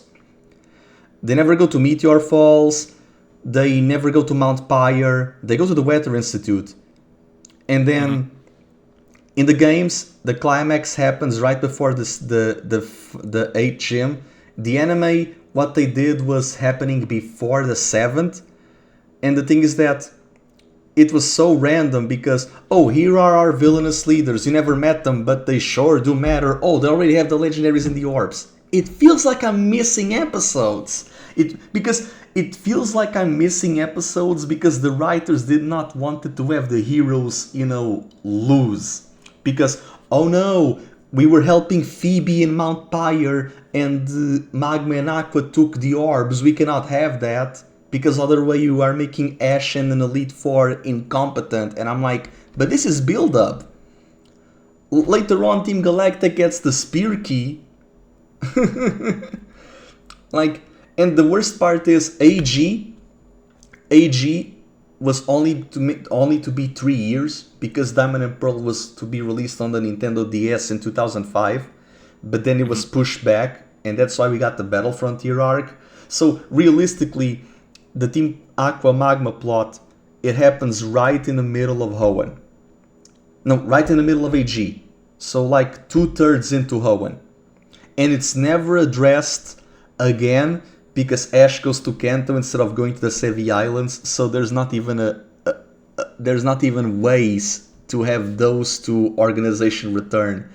We met Shelly and Tabitha, we never get to meet Courtney and Matt, like the other admins. So Courtney, like this, it was so half-baked. Like, also because with Team Rocket, they had Jesse and James, and because in the games they are only grunts, they can do whatever, it's malleable, it's just criminals, right? AG, it was the first time they were trying to write, a parallel to the game, but it never really worked. And with Diamond and Pearl, they really did a one-to-one. BW butchered, X and Y elevated what they had, to the point where they make a whole new thing. Right. Alola is okay. There is like some revisionism, but it's okay. Journeys, The Darkest Day feels like a movie. A very bad movie. Like Hoopa levels of bad movie. Oh, fucking hell. Shit. And it's because they don't know, like, the problem is the anime never really knows how to adapt villainous themes, because they want, like, the anime is a walking contradiction. They want to be funny, whimsical, and, you know, ditzy, but they want to have apocalypses. And I'm here like, I'm very glad that the Ash anime never had a war arc. They would not know how to write one. They would not know. And Rocket versus Plasma, again, this is not really the best shit ever since sliced bread. It would just be, you know, two groups clashing against each other and shit happens in the crossfire. That's literally what happens with Ash and Pikachu. They get caught in the crossfire. Mm-hmm. Like, it would not directly change. The changes would only happen after the subway arc. So, the road to Nimbasa, unchanged. After Nimbasa, that's when you can deliberately say that things could have changed. Heck, Ash acts very out of character in the Elisa fight. And this is not because he lost to Bianca's dad. I feel like there is an episode that never happened, but maybe it would have, because after he reaches Nimbasa, he's not slacking off, he's rushing through the gyms. I feel like there was meant to be an episode where he meets Anne in the Ferris wheel. Because when Cilan is doing the stamp rally, he and Iris are on a date, and they were meant to go to the Ferris wheel together, but they don't. And I'm like, why is that? It feels like they were saving it for another instance. But we will never get anything confirmed because the show is over. The saga / era is over, and to the point where they retcon the existence of Team Plasma to their Best Wishes 2 selves only, because even in Ant's flashback in the Dragon Spiral Tower, when they summon Reshiram, you know, it doesn't go like in the game, but they do state it happened 2 years ago. The thing is, because the plans failed, there was never really a need to be a hero of ideals. Ash started as an analog to Hilbert and then got demoted as an analog of Nate. Because we don't get to listen to Sharon's past. When we meet Sharon, he's just a gym leader. We don't, like, it's crazy because we meet Sharon in episode N. You would think that Sharon would tell Ash something about Team Plasma, or that he would help him like in the sequel games. But no. Eva, I didn't know either. That's the fuck part about this. Well, like, do you remember those fake leaks back then when they had the rival of Black 2 and White 2 and Brock with Blissey in the Best Wishes? Yes, that's an iconic image. Yes. Bro, that image is so that. goddamn iconic, man. Like, man. Yeah, so many people fell for that shit. It was unreal. Like, nowadays, a lot of people are more, like, not really... Nowadays, people can make better fake leaks because, you know, we have amazing fan artists, but they never really do it with the intent of making leaks. They just make, you know, cute posters, which, you know, fair. But I'm like, man, back then, even with Koro scans, bro, making fake leaks was like a Da Vincian art. Now we have more optimization, but people don't really have the creativity. It's kind of crazy, isn't it? The more resources we have, the less creative people are. This feels like an Normally you would think that would not be the case, but here we are. Here the fuck we are. Here the fuck we are. And speaking of being here, we've been here for 4 hours. That's crazy. If you made it this far at the end of the episode, I would personally buy you a drink. Like, oh my god, guys, I'm sorry if we're yappers. Like, we are not gonna. What's it? Certified yappers. That's just how it is. I don't give a fuck about being yapper. People know me as a yapper. We are not gonna do an extra hour for the 5 generations, 5 hours. No. This is the 4th saga. if this is the fourth saga because OS counts for 2. Yeah, really. We're not, and y'all don't y'all don't already count fucking Orange Island. So I mean, They don't even count Johto and AG. Like for a lot of the Pokemon fans, like after Ash lost to Richie and Indigo, he went straight to Sinnoh. Who's May? oh fucking hell. Well, you know what they say. Delusions are delusions. Yeah. Anyways, I don't have any much closing thoughts. I just feel like what we said was already, spoken, regurgitated by us, by a lot of people, but it was, just a cool, experience. I just think it was fun, and if it's not fun, why bother, right? Exactly. It's always Yeah. fun going back, talking about best wishes, even 15 years later. Yeah, so I feel like the only closing thoughts that I have to say is that people gotta give this show a chance. Like, not every show needs to, be seen with a critical lens. Sometimes you just, you're missing the forest for the trees, my guys. You gotta have fun while watching Pokemon. Like, this is meant to be like a fun experience. And yes, there are some questionable moments and choices in the show, but like every show has them. This one has more than others, but it's more of a situation where this show was created after the franchise reached their 2 digits. And with every franchise, the moment you go beyond the decade, you start to get some questionable choices and moments, to the point where this was in this was in the 2010s. Like, the 2010s is basically the time where a lot of IPs, they were being remade, remastered, and they haven't stopped. And they really haven't stopped. And with the show, it was clearly this. And this applies to other shows. Like, for example, X and Y has a lot of elements of Advanced Generation.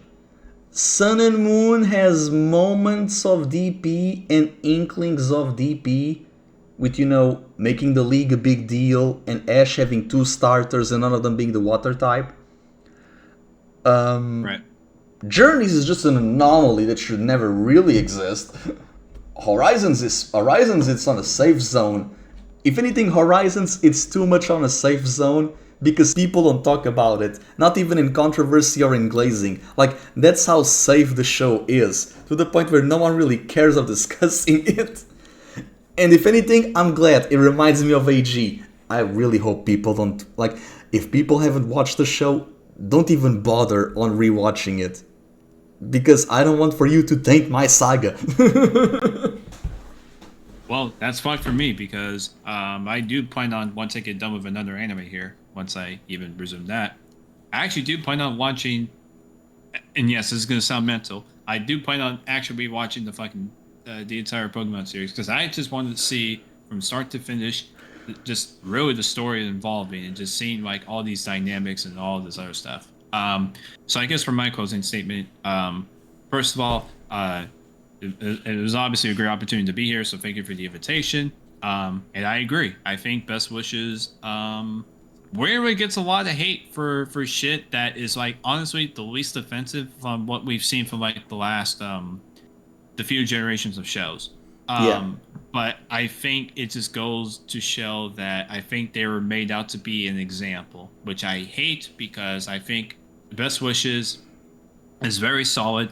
I think the only thing I would really fix about it is just, certain character decisions, have better explanations, and actually showcase certain character arcs. I would definitely bring better resolution for the character.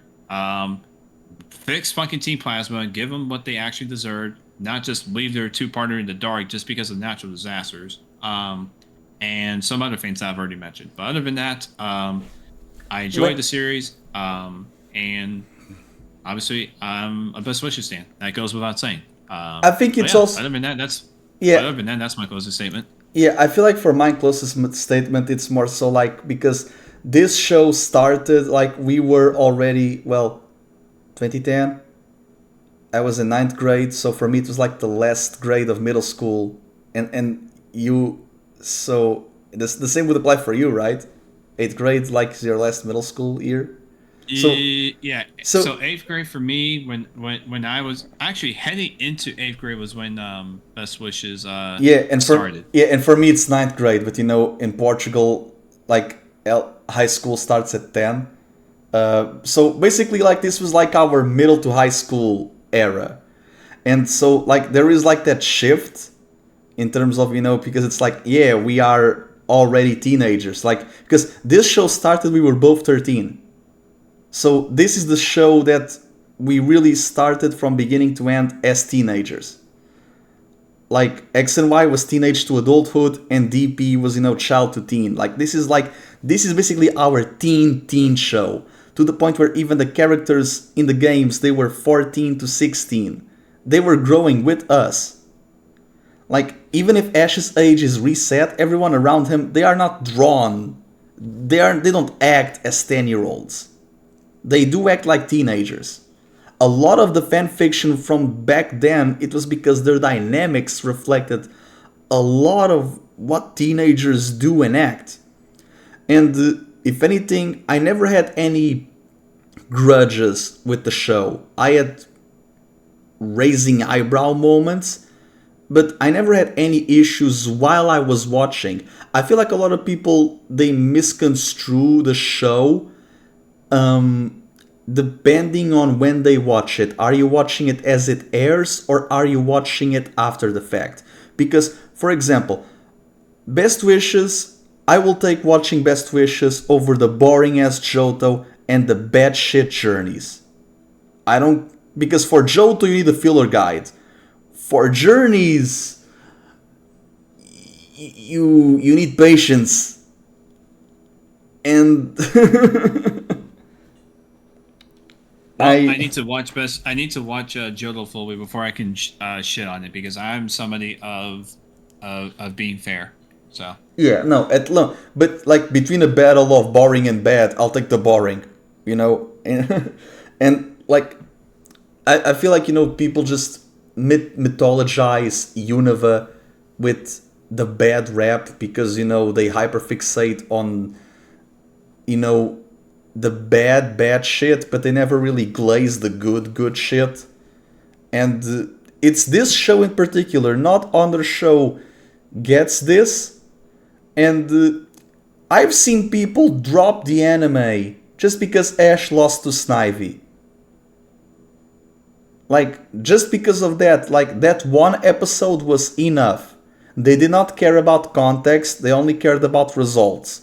They did not care about long-termism, they only care about immediate, what they see. And I feel like that says a lot about, the audience attention span. Like, if one bad moment in one episode, like, I get it. It leaves a bad first impression. I'm not gonna deny it. But if you're not willing to give a chance after the fact, I don't know. I wish I could defend more of this show, but I realize their flaws. I think it's easier to defend other shows, but I'm also on the mentality of, if something needs to be defended 24/7, that's because it cannot defend by itself on its own merits, Like, good shit can stay up on their own right. There is no need for pedestalizing it. But yeah, like, in terms of, my closing thoughts, it's just that, like, it has the good, it has the bad. I had fun while watching it during the airing, and talking about it after the fact, and I feel like people need to give this show more of a chance. It's just fun, it's refreshing, it's colorful for a show called Black and White, unironically. Like, just give a chance. Like, we were glazing its good moments, but that's because the good moments are really, really good. I feel like people need to realize that after any show reaches the 10-year mark, that they're going to fall into ruts. That's normal. But at least it at least give the show the benefit of the doubt, because at the end of the day, it still has Ash, it's still Pokemon, so in one way, shape, or form, you're gonna like it.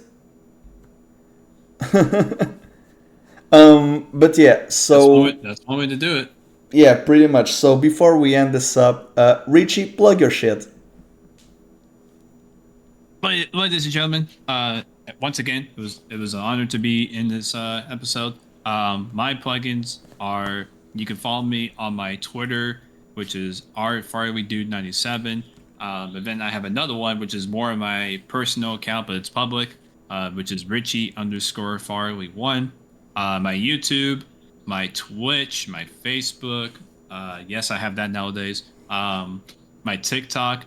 They all fall under the same username of rfarleydude97. So be sure to follow me on all platforms where I will upload content, talk some shit, and etc. I know I haven't done much lately, but I will try to fix that since it is still the summertime for me. But yeah, once again, I appreciate being here, and it was an honor.